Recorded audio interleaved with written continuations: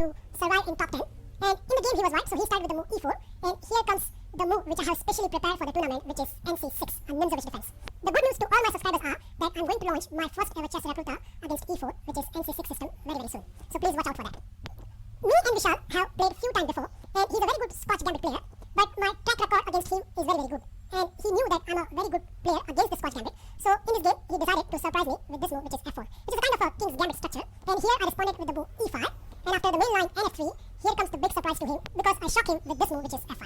This is known as Adelaide counter gambit, and those of you who haven't watched my previous video, I certainly recommend them that please watch out my video of Adelaide counter gambit, which teach you how to play and neutralize the King's Gambit. I have also highlighted here in annotations, so you can also click this link. Here Vishal probably thought about 20 to 30 seconds, and then he goes for this line, which is e cross f5, and in the video I recommend that you should play e4, which I did, and here he played ng4 system. Now the good thing is, in my previous video of Adelaide counter gambit, I haven't included this variation, so it's good for you to learn what you should do when your opponent plays ng4. Here the bird of his response is nf6, because queen to h5 is in air, so I played nf6, and now here Vishal plays d4, which is okay move, which free up the two bishop, but the downside is I can play now d5, so I have a very good center, and my last move create the threat of capturing the pawn. So he goes for this aggressive line, which is g4, so protecting that pawn, and here I renew the threat once again with this move, which is h5. Now please note, h3 is not possible because hg and white cannot recapture, so Vishal goes for g cross h5. Now before we look at g cross h5, there is a one nasty trap over here, that if white foolishly play bishop to e2, then black is going to capture that pawn, and after white recapture, black will again capture the bishop, and after queen captures, here comes the whole idea, which is n cross c4. And now you can see there are two threats looming. First is n cross f5, second, but the most critical one is n cross c2. So white cannot defend both the pawn, and the resulting position is very much favorable to the black. So that's why probably he knew this threat, and that's why he played at this position g cross h5. Here I capture the f pawn with the bishop, which is bishop cross f5. Now it's time to have a look into the position for a moment. White has an extra pawn, but that is a double pawn, and that can be a soon target, where black has a tremendous development just for the one miserly pawn, and you will see how dynamic black position is as the game progresses. The only good side for the white is white has a wonderfully posted knight on g5, which cannot shift it immediately. Now please note, right now the black two pieces are attacking the h5, and if black doesn't defend it, then black will regain the pawn, and then black position will be very superior. So in the game we shall play bishop to e2, so defending that pawn, and I decided to play queen to d7. So my idea is very simple. I want to castle on the queen side, and then just go for the king side. So here he played the first inaccurate move of the game, which is bishop to e3, and I exploited it immediately. So I played ng4, so attacking the bishop. Please note, queen d2 can be successfully made with the nb4. So for example, a simple line after queen d2 can run like this. So queen d2, nb4. Now the threat is very simple. Black wants to capture this bishop and then capture the c2 pawn. So most likely reply will be na3. Afterwards, black can castle on the queen side. And please note, white even cannot castle on the queen side because the a2 pawn will drop. If white play aggressive moves such as c3, then black can simply give this check, and after very forced reply bishop cross d3, black can recapture this pawn. And you can see there are so many threats are loading. So first is black can capture this knight and give another double pawn set to the white. And not only that, this rook can also come to the e file where it can pressurize more to this bishop. So all in all, this is wonderful position for black, and showing it's around 5 point plus to the black, which is very obvious. So in the game, instead of queen to d2, my opponent decided to play bishop to f2. And idea is very simple. He wants to reroute that bishop to either g3 or h4. But I nullify all this possibility by capturing that bishop. And after white recapture, I played bishop to d6, so attacking the loose f4 pawn, and white defended with king to e3. So it's very funny that within 13 moves, white king is strangling in the center, but white position is fine. There is no immediate threat right now to the white. So that's why he can play king to e3, and now I castle on the queen side. So now I'm all set to go for the white king side. And here white has to play very energetically, otherwise he will lose very quickly, and which he did. So Vishal plays nc3, so attacking my d5 pawn. Now here probably I thought around 1 minute, because I can see I cannot play bishop to e7 or knight to e7, because that will lead this white knight to jump into the juicy c7 square. So after long thinking, I decided to play bishop to b4, keeping in mind that a3 and b4 can be occurred. And here I think we both were in the time trouble. That's why probably he didn't see what disaster is coming. It's very attractive for white to attack this bishop, and once I drop back, he once again attacked this bishop. So in a way, white is gaining time on the bishop and also attacking black on the queen side. But after bishop to b6, now you can see the dark side of this pawn move. So now there's no way white can defend this pawn except knight to b5, which he did. But after very simple a6, that knight has to move, and then once the knight has been moved, then the critical protection of the d5 will be gone. So in the game, my opponent decided to play c3 and give up the piece. So I captured the piece, and then he recaptured the pawn with the bishop, so which has a merit of pinning my knight. But afterwards, my moves are very logical. So I played bishop to g4, not only attacking the queen, but now I'm all set to capture that pawn and open the king side of the white. So my opponent decided to go for the desperate counterplay, and he plays queen to e4. So now the threat is very simple. He wants to give me the check from the e8. Here I was under 10 seconds, and I have to admit that I didn't see king to b8. Although I think of it for a glance, but I thought that after the bishop and the queen captures, white pawns on the queen side will be very strong. So I decided to give up the exchange by playing queen to d6. And here my opponent plays knight to c7, and after queen to f6, he gave my rook on the d5. And here I recapture with the king. So my idea is very simple. Now if the queen check occurs, then my bishop can always come back, and that means I cannot lose rook. So in the game, my opponent decided to give me the double pawn, so he captured my knight, and after I recapture, he plays this rook h2 f1. So which has the idea of protecting that pawn, but the move which I was waiting for so long, which is rook cross h4. So now with this move, I can threaten rook to h3 as well as rook cross h2, and white cannot stop both the threat. In the game, my opponent decided first to give me this check, which is again a one kind of mistake, because after king to d7, his queen has been misplaced. It's completely out of the game. Now in the view of capturing this pawn, my opponent decided to play rook to f2.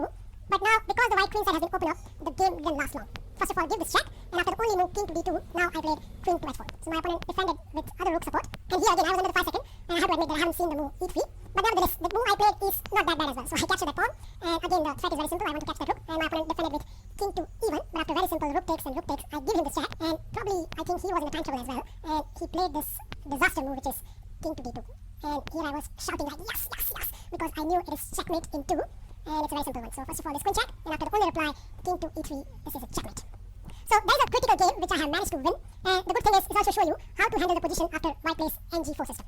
I hope you enjoy my first ever success in the tournament as well as this game. Please feel free to comment on my video, and I'll meet you soon. Bye. C3 sideline, where we are going to deal with the move d4. Now amongst 3 reply, d4 is the most critical one, and when we play the move d5, white has 3 good choices. In one rapid game where my opponent was 2000 plus rated, he responded with the move f3, which is in fact a good move. Here I'm recommending that you should capture the e4 pawn, and now in the view of d4 pawn is hanging, white response is forced, white has to play the move d5, and afterwards we are going to play the move knight to e5. Knight to e5 create a nasty trap. If your opponent plays this attracting looking move that is queen to d4, then white can get into the big trouble after the move e captures f3. The main reason is when white captures the piece, black has this amazing stunner that is f2 check. Kindly note king cannot capture the pawn because of the knight fork, so king d1 looks obvious move. Afterwards black will capture his piece back, and after rook captures, black has this attacking move e6. And I think it's only black who is having all the fun in this line. So that's why queen to d4 is not possible at this point. That means white has to capture the pawn. Afterwards, I'm recommending that you should put the knight immediately on the g6. That is very simple. We want to undermine the white center as quickly as possible. The game continues with the move knight to f3, and e5 is the move which not only restricts white activity, but it will allow black to run off his all piece very freely. My opponent responded with the move bishop to g5, pinning my knight. I responded with bishop to b4, pinning his knight, and then he exchanged his light square bishop, which is in fact his bad bishop, and placed the move queen to d3. So the idea is very clear. You just want to remain flexible, and depending on the black responses, he can go either short or the long castle. Well, I immediately remove all the possibility with the move bishop captures knight. It's very obvious that queen cannot capture the c3, so my opponent has to forcefully capture with the b pawn. Afterwards, I responded with the move knight to h5. Now, as we see in other lines, if knight to f4 has been allowed, then black obtained an amazing position. So opponent, understanding that, he stopped it with the move g3. I responded with the move h6, and he dropped his bishop back to the e3. Now both sides castle. Well, you can easily see the major difference in terms of king security, as white king has some weakened light square around his territory. So I tried to exploit that immediately with the move queen to g4. My opponent responded with the move rook to b1. I hit his queen with the move knight to f4. When queen placed on the c4, I responded with the move b6. Taking the c7 pawn will be very, very risky. So knowing that my opponent responded with the move rook b to d1, I responded with the typical attacking plan, that is knight to h3 check, king to h1, and now the move f4. Which at first sight looks very risky, especially when my opponent played the move d6 check, king to h7, and now d captures c7. But it's all good after the move rook to c8. Black doesn't have to worry about the c7 pawn right now. It has his own attack going on the king side. White responded here with the move a4, so his idea is to undermine the pawn chain, but it's a little bit late, because my kingside activity coming into the picture immediately after the move f4. After some calculation, he captured my pawn, I captured with the knight, and now there's a checkmate on g1, so he captured my dangerous knight, and after some thinking, I captured with the rook. Which at first sight looks very, very dangerous after my opponent's next move, that is rook to d1. So idea is to capturing the rook, or maybe queen to g8 check. But trust me, I have worked all this out, and I played a cold-blooded move, that is rook captures f3, allowing this queen to g8 check, king to g6. I know I have to do a king dance, but my king will be very safe soon. So he continued with the move queen to e8 check, king to g5, queen captures e5, and now finally king to h4, and the king is quite safe there. That means white has to deal with the checkmate threat of rook captures f1. Again, after long thinking, he came out with the only good move, that is rook back to the d1, but now the task becomes very, very easy. I give you a few seconds. Can you identify a move which will confirm black victory? Okay, I hope you find this move, that is rook captures c7. I think he was in time trouble, and he immediately captured my rook, which leads to the disaster after the move order. Rook captures rook, and now queen captures e4, which is unavoidable checkmate. So there was one model game which will highlight the plans black can adopt against the move f3. The second move I want to consider is e captures d5. Afterwards, black has to certainly capture this pawn, and now, as I have highlighted, white has 3 different choices. Amongst them, bishop to b5 is not a good one once again. The simple reason is there will be a transposition of the line, which we have already looked at it in knight to f3 variation. Where here, black will continue with the move knight captures knight, bishop captures knight, d captures c6, b captures c3, and now the trademark move queen to d5. If knight to f3, then bishop to g4 is a very strong move. White will get another set of double pawn. So only independent move over here is queen to f3, but this is actually a dubious move. The simple reason is black can stop white to castle on the king side with the move bishop to a6, and after the move bishop to a3, which looks like stopping black's development, but black bishop can develop on other diagonals, so that is g6. Idea is to play bishop g7 and castle on the king side. And in order to complete his development, the best move suggested by Angel is exchanging the queen, which is obviously a very good choice for the black. So straight away you can say this line is not at all good for the white. The second move I want to consider is knight to f3. Well, after this, I'm recommending that you should play the move bishop to f5, and the planning is as usual. So you want to play the move e6, bishop to e7, castle on the king side, and then at the right time, look out for the move c5. If white plays bishop d3, we can exchange this bishop and then continue with our plan. So no issues with this. So the only independent move over here is bishop to b5. Well, against this, I'm recommending that you should continue with the move e6, allowing the move knight to e5. Black has a very strong reply, that is knight captures c3. Has to capture this knight, and afterwards we are going to play the move queen to d5, attacking 2 spots.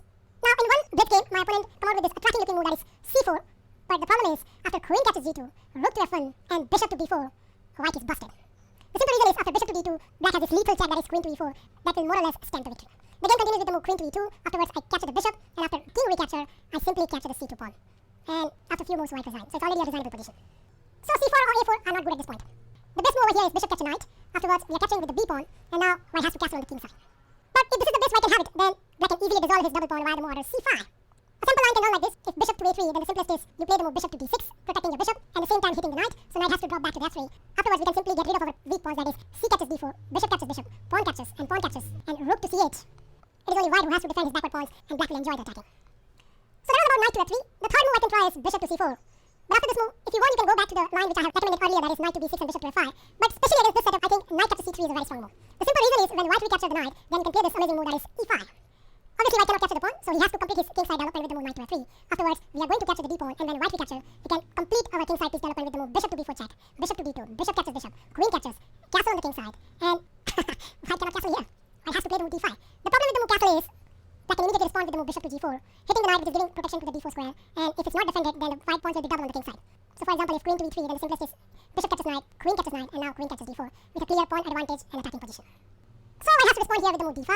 Afterwards, we get a very comfortable game with the move order rook to e8 check, bishop to e2, knight to e5, castle on the king side, and then very simple is queen d6, rook e1, and bishop to d7. Even though it looks like the position is equal, but the problem with the white position is it has a hanging pawn which can be easily targeted. So for example, if c4, then b6, then black can train his all piece to attack these hanging pawns. So we can easily conclude over here that amongst all these three moves, black can obtain more than a comfortable game. So let's look at the most critical move, that is e5. Well, here black has to play the only move, that is knight to e4. And now once again, white has four different choices. Amongst them, knight catches e4 is the main move, but let's look at the sideline first.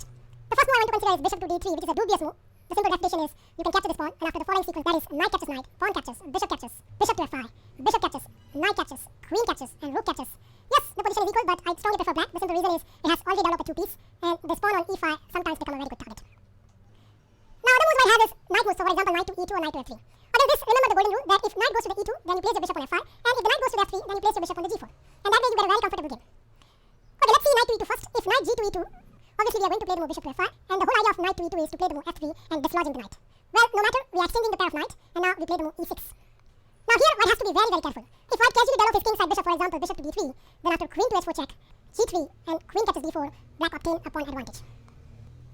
So the more normal move over here is bishop to e3. Afterwards, we are straight away undermining this pawn chain with the move f6.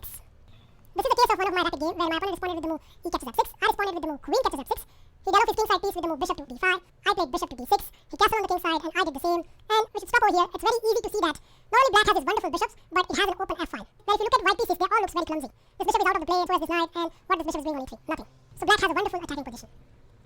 The third move I can try is knight to f3, but as usual we are going to play the move bishop to g4, and now the usual line continues with the move bishop to e2, e6, castle on the king side, bishop to e7, s3, bishop to f5, a3, castle on the king side, bishop to e3, and now very much familiar plan. Yep, you got it. It's knight catches c3, b catches c3, and knight to a5. Planning is to play the move c5 as quickly as possible and get a very comfortable game. So let's look at the main line where white captures the knight. After knight catches and pawn catches, white's idea is to play the move c3. And this move is very much justified because not only this knight is misplaced, but this pawn is a clear target for the white. Well, that's the downside. The good side is it's not easy to capture this pawn. And you'll see in upcoming games that to get this pawn, white has to pay a heavy price. The move I'm going to recommend is you play the move g6, which is a quite unknown territory and not many white players will feel comfortable about it. And to understand this, I want to show you three different games where white tried different kind of setups and all miserably fails. So in the first game, my opponent responded with the move bishop to d5, I responded with the move bishop to d7, and now he played the move queen to e2. So as usual, targeting the e4 pawn, no matter, I played the move a6. And here, if bishop goes to the c4, then knight to a5 is a very strong move. So my opponent responded here with the move bishop to e4, but this is a typical trap where I capture the e5 pawn. If b catches e5, then bishop catches bishop, so the obvious move is bishop catches bishop. Afterwards, we are going to save over knight with knight catches d7. The following line continues with the move queen catches e4, attacking b7, but after c6, knight to f3, bishop to g7, castle on the king side, and castle on the king side. I think black is very, very comfortably placed. The game continues with the move rook to e1, attacking the e7. I defended with the move rook to e8, and now he played the move bishop to g5. So you can see this is one of the most aggressive lines in the setup. Well, no matter, we can do a counter attack with the move queen to d6. My opponent defended here with the move queen to c2. Afterwards, the typical break in the center, yup, it's e5. The game continues with the move d catches e5, knight catches e5, knight catches e5, bishop catches e5, and rook to d1. It looks like white is doing very good, but after black's next move, that is queen to e5, if white is not careful, then he's about to lose a pawn. In the game, he tried to defend with the move a3, but he completely missed my next shot, that is bishop catches s2, king catches s2, rook catches rook, rook catches rook, and queen catches d5, not only regaining the piece, but emerged with a clear pawn advantage. In the second game, my opponent tried the obvious looking move, that is bishop to e3. His idea is, when I play the move bishop to g7, he wants to play the move queen to d2, castle on the queen side, and then quickly launch a devastating attack on my king. Well, first of all, I stopped him castling on the queen side via the move queen to d5, and now, if white respond with the move knight to e2, then there will be a transposition of the knight to e2 line, so the another immediate move which my opponent tried over here is c4.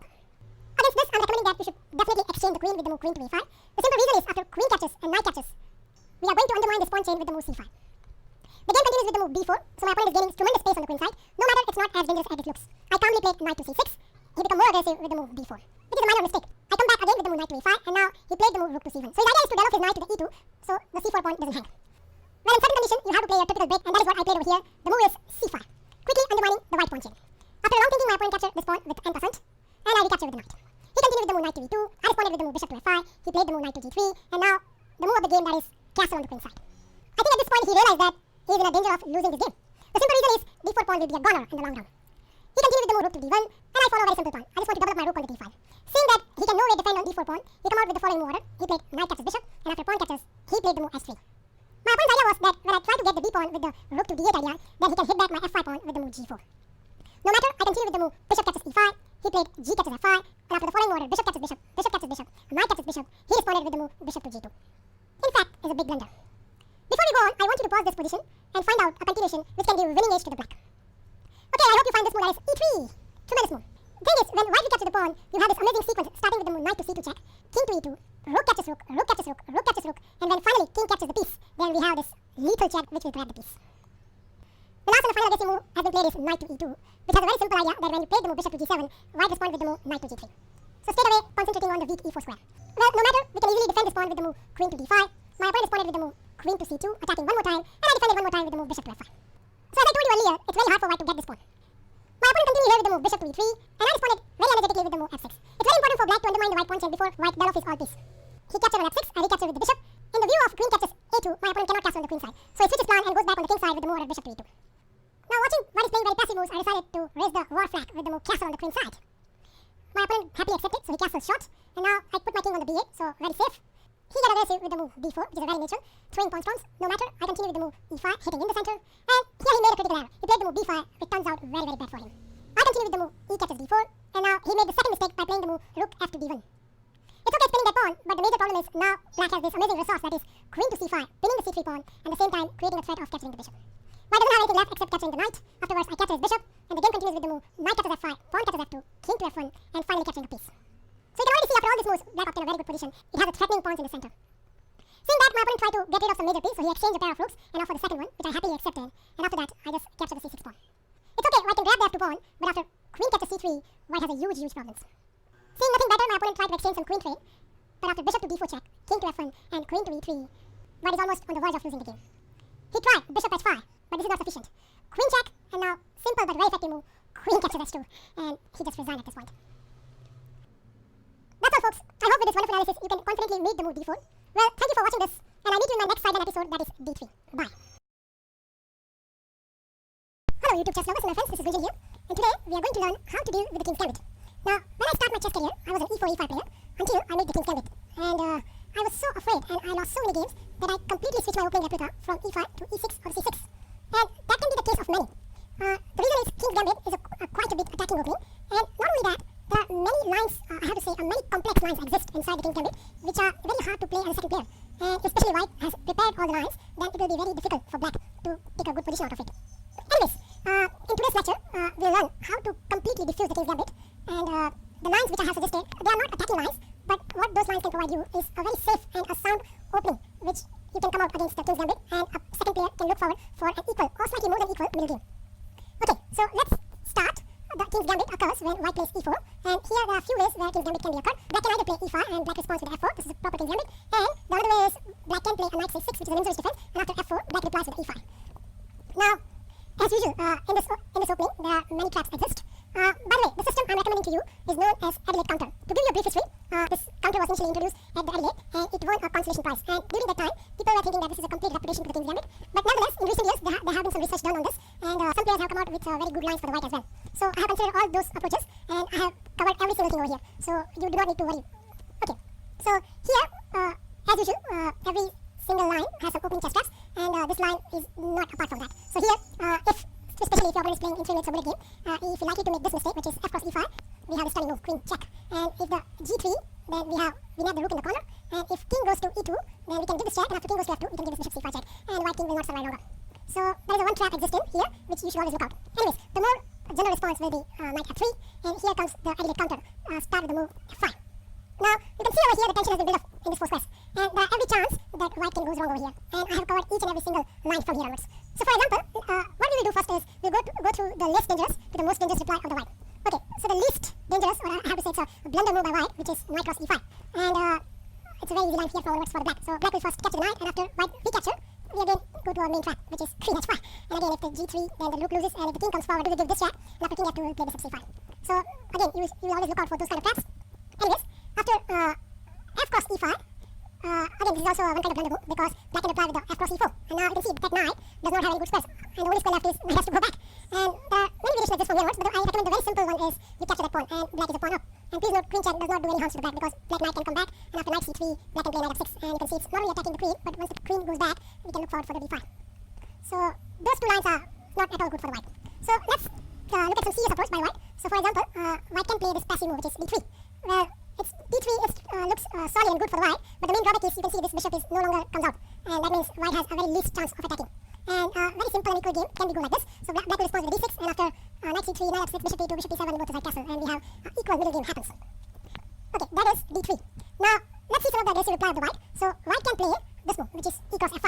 Now against this, we will transposition our line to more superior version of folk play counter gambit, and where here black plays e4, and after knight to e5, we play knight f6. I will show you one of my game, which will give you a rough idea how to handle these positions. So my opponent plays knight c3, I play d5, and here he plays bishop d5. I protect my knight by queen to d6, and after he played d3, I grab the pawn, bishop takes f5, and after he castle, I played e6. So now he captured my knight, I recapture, and then he captured my pawn, I recapture with the knight, and after rook to e1, I played bishop to e7. And you can see the position is roughly balanced, but I prefer black because it has more space in the center. And nonetheless, black will castle short in the next move, so that will be a very easy game for the black. Okay, so that is e cross f5. Now here, the most logical reply by the white is knight to c3. But against this, we have two good lines. So what we are going to do here, first we are going to capture this pawn. So you can see it's specializing the knight. So here white has a two reply. If knight cross e5, then again in one of my game, I played knight f6, and after bishop d5, I played knight to d4, attacking the bishop. So he retrieved the bishop. Then I played c6, so blunting the diagonal. And then once he castle, I played bishop c5, going for the discovery. So he parked his king in the corner with king to h1, and then I castle. And now you can see my very simple plan is to go d6 and d5, and black will have a very good game from here onwards. So there is one simple line can grounds if the opponent take with the knight cross e5. Now here, after this capture, there is another move for the white, which is knight takes e4. Well, against this, black get a very comfortable and probably more than equal game. So black can play d5, and after the knight goes to c3, he can play e4. And after knight to e5, knight to f6, you can see a very easy game for the black is, and see these 2 pawns. They are giving a good space to the black. I stated earlier that there has been some research has done on this line, and the recent approach are very aggressive. And one of the very popular IM has suggested a move is known as d4. So it's a system against direct counter. Now against this, in his video he suggested only f cross e4, which I don't agree with him. The correct move here is e cross e4, and here white has a few reply. Now let's deal with them one by one. So first move is if white can play e5. But against this, very simple line, you play bishop e4 check, and after bishop d2, you play bishop c5. And this is one of my game. So my opponent plays c3, I play knight e6, and after queen c2, I play d6. So he grabbed the pawn, I grabbed the pawn with the bishop, and here he played knight c3, I played knight to g4, attacking the f2. That leads forcefully capturing my bishop, and then I recapture with the knight, and after queen check, my knight comes back, and after he recaptured the pawn, I take with the queen, and here he done a queenside castle. So again, you would expect this kind of thing from the attacking player of the king's gambit. Well, there's no need to worry over here because I simply played bishop to e6, and after he played bishop to e3, attacking my queen, I simply put it to b4. And you can see the opening comes out very well here, and I'm already attacking his bishop. Initially I won this game. So that's a simple line if e5 happens. I can here capture the pawn, so e cross f5. Well, against this, I propose you play bishop to c5. And a simple line runs like this, so bishop d3, knight f6, and both the side castle. And here the position is roughly equal, but I prefer black because the d pawn is cramping white knights to come out. And not only that, it's very hard for white to get the d pawn, and it's more easier for the black to get the f pawn. So that is e cross f5. Now, the more aggressive reply is knight cross d4. And against this, I propose you play knight f6. And again, there are 2 lines goes from here. If your opponent play e5, then I suggest you play knight takes, and after queen takes, you play knight e4. Now, you can see there's a nasty trap looming, which is bishop to c5. And if your opponent is careless, you can trap him with this move. But anyways, if your opponent going to play this move, bishop to e3, then you can play bishop to c5 anyways. And after queen to d3, you can simply capture the bishop, and after queen recapture, you can play d5. And you can see the king's gambit has been totally diffused, and black emerged with a very superior position. The last aggressive reply is white can greedily capture on the pawn. So after knight f6, white can go with this knight cross f5. But against this, I propose you take the pawn, knight cross e4. And you don't need to worry about the diagonal. So, for example, white can play this bishop to d3, but here simply you can drop back the knight to f6. And a simple line does like this. So this is happening in one of my game. So my opponent plays castle over here, I give the check, he plays bishop to e3, I capture the bishop, then he recaptures by the knight, and then I play d5.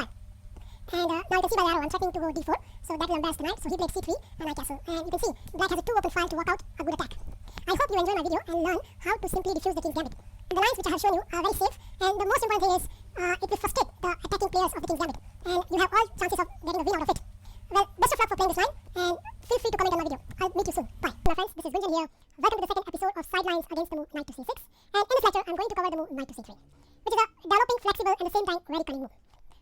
So depending on the black responses, he can throw his own surprises where black may or may not be comfortable. Well, against this move, I'm proposing the equal flexible and developing move, that is knight to f6. And white has few choices. Amongst them, if your opponent plays the move bishop to c4 or bishop to d5, then there will be a transposition of my last lecture where I recommend that you play the move e6 and get a good game out of it. So other three moves needs to be considered. The first move I want to highlight is the move f4, which is a case of many Vienna opening player game, but especially against this black setup, this opening is harmless. In fact, it is black who is in the driver's seat. The move I'm going to propose over here is the move d5. Now, I have done a lot of research against the move knight to c3, and the nice thing against all this setup, that is either knight to f3, f4 or d4, I'm proposing you play the move d5. So that way, the lot of theory is cut down, and it will be very easy for you to remember this stuff. So f4, d5, and now if your opponent plays the move d3, then there will be some captures on e4, and at the end, black exchange the white queen, not only equalizing and displacing the white king, but black has a very good winning chances. In one blitz game, my opponent tried the move queen f3, which at first sight looks very aggressive, but this is a rather dubious move, and the simple refutation is you play the move knight to d4, so hitting two spots, and practically white has the only response left, that is queen to d3.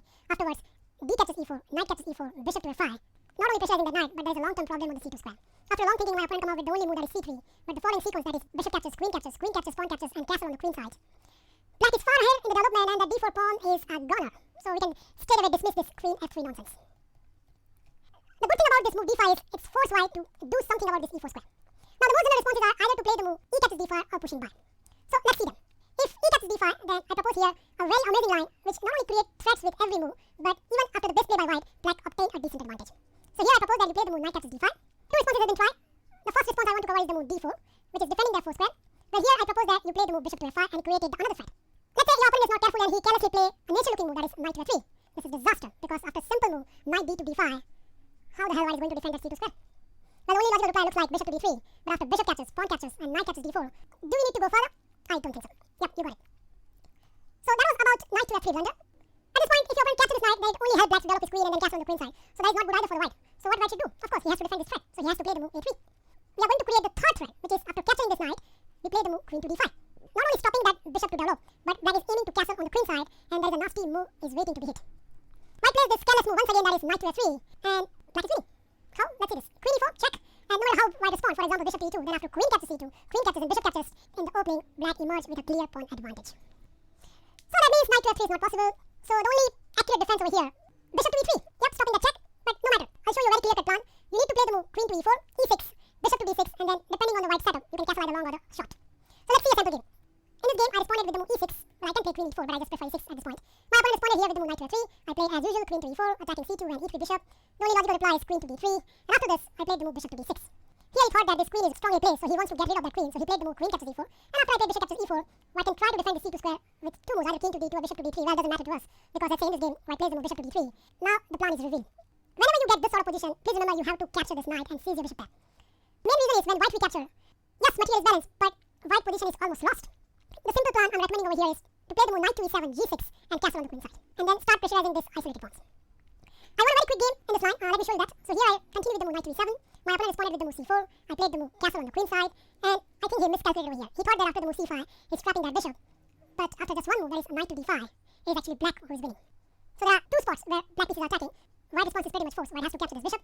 After I recapture, he plays the move d captures c7, I capture the d4 pawn, and we should just stop over here. Black has this wonderful knight, very active rooks, and look at white. Cripple pawns, undeveloped pace. What else you hope for the advantage?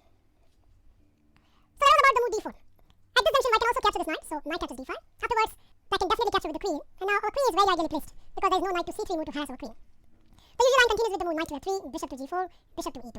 And here, I'm recommending a very strong move, that is the move e5, confirming black advantage.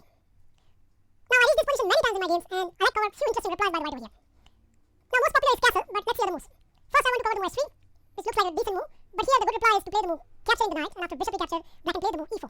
So more or less force the bishop to go back to the e2, and now black responds with the move bishop to c5. So not only stopping white to castle on the king side, but black has this wonderful pawn on e4, which create a cramping effect on the white camp. You can either castle short or the long, so this is a very good position for the black.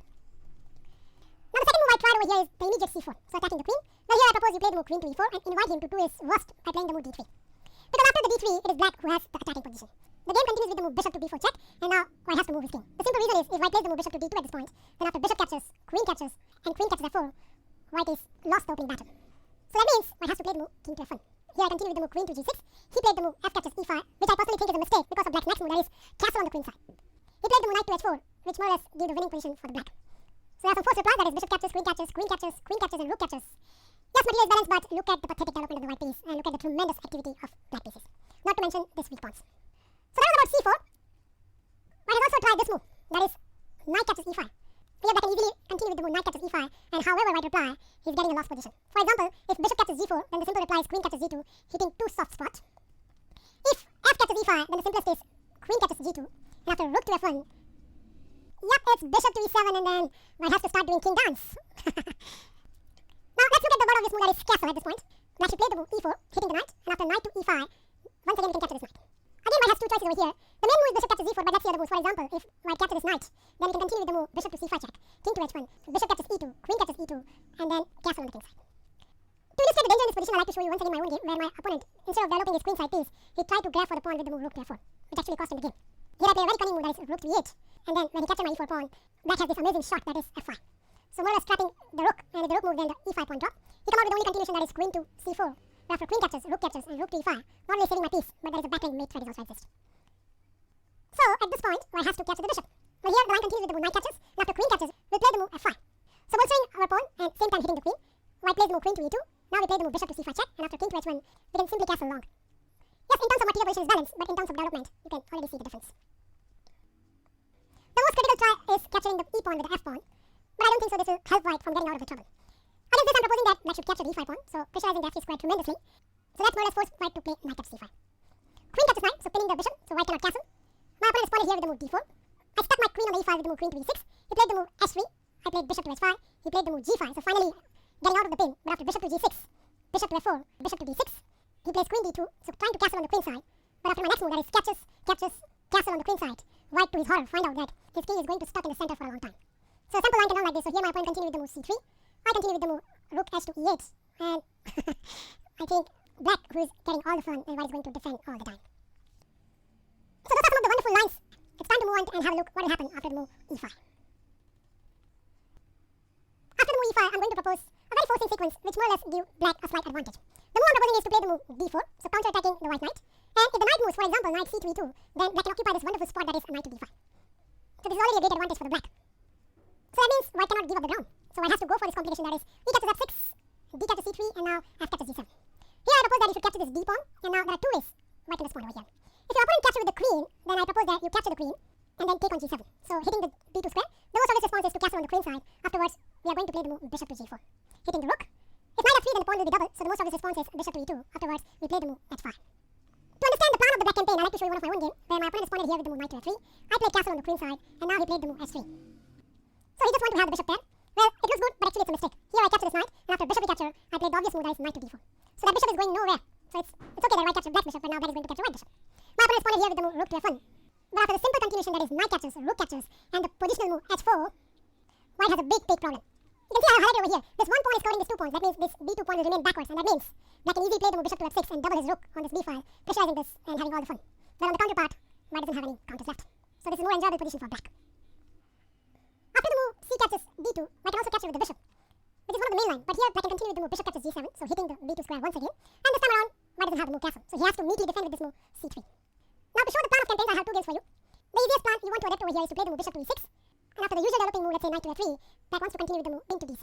So idea is very simple. Black wants to castle on the queen side as soon as possible, and then start attacking white either on the king side or in the center.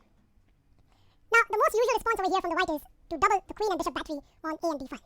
So let me give you a sample line. Here my opponent continues with the move queen to e4 check, so his idea is also to protect the a2 pawn and castle on the queen side. I just castle on the queen side, and now white has 2 choices. If white plays over here bishop to b5, then I propose that you play the move bishop to d5. The usual line continues with the move castle on the queen side. Afterwards, you clarify the situation with the move a6. In one blitz game, my opponent replied over here with the move bishop to c4, completely overlooking black's next move. I wonder if you can spot it.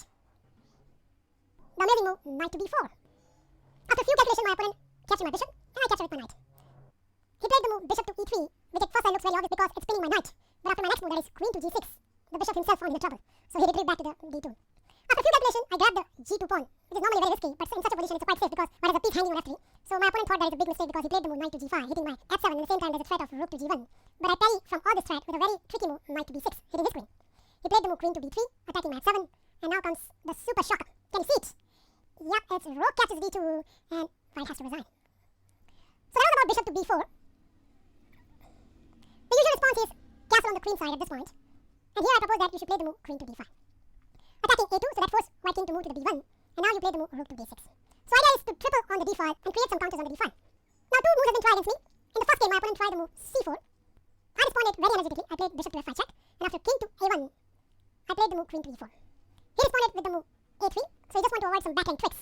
But after black's next move, that is rook to d8, I created some concrete threat. My threat is very simple. I want to stack my double rook on the d2 and then checkmate white on the b1. White thought that this is not a good attack, and he come out with the move knight to g5, so hitting my queen. Now I'll give you a few seconds over here. Can you find a more order which will give you a winning edge?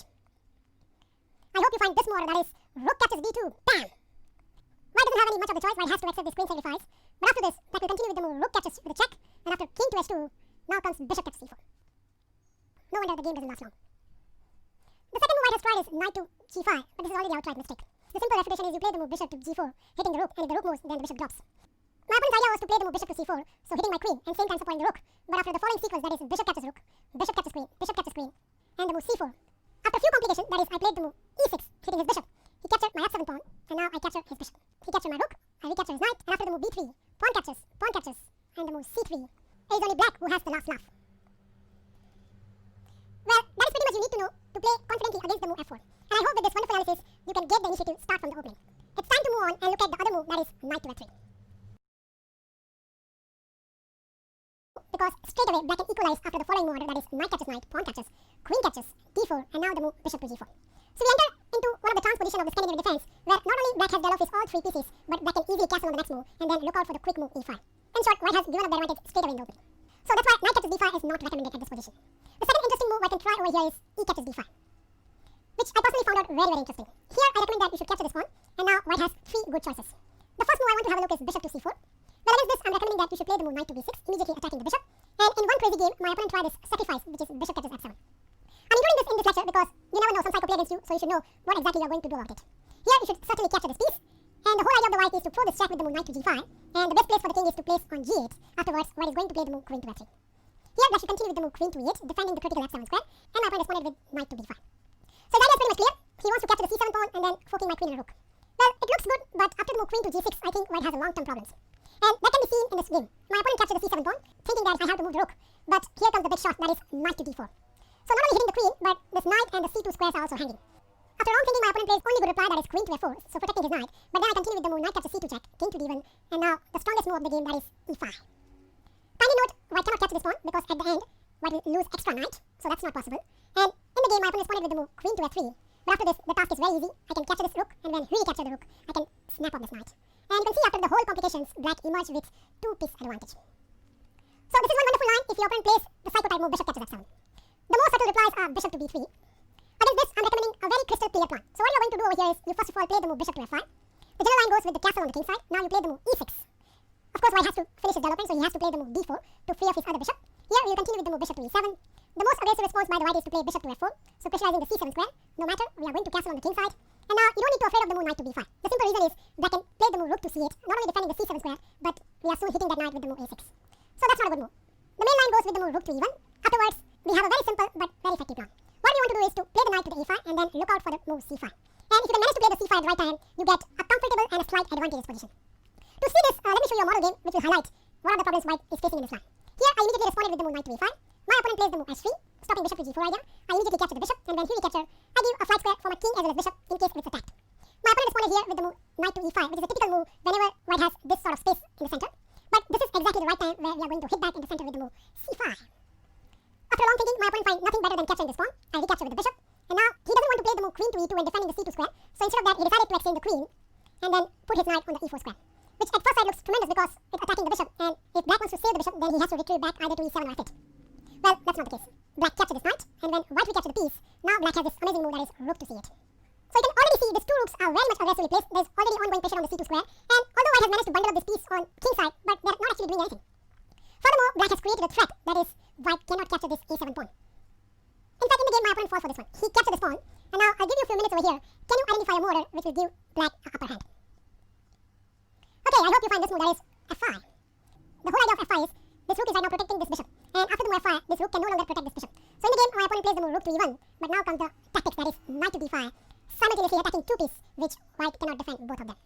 If rook to a4, then d5 is a very strong move. So in the game, my opponent decided to capture the b7, but after knight captures f4, black emerged with a piece ahead, and white has some pawns on the queen side, but they are crippled pawns, and after some complications, I managed to convert the full point. So that was a model game which will highlight what are the good plans for black in this system. Now the second move I can try over here is bishop to b5, but this is rather a dull move. It's okay, white can manage to double the black pawn, but at the same time, white lose his bishop pair. So I don't mind this, and against this, I'm recommending that knight captures c3. If your opponent plays the move bishop captures c6 at this point, then I recommend that you should play the move captures c6, and after b captures c3, you should play the move queen to d5. Black has this double pawn, but so did as white. And not to mention, black has a bishop pair. Also, white has to play very carefully. For example, at this point, if white foolishly castle on the king side, then after bishop to g4, we will create another set of double pawns on the white king side. So that means at this point, white has to play the move s3. And now I'm strongly recommending that you exchange the queen with the move queen to e4. The simple reason is, after this exchange of queen, black left with the bishop pair, and that can be a very critical factor in the endgame. So that was about immediate bishop captures c6. The stronger move over here is b captures c3. Afterwards, I'm recommending that you should play the move queen to d5.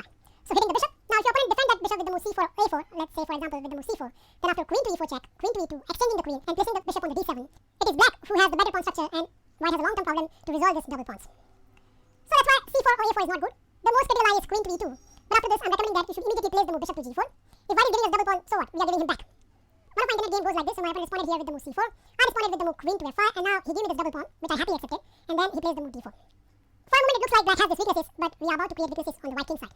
First, I responded with the move rook to d8, hitting the d4 pawn. My opponent defended with the move c3, and now I placed the move c5. So you can see these weaknesses can easily be resolved by such a move. My opponent plays the move bishop to e3, I capture this pawn, and then again hitting with the move e5. Now e5 created a threat that black wants to play the move e4, so my opponent destroyed this pawn with the d captures e5, but this is exactly what black wants. Black can complete his all-piece development with the move bishop to d4 check. Kindly note, this bishop cannot come to the d2 square, so white has the only reply left, that is king to f1. Afterwards, black can simply castle on the king side. My opponent continued with the move s3, I placed the move bishop captures f3, he recaptured with the queen, hoping that I'm going to do a queen trade, but no, I played the move queen to e5. And we should stop over here. The simple reason is, yes, material is balanced, but the only big difference over here is, look at this wonderful rooks they are connected, and look at this disjoint rooks and pathetic king. Only black can play for advantage in such a position. So that was all you need to know against the move bishop to d5. The most critical response over here is to play the move d4. But the good thing from the black perspective is, more or less, all this kind of setup, we are going to play the move bishop to f5. And if your opponent plays the move bishop to c4, then there will be a transposition of the line of knight to d6. So the only independent move over here is to play bishop to d3. No matter, we are going to capture this bishop. When white captures with the queen, we are going to play the move e6. So it's the same setup. We take out this bishop outside the pawn chain, then we play e6, then we play bishop to e7, then castle on the king side, and then quickly go for the c5. Kindly remember this plan in your own game, and you will have a very, very comfortable game.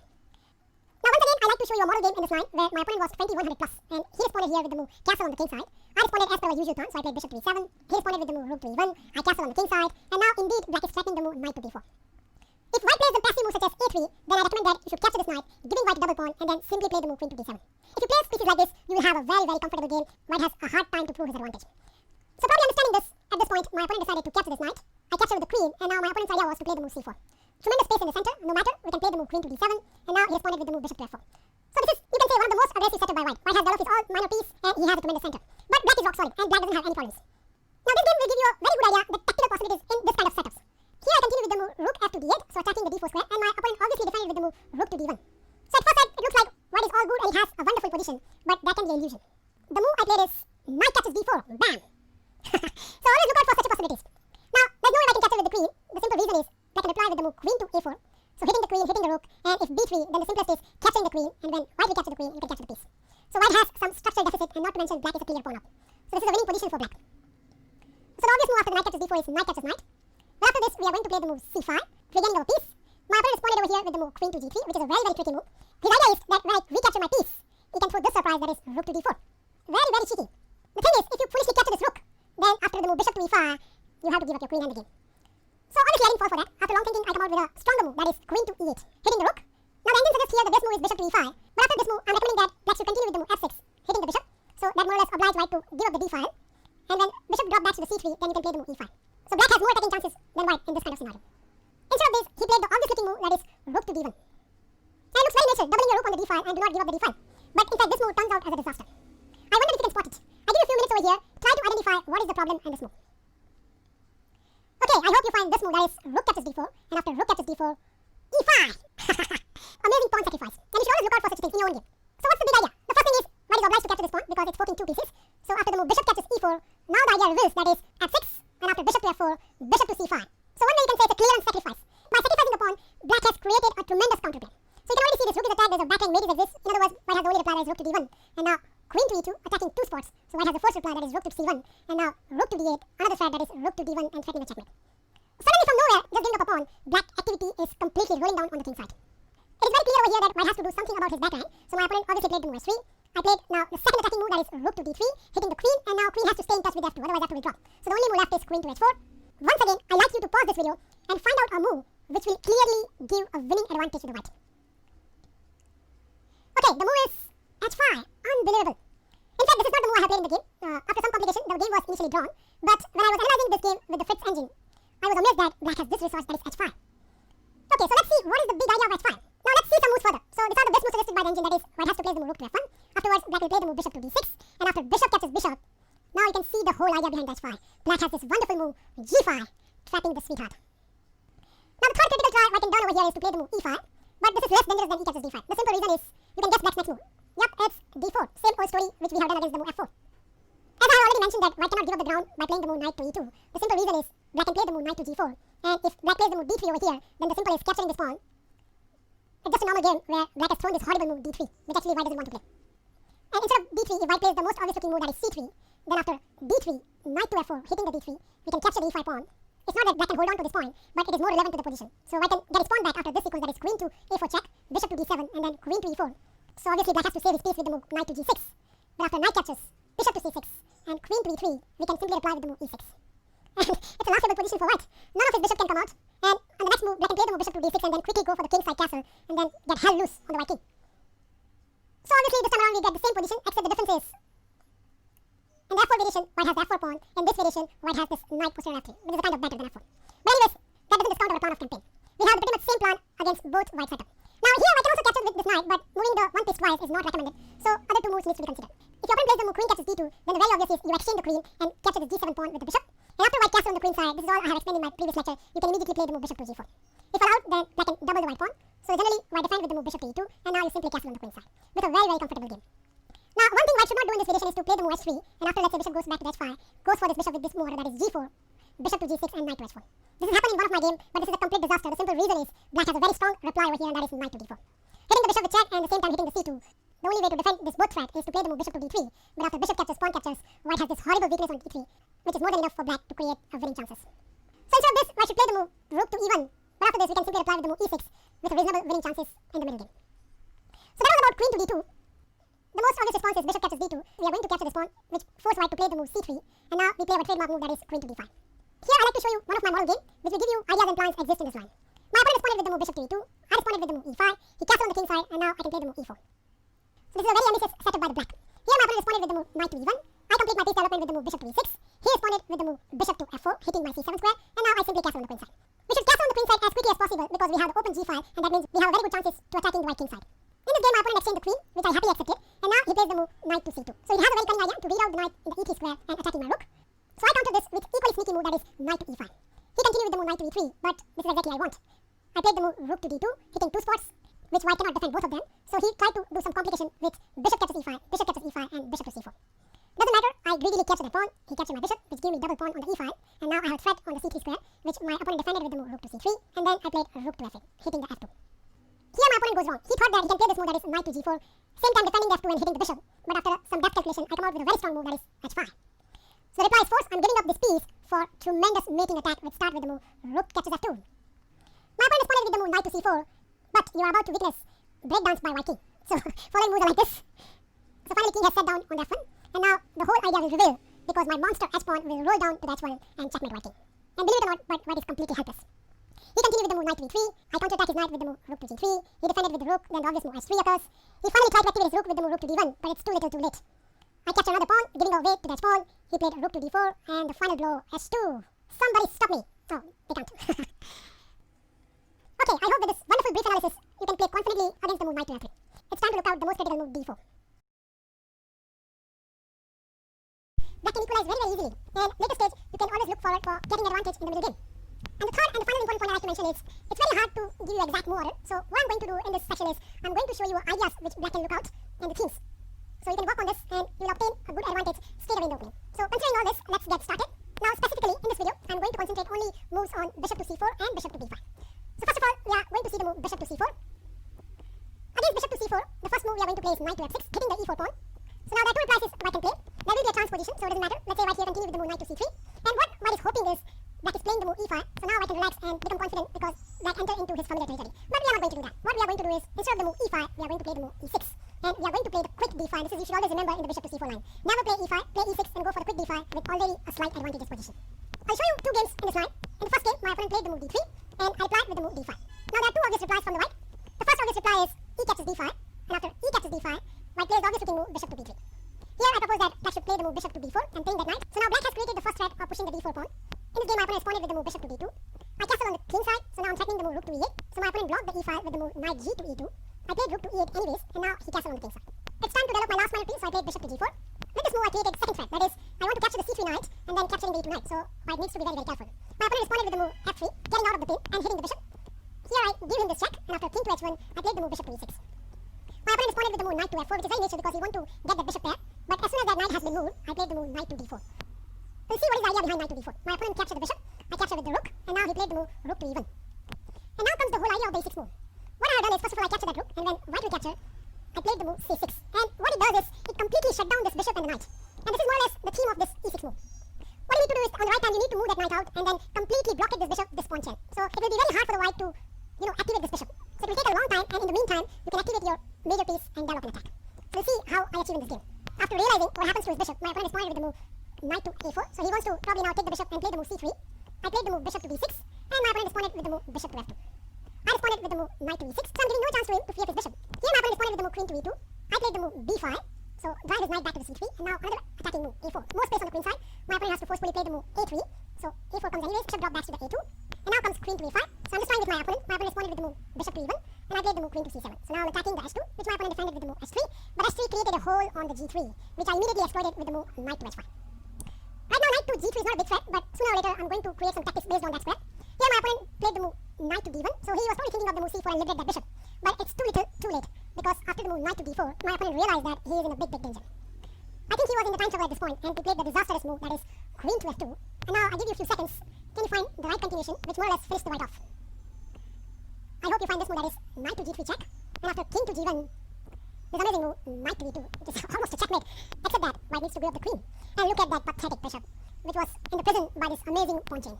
So this is the main concept in the bishop to c4 line. What black wants to do is to play the move e6 and quit d5, gaining advantage quickly in the opening. Now at this point, the second move I can try is bishop to b5. Against this, I'm recommending that you should play the move bishop to b7. And here, my opponent, which was a high-rated one, he played the move knight to f3. I responded with the move a6, so clarification of the pin. My opponent responded with the move bishop captures c6, and after I recaptured, he played the move knight to e5. So he just wanted to simplify the whole position. Here I responded with the move queen to d6. My opponent captured the bishop. I recaptured with the queen, and now he played the move queen to f3. So he's pressurizing the d5 pawn. I simply refute everything with the move bishop to b4. So now there's a double pin on the knight. Here, white cannot capture the d5 pawn. If he would have captured the d5 pawn, then after bishop to c3, white cannot capture the piece because at the end white will lose a rook. So white has to play moves such as king to f1. After this, black can simply capture the d5 pawn with the knight, and after b captures c3 and queen captures c3, there's an attack on the rook. So rook has to move, and black will capture the c2 pawn, once again attacking the rook. After rook to a1, there's no need to go further. You can already see black has a huge advantage. So that's why at this point my opponent responded with the move bishop to d2. But after this, the task becomes very easy for me. So what I did is first of all capture the knight, and when white will capture with the bishop, I capture the pawn. Of course, black is not going to be a pawn up because after few transactions, white will regain the pawn back via move bishop captures g7. But what it does is, it will give an initiative to the black. Here I responded with the move rook to g8, and after bishop to e5, I castle on the queen side. So you can easily see, black is getting a huge initiative. Here my opponent responded with the move castling on the king side, and I responded with the move f5. The simple reason is, I want to free up my queen, which was tied up to defend that knight. My opponent responded with the move bishop to g3, and I start my king side attack with the move h5. My opponent responded with the move rook to d1, so he wants to swap up the rooks. But this move turns out as a blunder because now I capture the rook, and in order to save the c2 pawn, my opponent has to recapture with the queen, which allowed me to work some good tactics. Now before you look at them, I want you to pause the video and find out the winning continuation for the black. I hope you find this move, that is h4. Now it doesn't matter bishop capture the pawn or move somewhere. For example, in this game my opponent captured the pawn, but after this, can you see it? Yep, it's knight to c3. Not only that is threatening to checkmate white on the g2, but that is also attacking the queen, and white cannot parry both of them. So my opponent at this point resigned. So with these two model games, you can have a good idea how to play against the move bishop to c4. It's time to look at the next move, that is bishop to b5. Bishop to b5 has been tried not only by the beginners but even the high-ranked players. Black should be jolly delighted because the line against this will be very simple and it will give you a great advantage. Here black should immediately hit this bishop with the move a6, and white has two choices. If white plays the normal move, that is bishop to a4, then black can immediately play the move b5, and after the move bishop to b3, can you guess it? Yep, it's the same concept. What we are going to do is first of all hit the e4 pawn with the move knight to f6, and whether white plays the move d3 or knight to c3, let's say in this game my opponent responded with the move d3. Now comes the similar formation which we already looked at in the bishop to c4 line, and that starts with the move e6. At this point my opponent responded with the move knight to c3. There is no prize for guessing. You can already see the d5 is coming. After e captures d5 and e captures d5, once again you can see what kind of theme is cropping up. Seeing this danger, my opponent responded with the move bishop to b5. So his idea is very simple. He wants to capture the knight and then capture the d5 pawn. Well, I responded with the move bishop to b5, setting up the tactics. He fought for it. I can't say it's fought for it, but it's just an initial move. So my opponent responded with the move bishop captures knight, and after queen captures, he grabbed the d5 pawn. And in fact he has to, because if he played a passive move such as knight g to e2, then after d4, white will lose a piece. create any threat, black can simply drop the bishop back to the a file, and now that knight is a goner. So that's why my opponent has to forcefully capture this d5 pawn. After this, I capture the knight. My opponent recaptures the bishop, and now I capture the c3 pawn. So now, not only I'm saving my c6 knight, but I'm preventing white to play the move queen to d2. My opponent has to obviously play moves such as king to f1. And after this, I just castle on the king side. He continued with the move knight to e2, hitting the queen. I placed my queen on the c5 square, hitting the bishop. So he played bishop to f3, and I responded with the move rook to e8. My opponent decided to give his king some air, so he played the move g3. But after bishop check, he decided to block the check with the bishop. I exchanged the bishops and played the move knight to e5. At this point, white needs to be very, very careful. And I have seen many games where my opponent rushed to this move, that is rook to e1. So what white wants to do is get the rook out of the gel and then place the king back to the g1. But in this position, it will be too dangerous because now black can finish up the white. I give you a few seconds. Can you find a continuation which will more or less win the game? Okay, I hope you find this continuation. Let's start with the move queen to c6 check. Now king to h3 will be very, very dangerous, and you can't think of the move king to g1. So the only move left is king to f1. So my opponent's idea is I'm giving the check, then he can block the check with the knight. But now comes the second aggressive move, that is knight to g4. So now the planning is very simple. Once again the queen check, but this time if white defends with the knight, then knight to h2 will be actually a checkmate. So my opponent has to forcefully play the move king to g1. And now comes the final blow, which is queen to f3. So now once again threatening the move such as queen captures f2 and queen captures h2 checkmate. So my opponent has to save the mate with the only move, that is rook to f1. But this move allows me to capture the whole piece, that is rook captures e2. So not only black has captured a piece, but there's attack to boot. And after this move, you can guess my opponent immediately resigned. So I hope this game will give you enough information how you should respond against the move bishop to e4. You can always go for the quick b5 and then e6 and d5. And if your opponent try to do some cheap tactics with the move bishop to g5, from this game you have enough idea how to handle those tactics. After the move a6, white can go for the second line, that is bishop captures c6. And when black recaptures with the b pawn, white grab the center with the move d4. Against this, I'm recommending that you should immediately hit back in the center with the move d5. And there are two ways white can respond it. In the first game, my opponent responded with the move knight to c3. After this, I responded with the move e6. And now here's the plan. What black is aiming for is destroying the white center with two c pawns. So you have a structure like French or a Caro-Can, but it's a superior one because white doesn't have the knight square bishop to attack black on the king side. Let's see how this all work out in the practical game. Here my opponent responded with the move knight to f3, I responded with the move knight to f6, and he responded with the move bishop to g5. So creating a pin, I break the pin with the move bishop to e7, and now this sort of moves which you're always going to expect, that is the move e5. And this actually we won't, because now we are going to play the move knight to d7. My opponent captured the bishop, I recaptured with the queen, and he castled on the king side, and the move which was waiting for a while, yup, it's a c5, destroying the white center. Seeing no good way to defend the d4 pawn, my opponent decided to capture the c5 pawn. I recaptured with the knight, and now he plays the move queen to e2. I castle on the king side, and he responded with the move rook to d1. So you know white is playing just initial moves, but white is planless in this kind of scenario, and that is the big advantage black is getting. Black plan is very simple. What black wants to do is to expand on the queen side and attack white there. After queen to e2, I responded with the move bishop to d7. My opponent responded with the move b4. I dropped my knight back to the d7, and this is what happens when you are planless. This kind of errors will occur, and my opponent played the move b5, which turns out as a big mistake. Before we go and look what mistake my opponent has done, I want you to pause the video and find out why this move is wrong. Okay, I hope you find this solution, that is capturing the pawn. Now it doesn't matter how white recaptured. In the game, my opponent responded with the move knight captures b5, but after the move c6, the game is over. Let's see what happens if white plays the move knight to d6. Well, it's very simple. Black will skewer the queen and rook, and black emerge with an exchange up. In the game, my opponent decided to play the move knight to d4, but our tactics will remain as it is because I played the move bishop to a6. My opponent's idea was to capture the c6 pawn and counter-attack the black queen, but after queen to c5, the threat remained as it is. So white is forced to move the queen. White played the move queen to e3, but after queen captures knight, black is clearly in the driving seat with a piece-up situation. So that is about knight to c3. At this position, instead of knight to c3, it is possible that your opponent can play the move immediate e5. Against this, you can use the similar setup which I have shown in my previous game. But if you are a very ambitious player, you can try this aggressive move, that is bishop to f5. However, personally, this is a bit risky, so if you are trying it, just try it against a low-rated player. Bishop to f5 is a very simple idea. What black wants to do is, let's say after the move knight to f3, black will play the move e6. And you can see that bishop is outside the pawn chain. So it's an active piece, rather than sitting on the c8. In this game, my opponent responded with the move castle, and I responded with the move c5. So immediate c5 in this game, my opponent responded with the move c3. So now there's a threat of queen to a4 check. And this is the drawback of this bishop to f5 line. However, you will see in this game I can easily deal with this. So I played the move queen to d7, my opponent responded with the move bishop to e3. I captured the pawn, he recaptured, and I played the move knight to e7. My opponent developed his last minor piece with the move knight to c3, and I played the move bishop to g6. So what I want to do is to play the move knight to f5, develop a bishop, and then castle on the king side. Here my opponent responded with the move knight to a4. So the idea is to prong the knight on the c5. I invited him to do that, so I played the move knight to f5, and he attacked my queen with the move knight to c5. Such a nonsense should be immediately removed, so I captured the knight, and after white recapture, I captured the bishop. When white captured back the piece, you can already see, positionally, it's a winning game for the black because white pawns are all over the place, and game continuation will show you how to execute such a plan. So here I first of all hit the b2 pawn with the move rook to b8, my opponent responded with the move b3, and I hit this loose c5 pawn with the move rook to b5. My opponent defended with the move queen to b4, so the queen is acting like a sophisticated pawn. I castle on the king side, my opponent responded with the move b4, so protecting the c5 pawn. I responded with the move rook to b8, so you can see how easy it is for black to place such a position, but it's very difficult for white to, hold on to this position and defending everything. My opponent responded with the move a3, and now comes the a4. And white will love to play the move rook to b1, but right now that bishop is not allowing to do that, and that means that b4 pawn will be definitely gone. After long thinking, my opponent played the move knight to e4, but I preserve my bishop with the move bishop to e4, and he comes back with his knight. So you can already see he's a planless. I capture the pawn, white recapture, and now I clear any threats of white with the move f6. My opponent thought that I give him time to defend the b4 pawn, so he played the move rook to e4.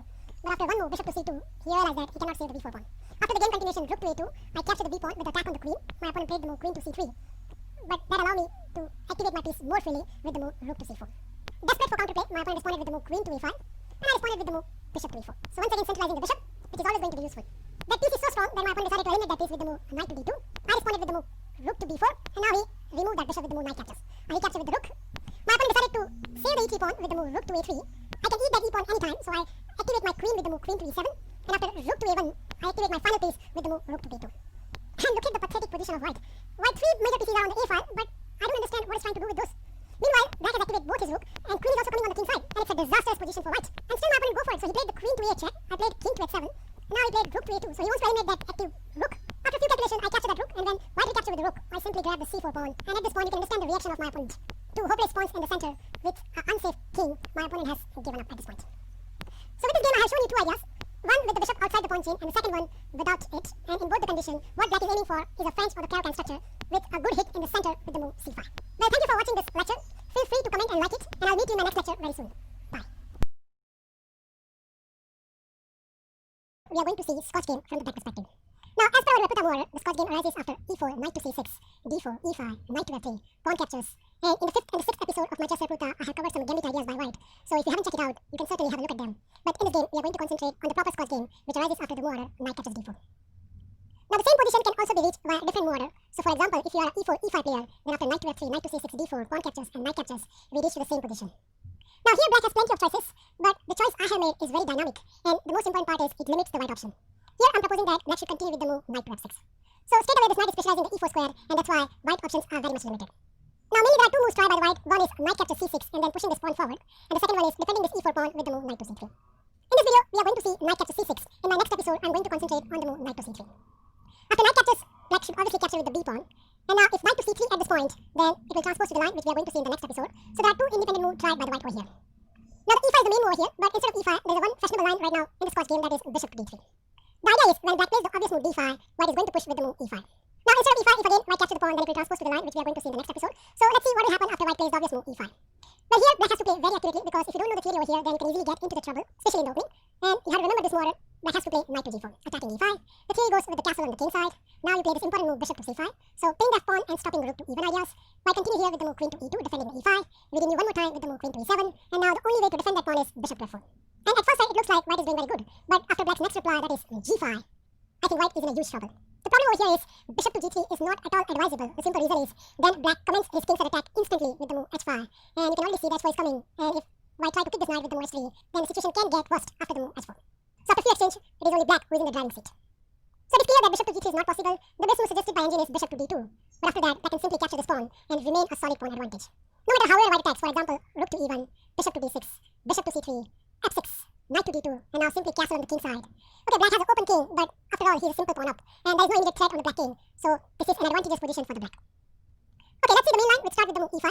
Well, after that, black has to obviously continue here with the move queen to e7, pinning that pawn, and the only good reply for the white over here is queen to e2. Kind note, if I continue here with the move f4, then the simplest plan I have highlighted by the arrows over here, that is, you play d6, knight to d7, and if required, you can play f6, and severely pressurizing the pawn, and in some lines, even black can win that pawn. So the only critical reply over here is queen to e2. Afterwards, black should continue with the move knight to d5. And this is pretty much the starting position of the main line of the Scotch. Now the main moves over here are c4 and knight to d2. But apart from that, if your opponent plays other moves, then let me highlight the plan of the campaign by the black.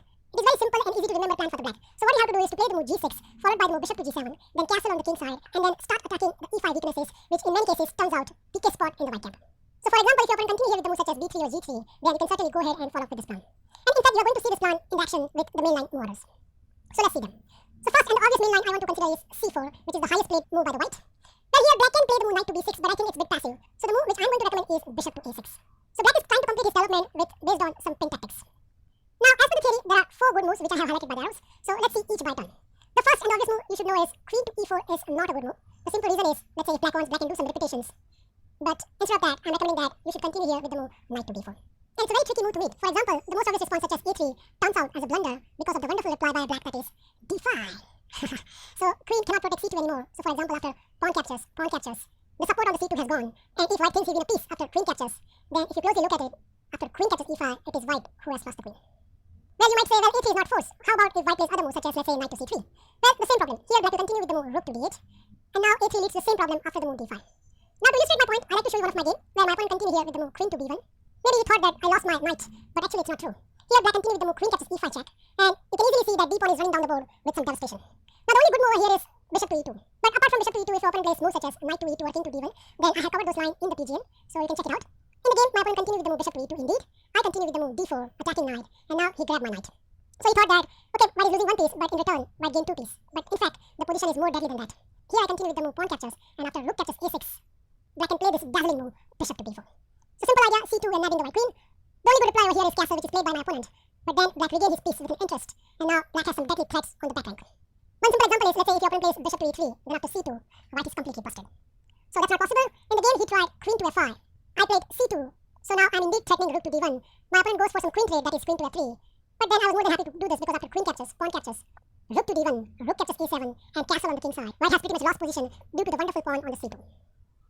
The second move I can try over here is g3, which is a choice of many positional players. But here, as I have highlighted earlier, black plan of campaign is very simple. So we are going to continue here with the move g6. After bishop to g2, bishop to g7, already white has some problems on the e4 square. Now, if white tries to defend this pawn with the move f4, then the simplest is you continue with the move f6, attacking one more time, and now there's no way white can defend this pawn. So white has to find some other ways to create complications, and one way to do is to play queen to e4. So now that knight is hanging. But here black can simply reply with the move knight to b6, and now there are two attacks on two spots which cannot be defended. So for example, if b3, then after pawn captures, bishop to a3, and now the wonderful move b5 will simply give a winning advantage to the black. For example, if white continue here with the move bishop captures e7, then after pawn captures, bishop to b4, pawn captures f4, so there's a discovered attack to the rook. Only good way to defend is bishop to c3, but after the move bishop captures, knight captures, f3, bishop to a3, and now the move e3, black has some deadly points on the 6th rank, and it gives more than a decisive advantage. Well, instead of bishop to e7 in one game, my opponent continue here with the move queen to e2, but after queen to f6, knight to d2, and the move e4, black has posted a wonderful pawn chain in the center of the board, and kindly note, black can always do artificial castle with the move king to f7 and rook to e8. Now the third and the most popular move played over here is b3. Well, against it, our plan of campaign will remain the same. This is something I like very much about this line. Can you guess black's next move? Yes, it's very obvious. g6. Planning is bishop g7 and castle, and what white can do? Well, here the main move is f4, but apart from f4, white has tried other moves such as bishop to a3 and g3. So let's look at them first. What happens if your opponent plays bishop to a3? Well, the simplest is you block the diagonal with the move d6, and at the same time attacking the e5. Here, f4 is not possible, so the only way to come out from this is capturing this pawn. But then comes queen captures, bishop to g7, attacking the rook. So white is forced to go into this line after pawn captures knight, bishop captures bishop, king captures, bishop captures rook, pawn captures, bishop captures, and now simply castle on the queen side, where white has neither 2 pawns for the rook, but in such an endgame position they are ineffective, and it is only black who is having the advantage. The second sideline move I can try over here is g3, so b3 and g3 combine together, but nevertheless we are going to continue our plan, that is after g3, bishop g7, bishop to b2, and now castle on the king side, and after the move bishop to g2, we are going to target the weak e5 pawn with the move rook to e8. I have played 2 games in this line where in the first game my opponent defended the e5 pawn with the move f4. It is always a good sign for us because we can immediately attack it with the move f6. And funny enough, in this case, white cannot even take that pawn. My opponent continued here with the move queen to d2, so his idea is to attack the knight, but after pawn captures, and now the simple move, pawn captures. Even though white has a piece advantage, his position is completely lost. Let me show you how. Here the first response is king to d1. Afterwards, black continued with the move f3, attacking the bishop. Bishop to f1, bishop captures, rook captures, bishop captures, queen captures, and now the star move, queen to e2, and black is completely winning. So to cut the long story short, white has the only good reply over here is f4. Now against f4, I'm recommending that you should hit out in the center immediately with the move d6. Kindly note, if queen moves somewhere, for example, let's say queen to f2 or queen to d2, then the simplest is you move this knight from b6 to b7, where it participates to pressurize the e5 square. So that means white has to find some other good alternatives. Now the first and the bad alternative is bishop to a3, because it simply loses a pawn after knight captures f4. So that cannot be good. If white plays bishop to g2, which is the second bishop move, then black can simply continue here with the move bishop to g7. And now in order to save the pawn, white has to attack the knight, and the one tricky way white can do is queen to f3, so attacking knight and beyond c6. But here black has this dazzling reply, d captures e5, and no matter however white plays, he has a lost position. So for example, if white try to grab a piece after pawn captures, then the simplest is pawn captures with a check. And now not only that dark square bishop is gone, but rook in the corner also falls in the next move. The third move I can try over here is e captures d6. Well, this is the worst version of the last line which we have seen, because after queen captures, and the move bishop to g7, we have the familiar exchange forcefully happen, that is, pawn captures knight, bishop captures bishop, king captures, bishop captures rook, and after pawn captures, this time around, white has only one pawn and knight for the rook. Last but not least, white has this tricky move, queen to f3, which has a very sneaky idea that if you move the knight, then the c6 pawn drop as well as the rook in the corner, but here black has this sufficient good reply, that is, knight to b4. So not only defending the c6, but attacking on c2, Now if white play passive moves such as knight to a3, then after d captures e5, black obtain a winning advantage. So the first reply is a3, but then black can continue with the move knight to c2 check, king to d1, and now not capturing the rook in the corner, but to come back and defend the c6 and at the same time attacking the queen. I read this position against a one high-rated opponent where he continued with the move queen to e4, but after d captures e5, f captures e5, and castle on the queen side, white has a disgusting position. At this point, my opponent finds nothing better than knight to d2, but after knight captures d3, attacking the knight, queen to g4 check, rook to d7, e6 attacking the rook, f captures e6, rook to e2, defending the knight, but after bishop to h6, the pressure has built up so much that sooner or later, black is going to win a piece and in fact the game. The fourth and the final move I can try over here is knight to d2. Well, against this, our plan of campaign is very consistent. We are going to continue with the move g6. And now, if your opponent plays moves such as b3 or g3, then we are obviously going to continue with the move bishop to g7 and castle on the king side with attack on e5. So the only logical reply over here is knight to f3. Idea is to play bishop to g5. Now, apart from knight to f3, there's a sneaky move over here which can trap black knight, which you need to aware of it. And the move is queen to e4. Now here, if you try the same stuff, which is knight to b4, then white can indeed play the move a3, and this time around b5 doesn't work. The simple reason is here the queen has a space to run to the b1 square, and now your knight is simply trapped. I won't fall for this trap, and that's why I'm making sure that you are not going to fall for it. So instead of knight to b4 at this point, black has a better reply, and that is f5. If queen to d4, then knight to b4 indeed will happen. So the best reply over here for the white is to capture this pawn, but then after knight captures, queen captures, bishop captures, not only black is ahead in the development, but black has some open files to work on his attack. Okay, back to the main line, that is knight to f3. Well, before bishop g5 happens, I'm recommending over here that you should certainly harass white king via the move queen check. Kindly note, bishop to d2 is not possible due to the b2 pawn fall, so the other replies needs to be considered. The first one I want to consider is queen to d2, which is in fact a blunder, because after bishop captures c4, black has won an important pawn, and the tactical justification of this line is if queen captures, then bishop captures comes with a check, so white doesn't have time to capture our bishop. So obviously queen to d2 is not possible. That leads to the second reply, that is knight to d2. But after that, I'm recommending that you should continue with your normal plan, that is bishop to g7. Then the whole point is, after the move a3, black will retrieve his queen back after queen to e7, and now no longer white has this bishop g5 ideas.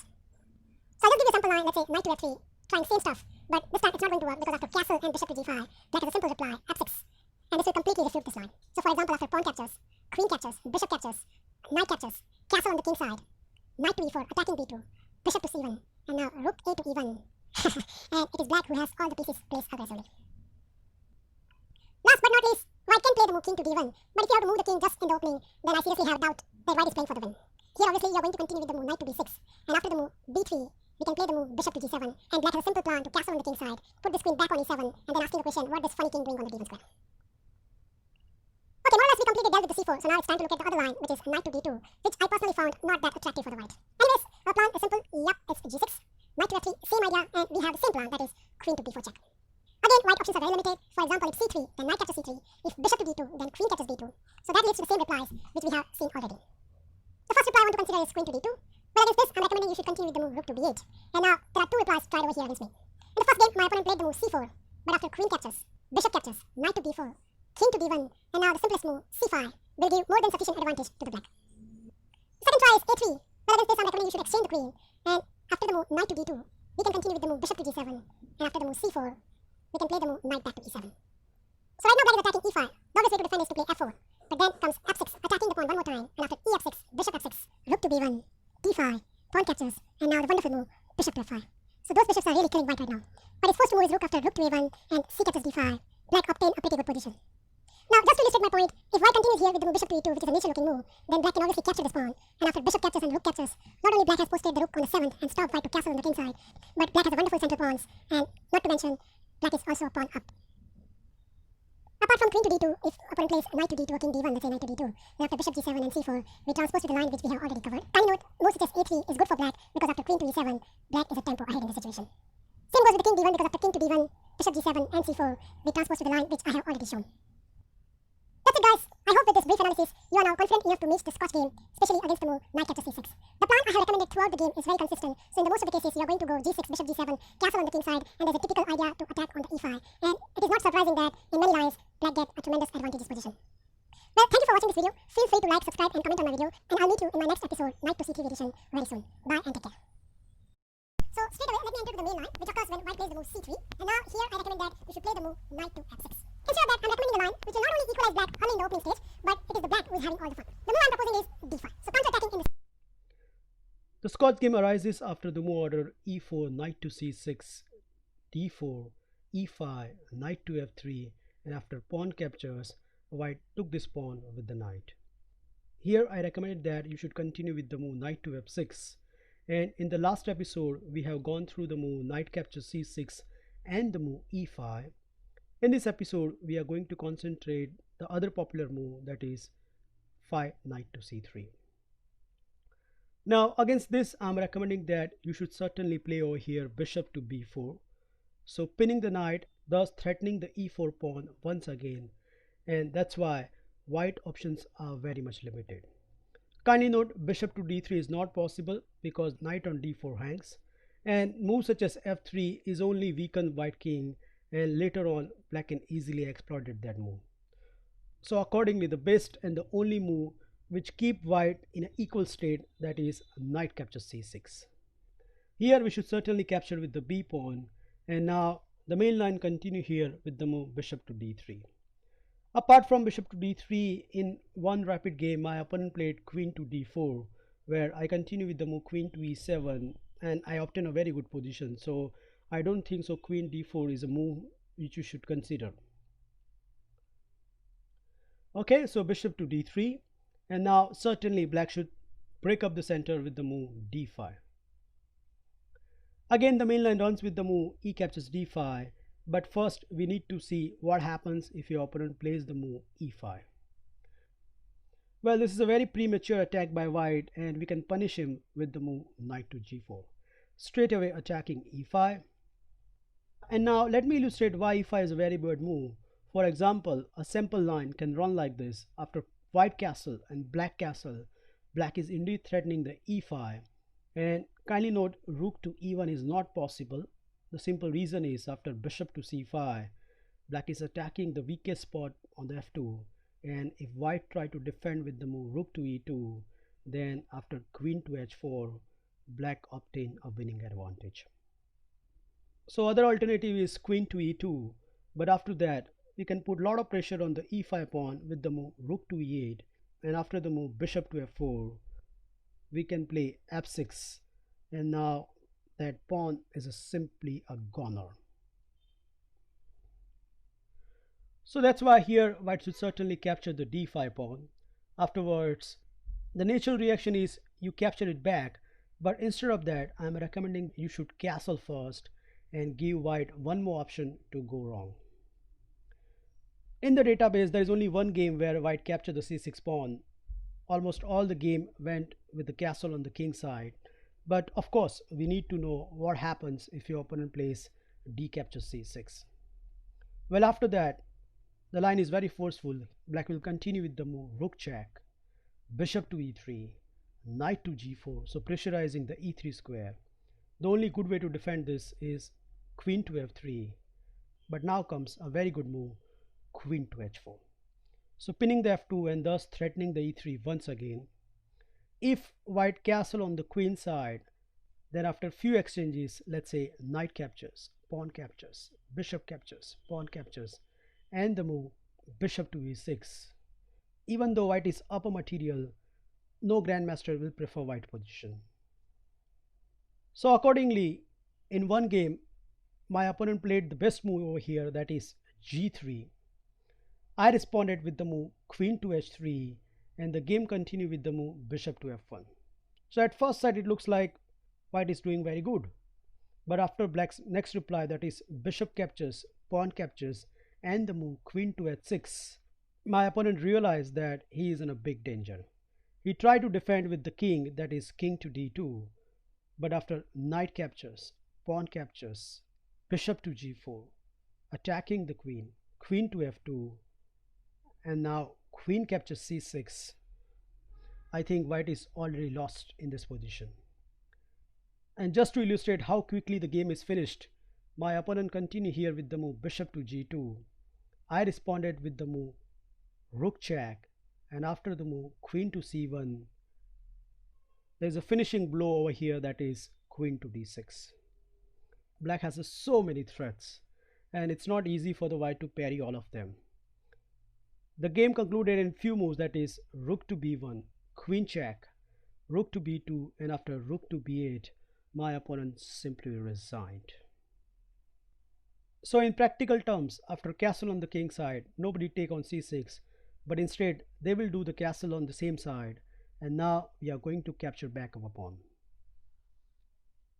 Now, as I have highlighted over here, white has only few good options over here. Amongst them, bishop to g5 is the main line, but we should see what happens if your opponent plays other move, namely h3. The idea is very simple. White wants to play queen to f3, and then later on looking forward for the move c4 to break up black on the queen side. Well, against this, I'm recommending that you should certainly continue here with the move c6, so supporting your center, and after the move queen to f3, the most important move, you should take the e file with the move rook to e8. If bishop to g5, then it will transpose to the line which we are going to see in the later stages. So the other independent move over here is bishop to f4, and after the move bishop to d6, white idea is to first of all challenge on the e file. So naturally we are not going to allow this rook exchange with the move bishop to e6. Here comes the idea, that is knight to e2, and now c4 is definitely on the card. Well, pay attention over here that this is very important move. You should continue here with the move queen to b8.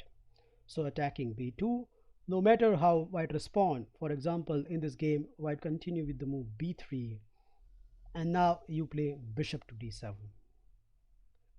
The idea of black is after bishop exchange and the move c4, we are going to push forward in the center with the move d4. So we are not allowing white to break up our pawn structure, and after few moves such as queen to f4, queen captures, knight captures, g5, hitting the knight, knight to e2, and the move c5, black has established a pass pawn on the d file. Not only that, white pieces are very much passive in this position. I have attached a sample game in the PGN which is available in the description.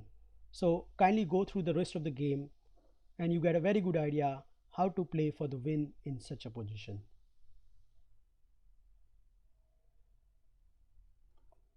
One question may occur in your mind, that what happens instead of exchanging the bishop if your opponent plays the move c4 immediately? Well, it is not possible. The simple reason is after rook captures e2, black will simply gain 2 pieces for a rook, which is always going to be a good trade for the black. Okay, let's consider the main line, that is bishop to g5.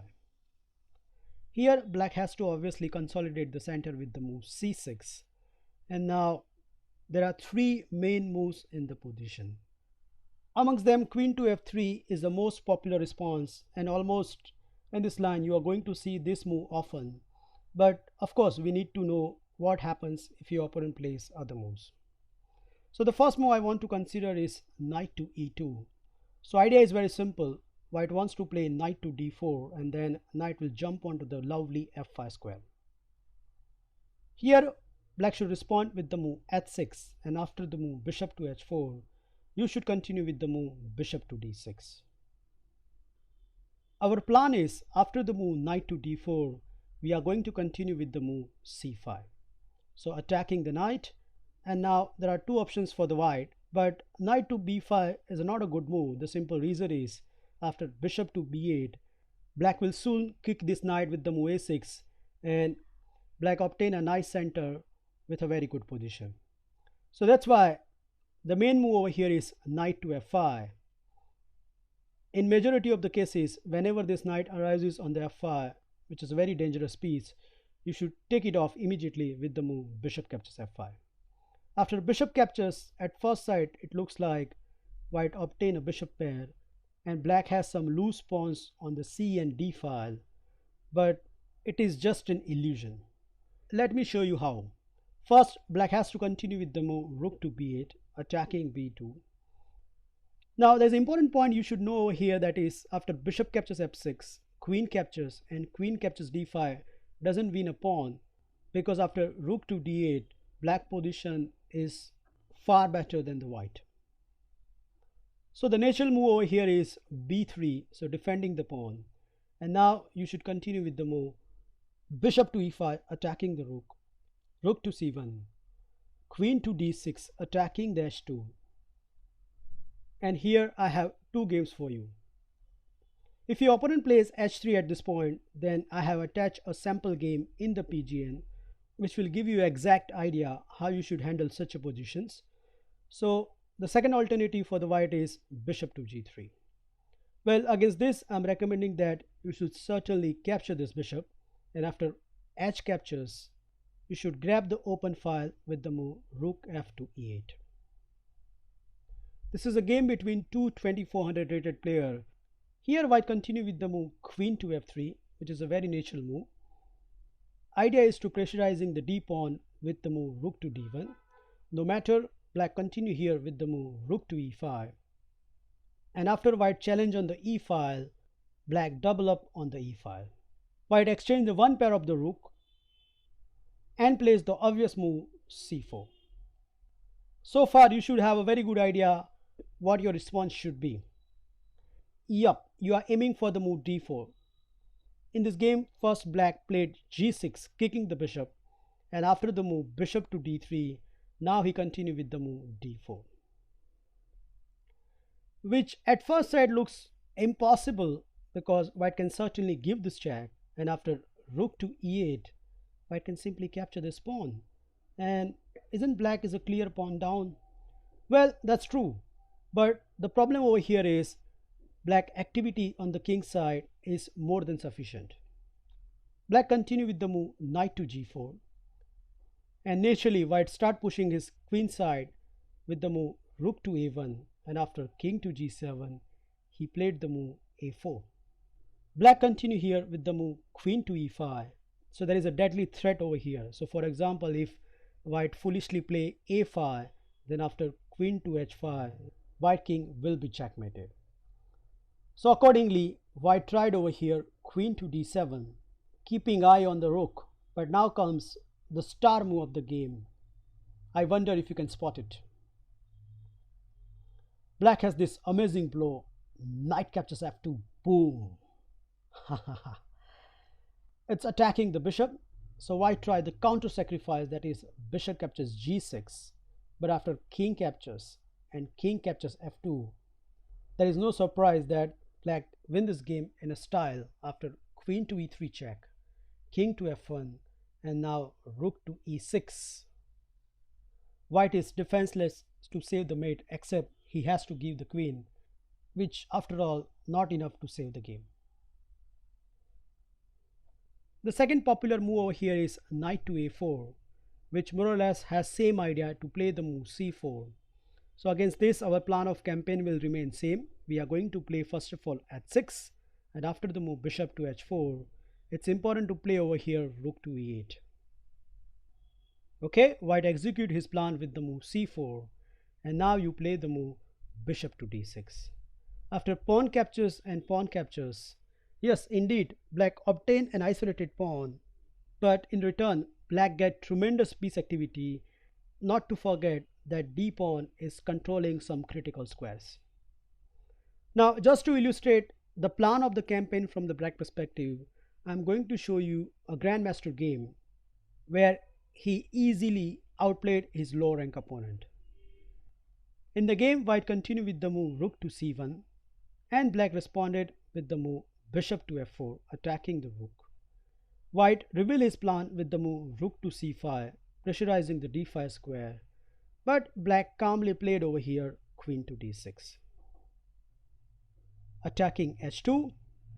If white plays the move bishop to g3, then I have attached a sample line in the PGN, so kindly go through it. But in the game, white plays the obvious move, that is bishop captures f6, and after queen captures, grab the loose d5 pawn. Yes, indeed, black is a pawn down, but look at the piece activity of the black after the move bishop to b7, attacking the rook, rook to c5, and now rook a to d8, pinning the bishop.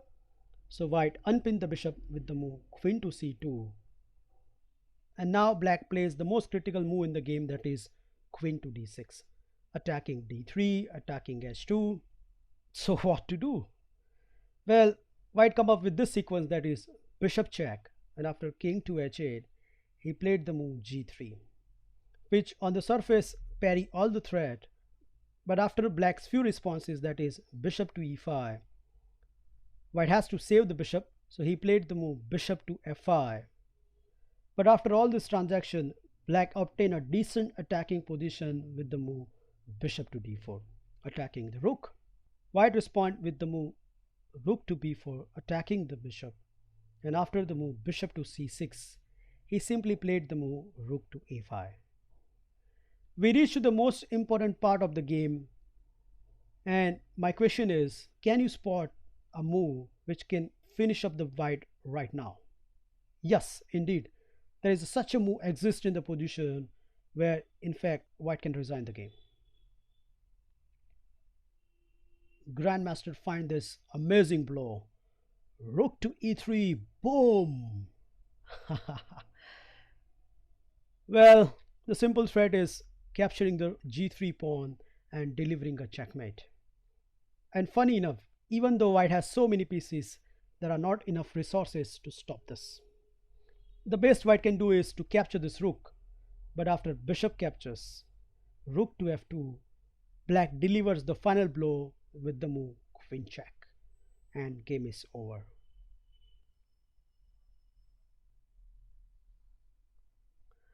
Okay, so now let's see the most critical line in this position, that is queen to f3. So idea is to double attacking on f6 and asking black what you are going to do about it. Well, here bishop to d6 is the most accurate reply, but I think most of your opponent are prepared for that. So instead of that, I'm going to recommend a very tricky move in this position, that is h6. h6 contains a very good trap in this position, and the trap goes if white plays a retrieving move, that is bishop to h4. Well, here black should continue with the move g5, attacking the bishop, and after the move bishop to g3, black has this stunning reply bishop to g4. Kindly note, queen to e3 not possible. The simple reason is after d4 white is going to lose a piece. So the only other good alternative is bishop to c7, attacking the queen, but after bishop captures, rook captures, bishop captures knight, and after pawn captures, white has some horrible pawn structure, and even though material is balanced, this game can be easily won if black plays some accurate moves. So that was an interesting trap, you should be aware of it. Instead of bishop to h4, if your opponent plays bishop to f4, then it will transpose to the h3 variation, which can be arises after the move order rook to e8. So black is threatening the move bishop to g4, and after the move h3 and the move bishop to d6, we are back into the track of h3 variation. Okay, finally let's see what happens if white capture the knight. So after bishop captures, queen captures, and pawn captures. Indeed, black gets some double pawn on the king side, but because queen has been exchanged, there is not much danger in this position.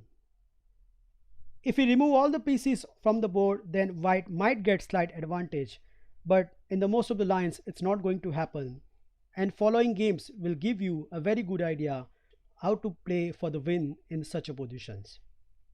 The first important point you should note is black is having a bishop pair, and in many cases black rook will go onto the open e and the b file, where they will get a tremendous counterplay. The majority of the game played in this line, white obtained a straightforward plan, that is knight to e2. So white knight has some wonderful outposts in the situation, but nevertheless black has some amazing counterplay with the move rook to b8. So there is an x-ray on b2. Either white has to play b3, or in this game white continue with the move rook to b1, and now you grab the open file with the move rook to e8. Okay, let's see the two different approach by the white. In the first game, white played knight to d4. Here I'm recommending that you should defend the c6 with the move bishop to d7, and now mainly two approaches done by the white side. If your opponent plays c3 and b4, then I have attached a sample game in the PGN, so kindly go through it. So the most important move I want to consider over here is knight to f5, attacking h6. No matter we are going to play bishop to f8. And now we are going to follow one of my game against a FIDE master, where my opponent continue with the move b3. His idea is to free up his b rook. No matter, I continue my queenside assault with the move a5. He stopped me there with the move a4, and now I played the move h5. h5 has long-term prospect, that is, my king can get a route in the center via g7, h6, and then g5, which we are going to see later on in this game. My opponent played h4, and now I played rook to b4. So attacking h4, my opponent responded with the move g3, and now rook to e5, attacking the knight. He responded with the move knight to e3, and I responded with the move rook to b8. My idea was, after rook to e1, I want to double up the rook on the e file with the move rook b to e8. My opponent offered rook exchange after knight to g2, which I happily denied after the move bishop to b4, attacking the rook. Kindly note, rook captures e5 is a very bad move. The simple reason is it will allow black to straighten up his pawn with a very good advantage. So in the game he decided to play rook to f1. And now my king march start rolling with the move king to g7.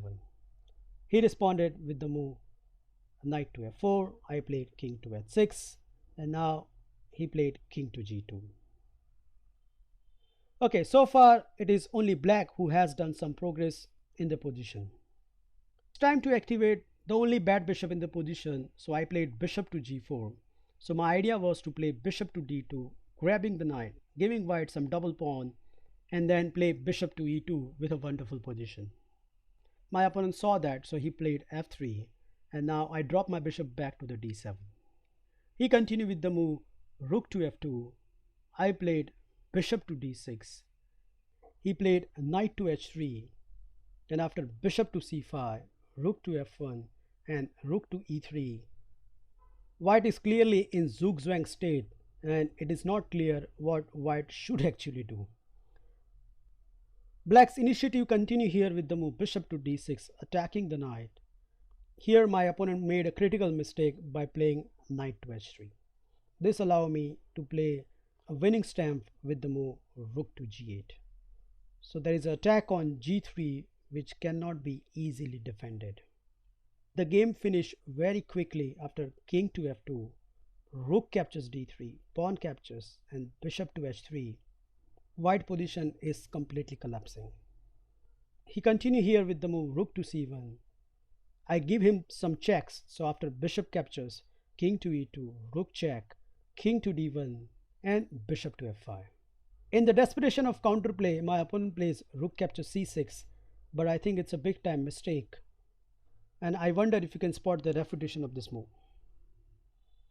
Okay, I hope you find this sequence, that is rook check, king to c2, black has this amazing blow, bishop captures d3. After king captures and rook captures, after the whole sequence, black is a clear piece up, and you can see the rest of the moves in the PGN.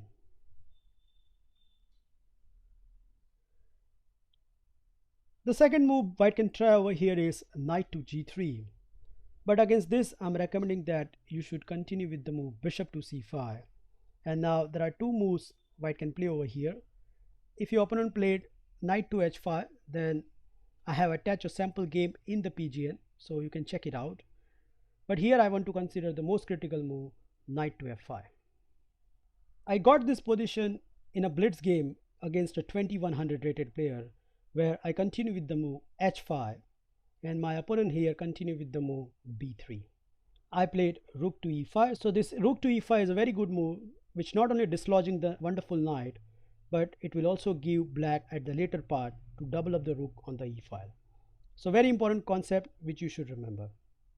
My opponent continued with the move knight to h4. I responded with the move bishop to g4.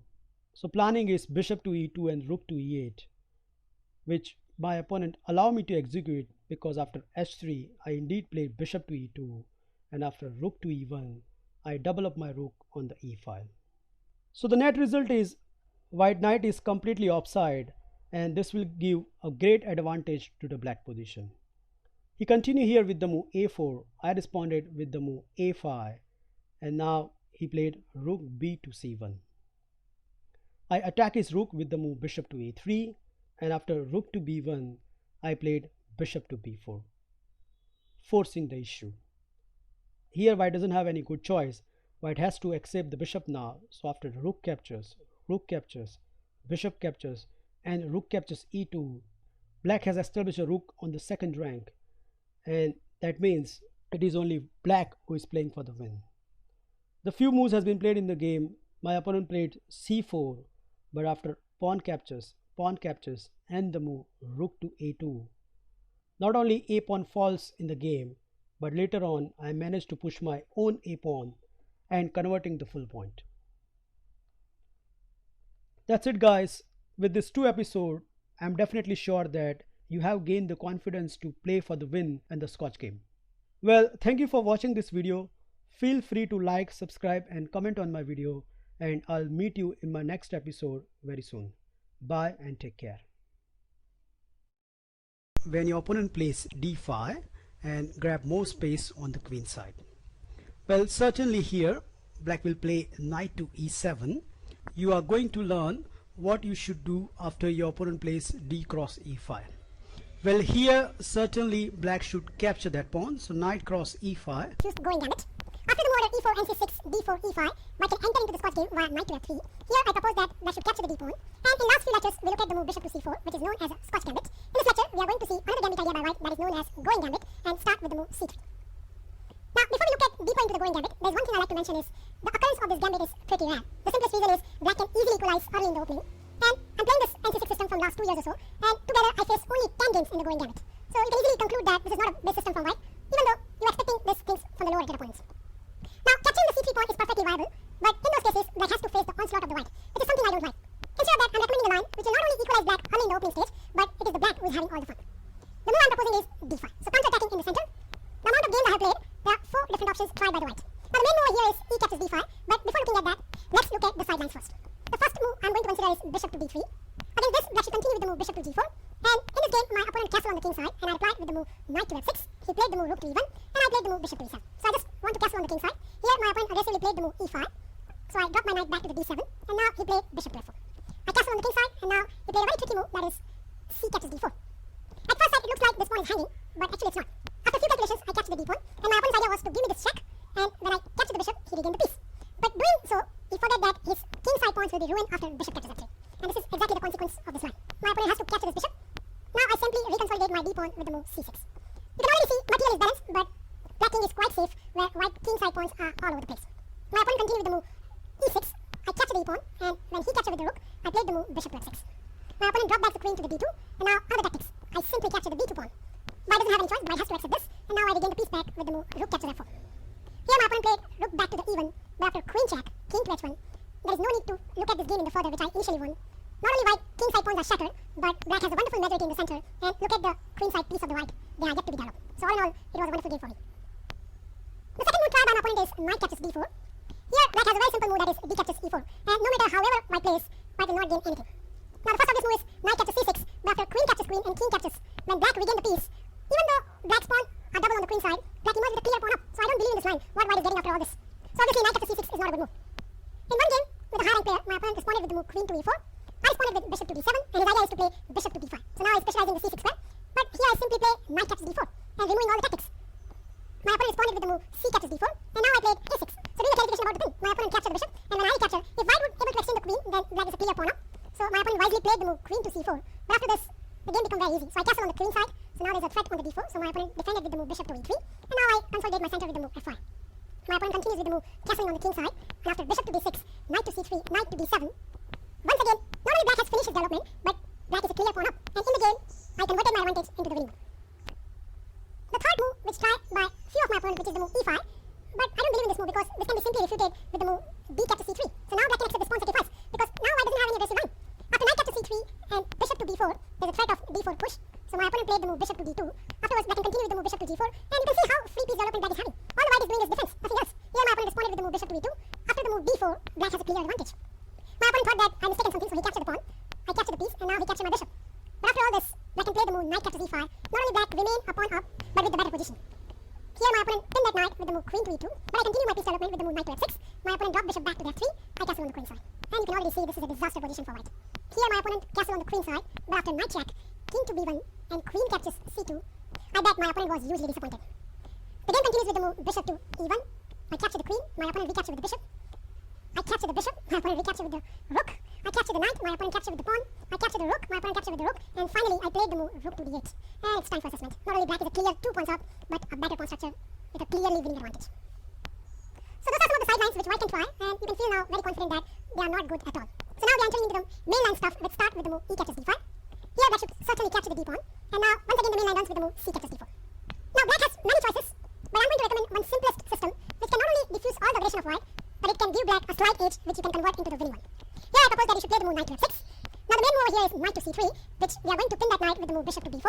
And now there are a few moves has been tried. Once again the main move over here is bishop to e2, but let's look at the lines. For example, in one of my games my opponent tried the move bishop to d3, but this is a ugly move because now black can respond with the move bishop to g4. In order to stop getting double pawns, white has to waste some time and place the move bishop to e2. In that case, black can decide either queen side castle or the king side castle with a wonderful position to boot. The second move I can try is queen to e2 check, but against this, black can simply reply with the move bishop to e6.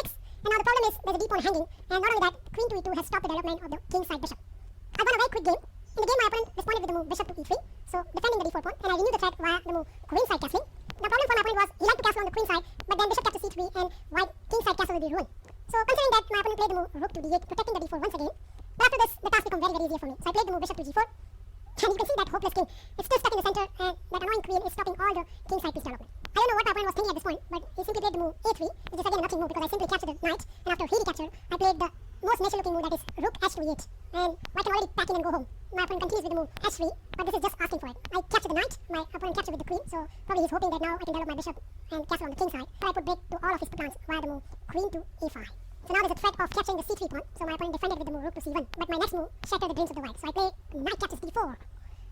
So queen has to move, and in the game my opponent plays queen to d3, but after the simplest move, queen captures a3, it's seriously a resignable position. My opponent continues for a while, so he played rook to d1, but now I finish him off with a style. So I played queen check, he played rook to d2, then once again queen check, and after rook to d1, knight to c2, king to e2, queen captures d1 is a checkmate. So white need to be very careful if he's playing moves such as queen to e2 check.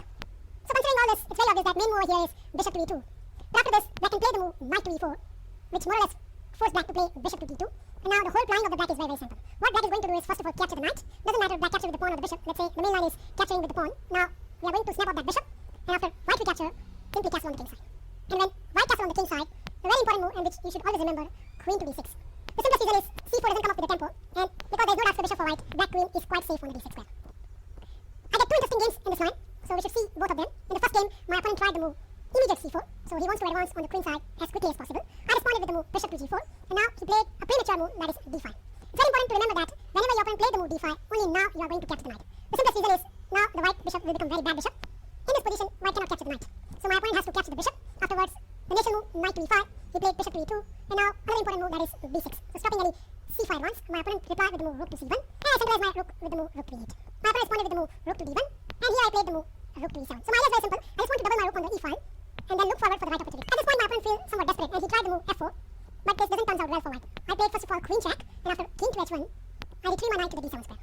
My opponent thought that he has some tactics, so he played the move d6, but this is overambitious. I simply capture the pawn, and when white captures the pawn back, I capture the piece. The simple reason is after queen captures and rook to e8, now black is threatening to play queen to f2 with a very good position. So my opponent realized that, and he stopped with the move rook to f1. Seeing no tactics, I played a careful looking move, that is f6, giving my king somewhat air, and so did he, so he played the move h3.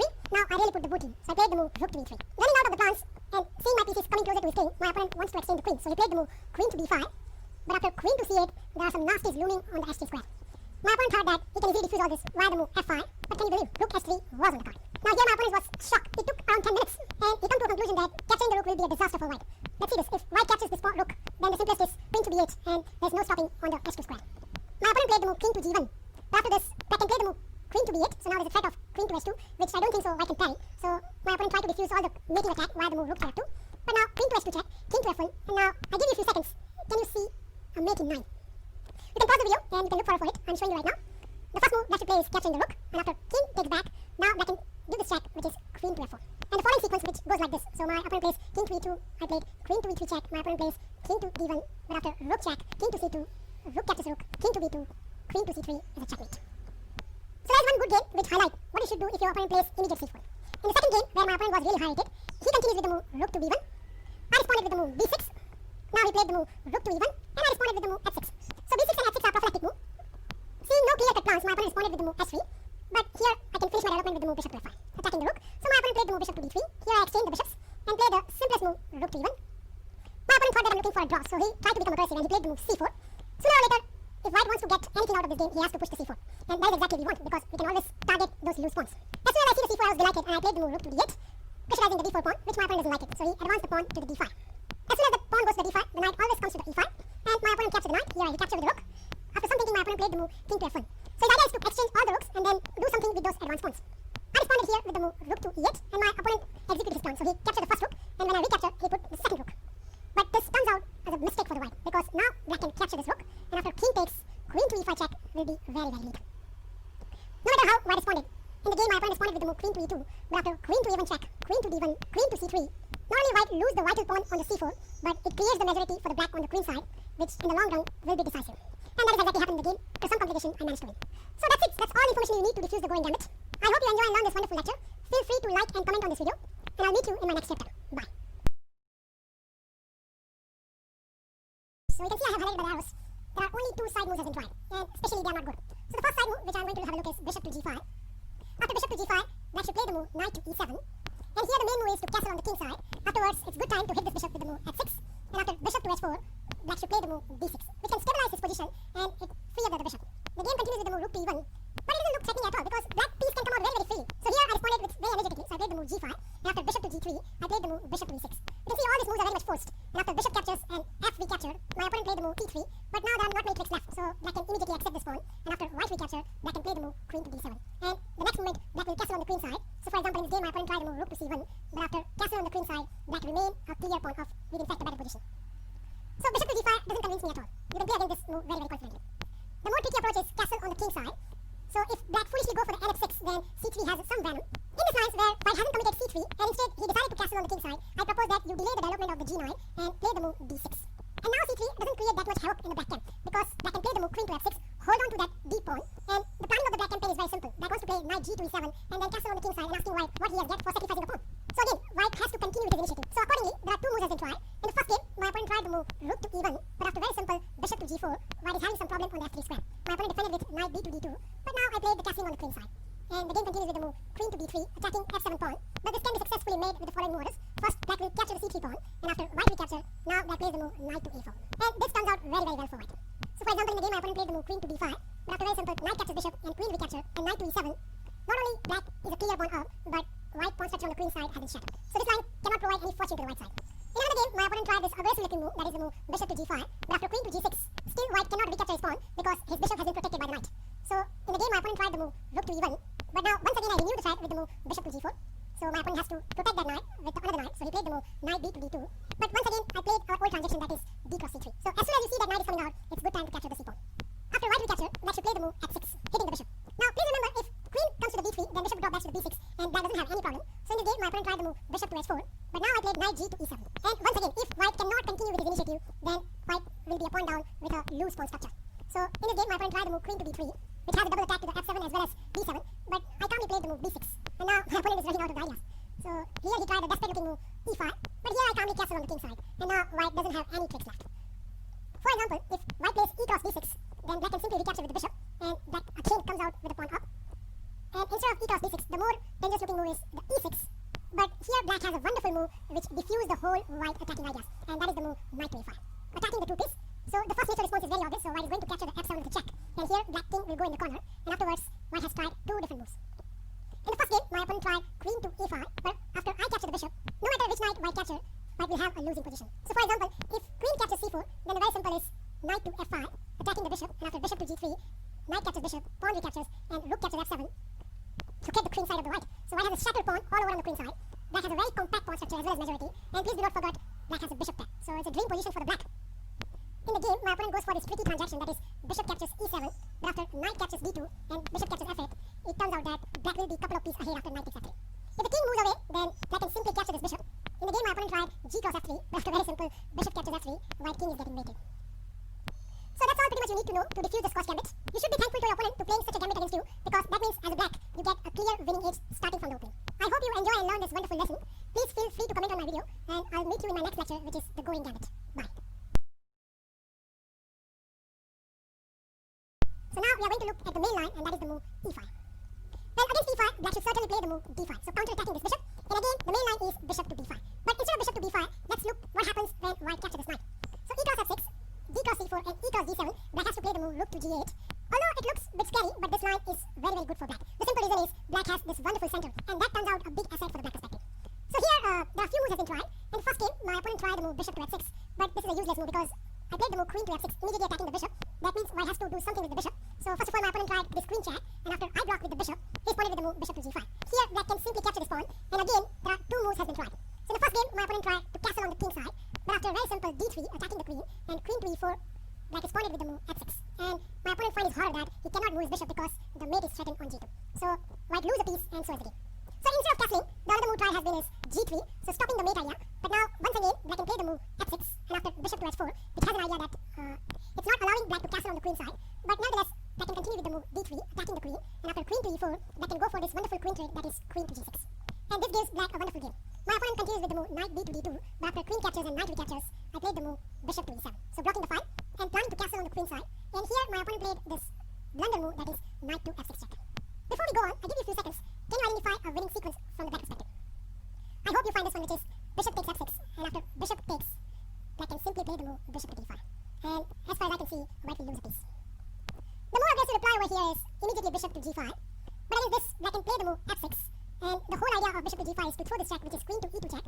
But here, black can simply play queen to e7 and give away the f6 pawn. The game continues like this, so my opponent take this pawn. Now I exchange the queen, and after king recapture, I played the move bishop to g4, so pinning the knight. So my opponent reinforced the knight with knight b to d2. Here I continue with my initiative, so I played the move d3, and after king to f1, I capture the f3 knight, and after white recapture, hit that bishop with king to f7. Here black retrieved the bishop to the h4, and then black regained the pawn with king cross g7. So we have the imbalance in the pawn structure, but if you look at carefully, black has a tremendous pawn sitting on d3, which can be a great asset in this variation. So the game continues like this, so my opponent tried rook to e1, but after rook g to e8, my opponent played the move bishop to g3, which allows me to gain a big advantage. First of all, capture this rook with a check, and after king captures, I give this another check with the rook, and after king to d1, finally my rook has been posted on the 7th rank, that is rook to e2. Look at the activity of that rook compared to the passive rook of the white, and no wonder black has a tremendous advantage. The third of this move, which I want to consider, is the castle on the king side. But after this, black can simply capture this g pawn, and again, in this game, my opponent tried the move rook to even check, and after bishop to e6, he played the move bishop to f4. So in a way, white is trying to develop his pieces. Here I played the move queen to d7. Now my opponent played a very cunning move, that is bishop to g4. So he wants to stop me to castle on the queen side. But now I can respond with the move d3, so gaining space on the queen side. And after knight b to d2, I drop my bishop back to the e7. So blocking the file and ready to castle on the queen side. So my opponent tried the move bishop takes e7, and after queen takes e7, he thought that he gained a valuable pawn after knight takes e4. Of course, black deliberately sacrificed a pawn to get his king to a safety. And that's why after knight takes e4, black castle on the queen side. And the game continues like knight to e4. Afterwards, black responded with the move queen to d6. Here, my opponent exchanged one knight, so he captured my knight on the c6, and after I recapture, he played the move rook to e3. But now you see the amazing potential of that vital pass pawn. So here I played the move d2. Please note that knight cannot capture this pawn because at the end there is a mate on g2. So my opponent has to desperately try the move g3, but that creates another problem, that is black can play the move bishop to g4. So pinning that knight and asking white to find a good move. Well, in the game, my opponent, after long thinking, come out with this only move, that is the move h3. But after very simple bishop captures knight and rook captures bishop, black can play the move rook to e8. And as far as I can see, the game is almost lost. The final move played was rook to e3, but now the task will become very easy for black because black can simply capture this rook, and after white recapture, black will give this check, and white queen will not survive longer. So this analysis gives you enough confidence to meet the move e cross f6. So let's look at the main line, that is bishop to b5. So instead of e cross f6, at this point, the main line is bishop to b5. Here, black should continue with the move knight to e4, allowing white to regain his pawn, so c cross d4, but afterwards, black will play the move bishop to d6. And in fact, this is the starting position of the main line. Now, as you can see, I have highlighted by the arrows, black is threatening to play the move bishop to g4, which will make the d4 pawn weaker, so white has to reinforce the d4 pawn with the move bishop to e3, and now black will castle on the king side. And after white castle on the queen side, please remember this move, which gives you a slight advantage, and that is the move f4. And here, I have 3 games for you. So in the first game, my opponent tried e cross f6, and I recaptured with the knight, and now my opponent played the move queen to c2, so here I responded with the move queen to d6. Afterwards, white has tried 2 knight moves. So in the first game, my opponent tried knight b to d2, but then black should continue with the move bishop to d7, and after bishop captures, queen captures, and bishop captures, black has this wonderful bishop pair, and white has a problem because white has an isolated pawn. In another game, my opponent tried knight to c3 at this point, and that is more natural move, but that allows black to get a huge advantage. So here black should play the move knight to g4, which has a very cunning idea that black wants to capture knight and then made the white on h2. And to illustrate how dangerous this is, let me show you one game which can be very lethal. So at this point, my opponent tried the move h3, but now I capture this knight with the rook. And white cannot capture this rook because his king will be mated on h2. So white has to capture this knight. Afterwards, black has this fantastic shot knight takes d4, attacking the white queen. So that means white response is pretty much full. So white has to take this knight. And now black will capture this bishop. And it turns out that black will remain a pawn up in this situation. Funny enough that my opponent was 2000 plus, and he didn't understand how dangerous this is, and he decided to capture this rook, which allows me to mate him instantly. So I played the move queen to g3 check, and please note this f2 pawn is pinned right now, so white has to forcefully go to the h1. Afterwards, queen will capture the f3 pawn. I'll give you an exercise for you. There's a mate in 9. So pause the video and find out checkmate in 9 moves. Okay, so I'm showing you right now. After king to g1, queen captures g4 check, and after king to h2, queen to f5 check. White king downs will continue with the move king to g2, but now black has a fantastic shot which is bishop to h3 check, and that will finish the game outright because white has to forcefully capture this bishop. Afterwards, queen to f3 check, king to h2, and bishop to e5 check will lead to a very quick mate. So let me go through this moves very quickly. King to g1, queen to g4 check, king to h1, queen to h3 check, and final moves are king to g1 and queen to h2 checkmate.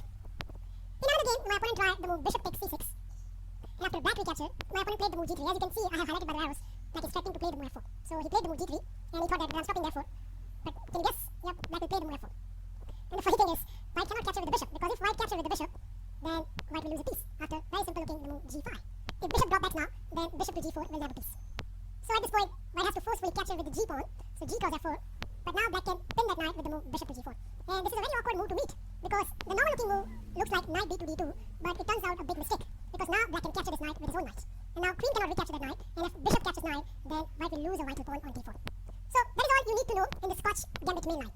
It's time to look at the side variations. If you recall my previous video, at this point, when white responded with the move d4, here my recommendation was to play the move e5, and if white wants now, he can go back to the rim of Scotch game via this border, and here white can play the move knight to f3. So in a way, it's a transposition to the Scotch game, and black should know exactly how it's going to handle the Scotch game. Before we look at the main Scotch lines, let me deal with the gambit ideas by white, and that is I'm going to cover in this video. After e cross d4, white will play the move bishop to c4, and this is known as Scotch gambit. Now, Scotch gambit hasn't often been played at the highest level, but at the club level, it's a frequent member, and the simple reason is it has a tremendous attacking power, so that's why it's very essential for you to know how to handle this stuff. There are many different ways Scotch gambit can occur. Let me demonstrate how this can be occurs in different waters. First of all, after e4, if black responds with the move e5, and after knight f3, knight c6, now comes the d4, and after e cross d4 and bishop to c4, we are back to the Scotch gambit, and this is probably the main order. The other way is e4, e5, knight to f3, knight to c6. I can start with the Joko piano line, which is bishop to c4, and after black responds with the move bishop to c5, now I can play this move, which is d4. Again, we are back in the rims of the Scotch gambit. So you can see there are plenty of ways I can trick back, enter into the Scotch gambit order. As a part of my replica, we are going to stick with our main order, which is after e4, nc6, d4, e5, knight to f3, e cross d4, and here I play the move bishop to c4. At this point, I'm recommending that black should play the move bishop to c5. So it looks very natural because it's not only developing a piece, but it's also protecting this pawn. And here, white has few options. Now the main line is the move c3, but there are other side lines hasn't often played, which we are going to look at the end of this video. So straight away, let me enter to the main line, which occurs when white plays the move c3. And now here, I recommend that you should play the move knight to f6. But before I enter the knight to f6, let's see what kind of danger black can fall into if black greedily accepts this pawn. So let's say d cross c3, white has a fantastic shot which is bishop cross f7, and after king takes f7 and queen to d5 check, not only black lost the castle right, but white will regain the piece. So please don't fall for this kind of greedy trappy lines, and that's why I'm recommending the move knight to f6 at this point. Now again, I have highlighted by the arrows, white has a few choices. The main line is the move e5, but before we look at the main line, let's look at the side variations first. The first move which I want to cover is the move bishop to g5, which is not a good move, but some of the people are still trying, and I don't know what's the compensation white gets after the move f6. Now here, if white takes this knight, let's say bishop cross f6, then queen takes f6, black is completing his development, but meanwhile black all pieces are protecting the d4 pawn, and it's very hard for white to regain the pawn. So I don't consider this line as good for white. Instead of bishop captures f6, the other move is bishop to h4, but again I don't believe in this line because black hasn't castled on the king side. Black can simply play the move g5, and after bishop to g3, black can cold-bloodedly capture this pawn. So all in all, bishop to g5 is not a good move. The second move I can try is this tricky looking move, which is castle on the king side, and here I recommend that you should play the move knight takes e4, and do not afraid of the pin. So for example, there are two moves tried over here. In first game, my opponent tried rook to e1, but after very simple d5, it's very hard to believe that white has something for his pawn. So the game continues with c cross d4, and after bishop to b4 and bishop to d2, black can simply castle on the king side. The next move, black can either play bishop to e6, bishop to f5, or bishop to g4, depending on the circumstances, and please note that at this point, black is a clear pawn up. The other move tried at this point is c cross d4. Well, here black has a very tricky reply, and let's start with the move d5. Main line goes like this, so d cross c5 and d cross c4, and here white has two choices. Now, in the first game, my opponent tried the main line stuff, which is the move queen e2, but please remember this move from the black perspective, and this is a very amazing move which can diffuse the whole white setup, and that is the move queen to d3. So immediately attacking the queen, and the game goes like this. So my opponent tried rook to e1, and I responded with the move f5, and now after knight to c3, I simply castle on the king side. And after some captures, I played the move bishop to f5. So material is balanced at this point, but look at the tremendous activity from the black perspective. Black has almost activated all his just minor pieces. And on the very next move, white rook can come to either d file or the e file and look at the white undeveloped pieces. So although material is balanced, black has a tremendous initiative. Apart from queen to e2, the second move tried is queen captures d8, and after king captures, now white plays the move rook to d7 check, and the game continues like this. So I played the move bishop to d7, and now black is threatening to capture that pawn. So my opponent played the move bishop to e3. I played the move king to e7. So now idea is very simple. If white wants to play the move knight to e3, attack the pawn on c4, then black can simply reply with the move bishop to e6, protecting that pawn. In the game, my opponent tried the move knight b to d2, but after knight captures knight and rook captures knight, I played the move rook h to d8. And after rook a to c1, which has a merit of attacking my pawn, I can simply defend my pawn with the move bishop to e6. And now white is very hard pressed for the compensation. In the game, my opponent desperately tried this move, which is knight to g5, but I responded very accurately. So I played the move rook captures rook, and after bishop captures rook, I hit that bishop with my rook development, and after bishop to e3, now I played the move bishop to f5. So please note, not only black has defended the h7, but white cannot capture this pawn because there's a backline mate exists. My opponent tried to give his king a left square, so he played the move h3, but now the task becomes very easy for black. So black plays the move f6, which has a merit of attacking the knight, and after knight to f3, bishop to e6, black can finally manage to hold on to that pawn and the game. So that is about queen captures queen. With these lines, we can easily conclude that at this point, castling on the king side is not at all good for white, and black can simply reply with the capturing the e pawn and remain a pawn up in the rest of the game. The third move I want to consider over here is c captures d4, and now black has to throw this check, which is bishop to d4 check. Here there are two main moves. The first rubbish move is knight to c3, which is some kind of gambit idea, but I don't believe in this gambit idea because black can simply capture this pawn and asking white to show his compensation. Well, here the line continues with the castle on the king side, so inviting black to capture the knight with his own knight, where some of the knight's tricks exist for the white side, but we are not falling into this kind of tricks. Instead of that, we are going to simply capture this knight with the bishop. And again, if simply we capture the bishop, then the move d5 is very strong, and black will be a pawn up for the rest of the game. That means white has to try out his tricky path, and it continues with the move d5. You can see right now, black's two pieces are hanging. Now here there are a few variations. Amongst them, knight to e5 is the strongest of all, but it leads to a very complicated play. So instead of this, I like the old traditional move, and that is the move bishop back to f6. And this line completely diffused this setup. Now white has to regain his piece back, so there are two ways white can go for it. So the first obvious way is to immediately capture on c6. Afterwards, black will recapture with the b pawn, and after rook to e1, black has a very simple answer, castling on the king side. And at first sight it looks like black has given up the piece, but after rook captures knight, black can regain the piece via the move d5. Instead of d cross a6, the other tricky line is rook to e1. So again, black has two pieces are hanging, and again, black is going to play a very safe move, and that is knight to e7, allowing white to capture this knight, and then black will respond with the move d6. If you look at the position carefully, black has a compact pawn structure, and not only that, black is a clear pawn up. So if white doesn't demonstrate anything over here, then white is completely losing this game. Accordingly, white has to play this move bishop to g5. Idea is to double the black pawn. So black response is pretty much forced. Black has to capture this bishop, and after knight recapture, black can easily castle on the king side, inviting white to play his tricky move, which is queen to h5, which is threatening the checkmate, but just one move, that is bishop to f5, and black parry all the time and remain a pawn up. After rook to e2, bishop to g6, and queen to f3, black can respond with the move knight to f5. Not only at this point black is hitting the knight, but black is also a clear pawn up, with no problem at all.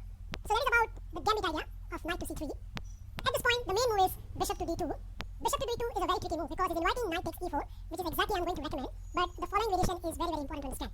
Because not only white will regain the pawn, but white will have some kind of active position. The line runs like this, so after knight takes e4, white is going to capture this bishop, and after knight recapture, now white is going to give this check, bishop cross f7. And after king recapture, white will play the move queen to b3.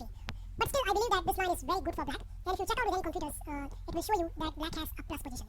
So let me show you how black should continue over here. So here black should play the move d5, and after queen recaptures, now black should play the move rook to e8, trying to get a discovery to the white king, so white has to castle on the king side. Afterwards, black has to play the move c6. So not only consolidating the d5 pawn, but in some lines queen has this access on this either b6 or the e5 square. Here the line continues with the move knight to e4 check, and after king to g8, knight to c3 has been tried.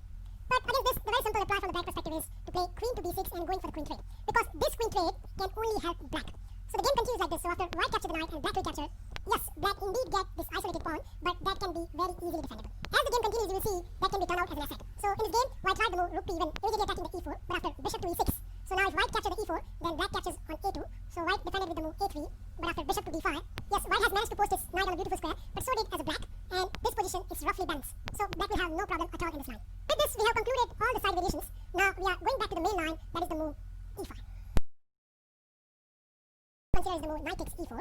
Afterwards, black should certainly capture this bishop. Not only black gained the bishop back, but right now black is stopping white to castle on the king side.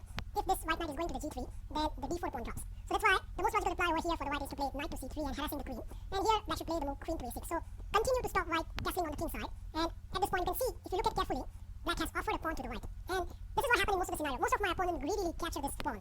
They think that, okay, we have a chance of forking king and a queen, but this line is very, very good for the black. Now before we look at that line, there's one more try done by the white, which is white tried to save this loose pawn on d4, and in one of my game my opponent played the move bishop to e3, but such a passive move will only help black to gain the control. So after bishop to e3, black should capture this knight, and after white recapture, black should castle on the queen side. And not only black has continuously stopping white to castle on the king side, but black has this wonderful bishop pair, and in some lines this d4 advance occurs, and that can create havoc in the white camp. So this line is pretty good for the black.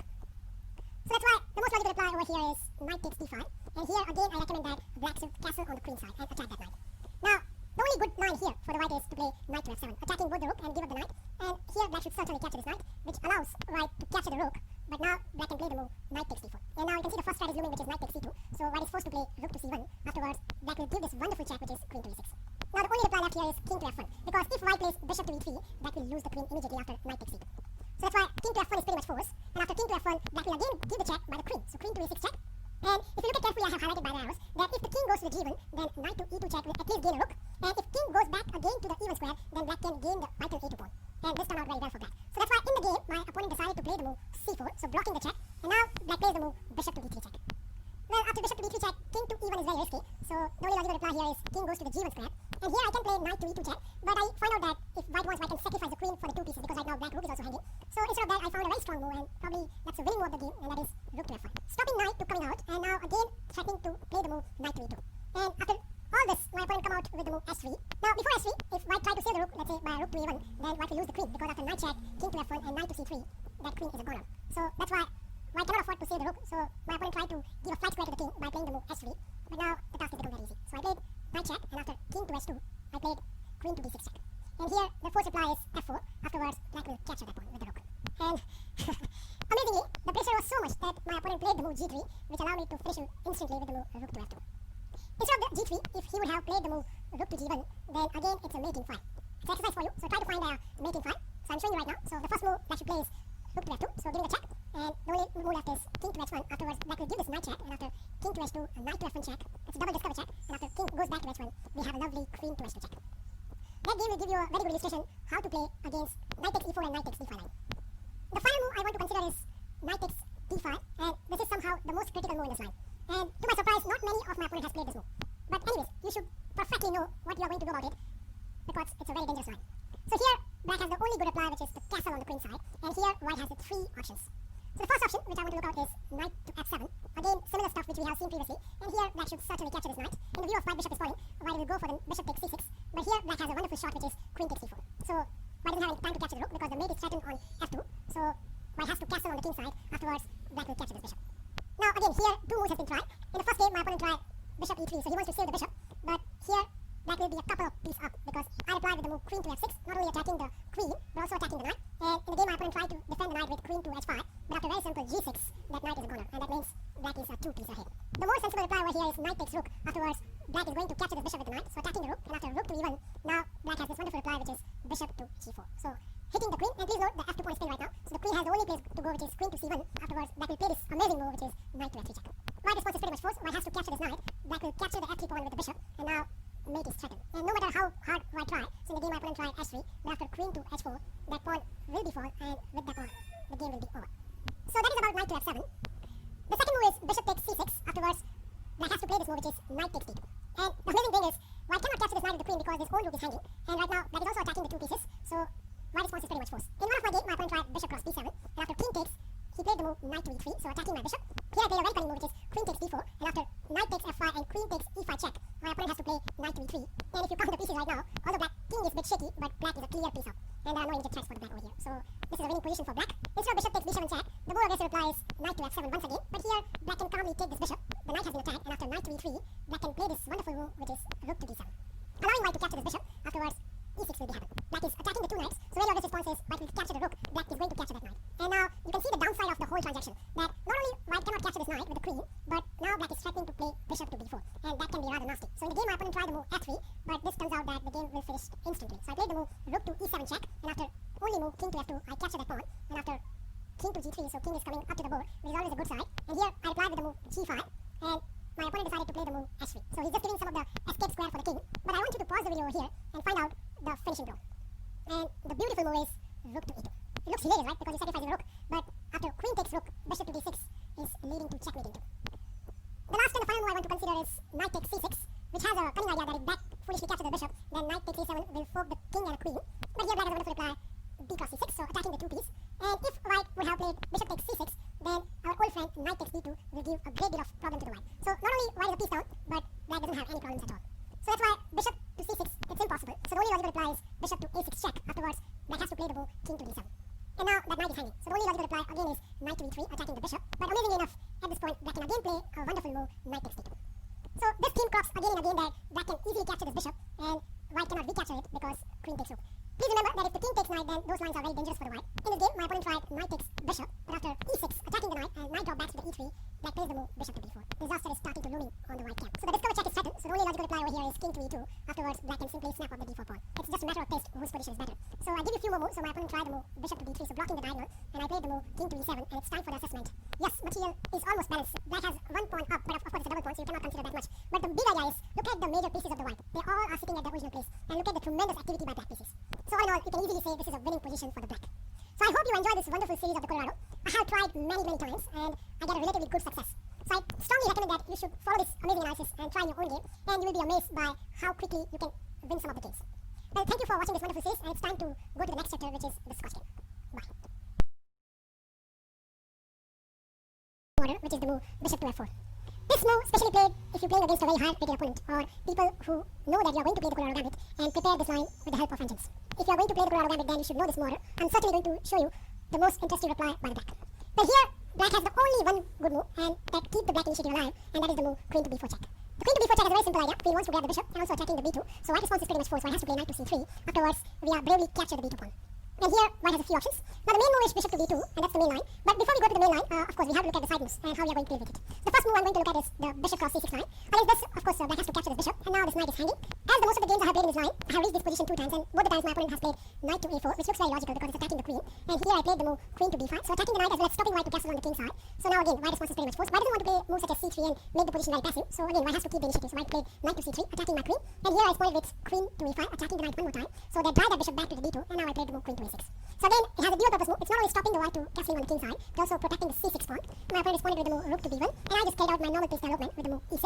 And here my opponent find nothing better than queen to e2. Afterwards, I simply exchange the queen, and after king recaptures, I played the move c5. So immediately hitting the white center, white capture this pawn, and after I recapture, now bishop cross c2 is looming. My opponent has to deal with that threat, so he played the move knight to d3.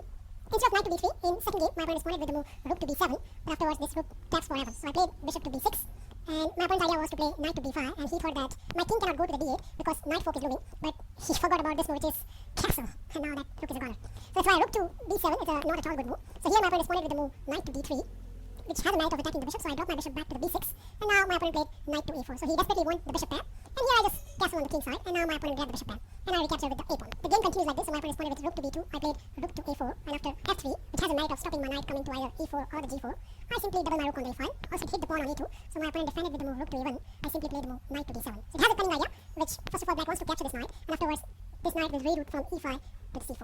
My opponent here responded with the move bishop to c3, afterwards I played the move e5, and now my opponent played the blundered move, which is the move knight to b4. Now the game becomes very easy for me, so I played the move d4, attacking the bishop, and after bishop goes back, I played the move bishop to e6. Now white no longer can hold on to that pawn because black is threatening to play the move c5, which drives this knight away, and then black is going to capture this pawn. So that is how you can play against bishop cross c6. Second move I want to consider is knight cross c6. Afterwards, black has to play this move, which is the move a6. Here I have a few games for you. So in one of my games, my opponent responded with move bishop to a4, and against this I capture this knight, and after my opponent responded with the move bishop to d2, I calmly played queen to c4, stopping white to castle on the king side, and not only that, it's also hitting these two pieces. So white response is pretty much forced. White has to play the move knight to b4, and now I played the move b5, so hitting this bishop, and after bishop to b3, I just simply capture this pawn. And you can already see white is a 2 pawn down. Further game goes like this, so my opponent castle on the king side, I played the move e6. Fortunately, this move is also hitting the knight, so my opponent has to deal with this knight. Afterwards, I simply develop my bishop and carried on the king side castle. And if black can manage to king side castle, then white position is hopeless. So this about bishop to a4. The other tricky move I can try in this position is rook to b1, attacking the queen, and again, black response is pretty much forced. So black has to capture this knight, and after bishop to d2, black can play the move queen to e3. And here, I have a 2 exciting game for you. So in one of my games, my opponent responded with the move bishop to b4, hitting the queen, and I just capture the a2 pawn, and now I'm threatening to capture the c2 pawn. And please note, at this position, white's 2 pieces are also hanging. So in this game, my opponent decided to do rook to e1, chasing my queen. His idea was that once I capture the c2, white will capture the queens. Afterwards, white play the move knight to e4. This pawn is right now pinned, so black cannot capture the piece. Anyways, I carried out my normal activity, so I first of all hit this bishop with the move c6, and after bishop to e2, I played the move e6, again hitting the other bishop, and after bishop to a4, bishop to d6, castling on the king side, I played the move king to e7, and it's time for the assessment. Black is a clear 3 pawn up in the game. That is about bishop to b4. Instead of bishop to b4, the more trickier line is rook to b3, and after rook to b3, black has the only reply left, which is queen to d6, and this line is very aggressive, because now white can play the move bishop to b4, attacking the queen. Queen has a kill one square, which is queen to e6, and fortunately this is check, and it looks very scary when your opponent plays moves such as rook to e3, so it's not only hitting the queen, but beyond the queen it's also hitting the e7, but black has a fantastic reply, which is the move knight to e4. And now you can see the downside of white's piece placements. Not only black is threatening to capture these 2 pieces, but this knight doesn't have any good discoveries. And in the game, my opponent doesn't find any better than the move bishop to e4. Afterwards, I simply capture this knight. So So what's the idea of giving up this piece? Well, white's idea was to regain the piece via the move f3, but I didn't allow him. First of all, I hit this rook with the move queen to f6, and my opponent defined it with the move queen to e2, and now I give this check. And here, white response is pretty much was white has to play the move g3, and now I capture that pawn. And can you believe, still black is holding everything, and not only that, it's attacking queen and the rook. So in the game, my opponent decided to play queen to f2. It looks like black's in trouble right now, because this bishop is looking at the c6 square, and also this knight is hanging. But again, black has a very simple reply, which is queen to f6, and black covers everything. White cannot capture this knight with the pawn because his own rook is hanging. Second is, white cannot capture this knight with the queen because the rook is hanging. And the best part is this queen is also protecting the c6 square. Let's see how the game finished. So here my opponent responded with the move rook to b1, so he desperately wanted the piece back. But no matter, first I developed my pieces, so I played rook to b8, attacking the bishop. And after bishop to c5, now black plays the very ultra sharp move, which is the move knight to h1. And you can see this knight is attacking the queen. And if the rook catches, then the same result will happen. So in this game, my opponent played queen to e2. Afterwards, I simply give this check. And after king to d2, now black gets the other piece. And the funny thing is, this rook is right now pinned, so again this e7 looks like a weakness, but it's all covered. So that is pretty much you need to know about bishop cross c6 and knight cross c6. In my next video, I'm going to show you in detail what you should do after bishop to b2. Which is bishop takes knight and knight takes knight. In this video, we are going to look the final move, which is the bishop to d2. And this is one of the main line of the Colorado gambit. What is this? I'm going to propose you play knight to e4. And here you can see I have highlighted by the arrows. White has 5 good options, and we are going to look each by turn. So the first, the less dangerous option is knight takes c6. That is this. The very simple reply by the black will be knight takes c3, and you can see it's attacking bishop as well as the queen, and that means the game is almost over. This is happening in one of my game, and after long thinking, my opponent decided to play this move, which is knight takes a7. But his idea is probably to play rook to b1 if I capture that bishop with the knight. But I simply refuse everything with the move c6. And now the 3 pieces are hanging, and in the game, white come out with this sequence, which is queen to c1. But after queen takes and rook takes and knight takes bishop and knight takes knight and pawn takes knight, I emerge with a clear piece up. So knight takes c6 is a completely rubbish move. The other move white has tried is bishop takes c6. But afterwards, black will recapture, and again the knight is hanging, so white has to pretty much take this knight. And here I recommend that black should play a very cunning move, queen takes d4. And now you can see black has a few options which knight is going to take. So the only logical reply from the white here is knight takes c6, which attack the queen, and after queen takes knight with the check, white block the check with the queen. I got this position in just one game. It continues like this. So I played the move queen takes g2, and here my opponent castle on the queen side, and I played queen back to g6. So my idea is very simple. Not only I'm attacking the knight, but also attacking the c2 pawn. So my opponent wisely defended both the things with knight to d4, and here I played the move rook to b1. Now, if my opponent takes the bishop, I'm more than happy because I'm a pawn up, in fact, a couple of pawns up, so that won't bother me. So in the game, my opponent decided to play rook to b1, but it turns out that it's a big mistake because now I played the move queen to b6. My strat is very simple. I want to checkmate white on b1, so my opponent come out with a logical reply, which is blocking the file knight to b3. And here I continue with the move queen to c6. So once again, creating the checkmate threat. And if my opponent would have to play the move such as knight to d4, which looks logical move because it's attacking both the piece, but then black has a wonderful reply, which is queen to c5. And white cannot capture the bishop because queen to e3 check is looming, which leads to the checkmate. So that's why in the game, after queen to c6, my opponent decided to play the move c3. But again, this turns out very weakening move, and I explored this with a very cunning move itself, the move e6. And here my opponent made the final blunder, which is knight to d4, which looks again attacking both the piece. But can you spot it? Yep, it's bishop to e3. It's a checkmate. So that is one simple line which gives you the highlight how you can play against bishop takes c6. Now the third move I want to consider is rook to b1. Afterwards, black response is pretty much forced, so black has to capture this knight. And you can see that knight is attacking both the pieces. So here, 2 moves has been tried. In first game, my opponent tried rook cross b2. But very simple, after knight takes queen and king takes knight, I played the move bishop back to d7. So I'm protecting that knight, and the game continues like this. So my opponent captured this knight, and after I recapture with the bishop, he decided to play rook to b1. So his idea is very simple, because black is lagging in development. So meanwhile, white is activating his major pieces.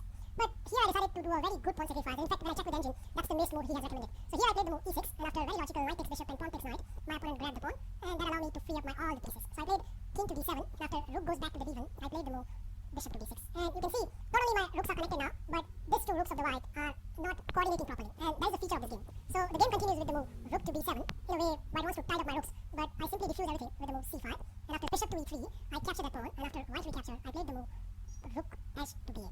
And now you can see the drawback of the rook moves. This other rook would like to join this rook, but the king is sitting in between. So forcefully white has to capture this rook, and after I recapture, the amazing thing is, I'm giving the opportunity for white to capture either of my pawn, but the thing is, whether white captured like my a7 pawn or the g7 pawn, the rook will follow that bishop, and on the same time, I'll regain the other side pawn. So for example, in the game, my opponent decided to grab the g7 pawn, but after very simple rook to g8, attacking the bishop, and bishop drop back to the d4, I first of all hit the bishop one more time with the move c5, and after bishop to d4, I just capture the pawn. And now, it's a reverse, like white has a 2 hanging pawn, so after long thinking, my opponent come out with this only good move, f4, but I simply capture the pawn. And that means that this h pawn is a winner of the game, and in the game my opponent tried some tactics, so he played the move f5, which invited me to capture the bishop, but I wisely avoid everything, and I played the move rook to f6, and now white is losing. The game continues with king to d2, but now I capture this bishop, and after rook captures, I first of all consolidate my position with the move king to d6, and after rook to d3, I played the move a6. So I just want to protect all of my pawns, so there is no tactics exist for the white, and after a4, I now play the move rook to f6, and after rook to f3 and h5, you can see not only black is going forward with h pawn, but king will come to the e5, and f pawn will also drop. So this was one of the nice games in this night, which gives you an illustration position, how you can play for the win. The other try was done by one of my friends who has done some research on this line, and he came out with this move, which is queen check. And after forcefully black has to block this check with the pawn, now white captures this queen. His idea is my pawn structures are misplaced, and in a way white has an active position. Well, yes, in some way it's true, but that doesn't mean that black has no chances. And following game will show you how black can continue for the winning position. I capture the queen, and now in the view of black knight is capturing the bishop, if I decided to capture the knight, now I force the piece with the move a6, so my opponent captured my knight, and after I recapture, he finally grabbed the pawn, so knight takes c6, which allowed me to free up my all the pieces, so I played rook to g8, so attacking the g2 pawn, and after g3, I played the move bishop to g7. So I give back the pawn, but in return, I get all of my pieces active, and that turns out very good for me. So here, white obviously castle on the king side, and I played the move king to d7, and here two knight moves have been tried. In the first game, my opponent tried knight to b4, after very simple king to d6, and rook to e1, I played the move h4. And not only black will dissolve the double pawn, but black has a two wonderful bishop, and I managed to win the game comfortably. So knight to b4 is not a good move. In another game, my opponent tried knight to e5 check, but I just simply captured this knight, and after white recapture, although black has reached the opposite color bishop ending, this position is more favorable to the black. So in the game, I decided to play the move c5, and after rook check, my king comes to the e6, and after further rook check, my king goes to the f7. So now planning is very simple. I want to play the move d4, so my opponent wisely played the move bishop to d2, and I played the move d4 anyways. And here my opponent tried to grab the loose pawn on c5, so he played the move rook to c6. But now I exchanged the rooks, so I played rook g to c8, and after rook captures, now my opponent played the move c3. So he just want to isolate my pawn so he can target them, but it's not easy because white rook is not active, so that's why it's very hard for white to generate any sort of counterplay. So here I played the move king to e6, so attacking the loose e5 pawn, and after f4, I played the move rook to d8, and I'm first on getting the open file, and here my opponent captured the pawn, and after I recapture, he played the move rook to d1. Again, it was a rapid game, and my opponent was in time trouble right now, so you can see the last move was not that accurate, and I exploited that with the move bishop to g4, and after rook to c1, I played the move rook to d2. I managed to win the a pawn, and that means black has two passes, and in the game white cannot stop both of them, so I managed to win the game. So that game will give you a highlight that how you can play for win in knight to e5.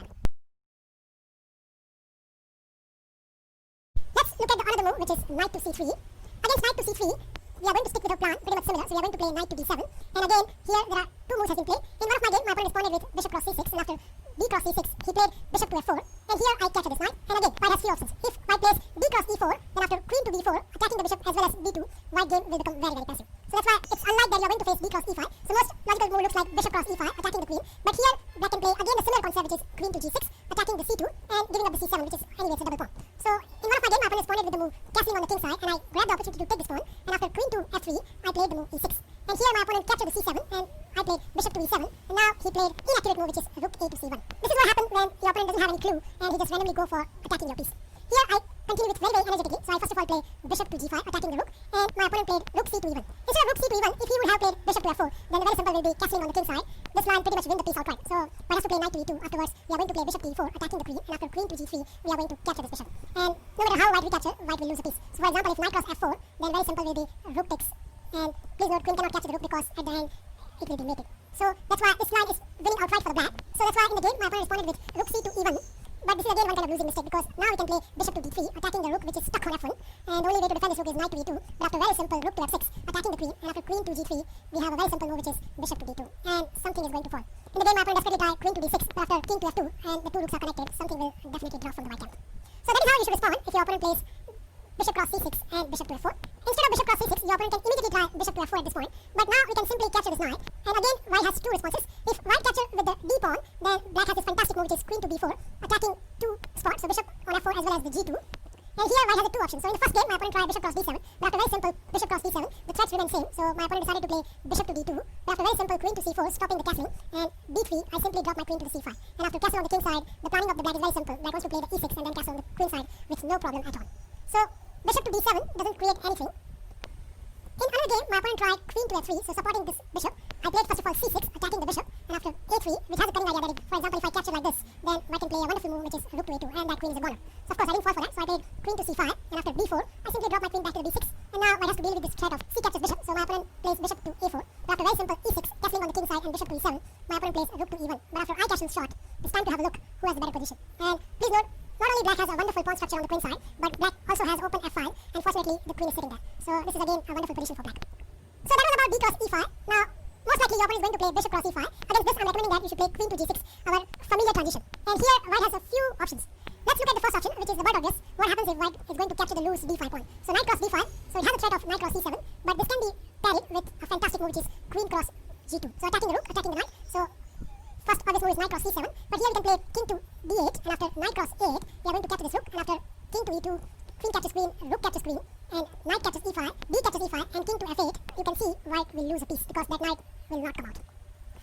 trick exists in knight to d5 line. The other moves can be played is bishop cross d7. Well, here we are going to capture with the king. And again, if knight cross d5, then queen to d2. This time white doesn't have even check. And instead of knight cross d5, if your opponent plays queen to f3, attacking the pawn, then we can simply play e6.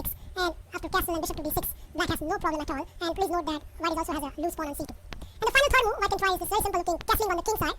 But after this, we can simply play the move c6, attacking the bishop. And after bishop to e4, we can play the move knight cross e5. And after d cross e5, we can play e6. And look at, we have a wonderful pair of bishop with a very, very solid structure. So there's no need to go further. The simple idea is bishop can either goes to c5 or e7, and then the next moment black can castle on the king side with a wonderful bishop pair with the open f5 for the attack.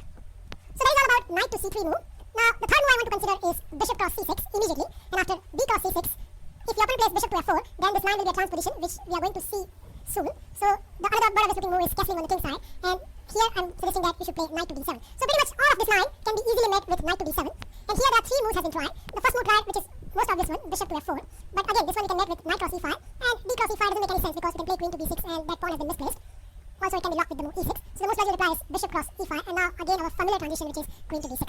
And here, in one of my games, my opponent responded with bishop cross c7, and I responded with bishop cross c2, and queen d2 has been placed. Instead of queen to d2, if your opponent plays queen to e2, then bishop d3 will nab the rook. So your opponent has to be careful over here. And here I responded with the move e6, and after knight to c3, I challenged the queen with the move queen to d3. My opponent responded with queen to f5, and here I responded with bishop to e7, and now he played rook to e1. So it looks threatening for a moment, but actually it's not, because now we can play queen to f5, supporting the pawn, and if your opponent insists to attack on e6 with the move queen to e3, then first of all we can hit this bishop, and after bishop goes to the g3, we can simply play king to f7. And black covered everything. The further game goes like this, so my opponent plays rook to c1, but after bishop to g5, which is a very, very good move, it forced the f4 move from the white, which white doesn't want to play, and black can play bishop to f6. And the further game goes like this, so my opponent responded with the move queen to e2, attacking the bishop, but after very simple bishop to d3, my threat is bishop cross d5. So my opponent parried with bishop to f2. After that, I played bishop to d5, and because he got annoyed by this bishop, my opponent captured this bishop, and after pawn recapture, we don't need to go further. Although the material is balanced, black has attacking bishop, and white has a very passive bishop. And finally, I managed to win this game. So that was the first move, if your opponent plays bishop to f4.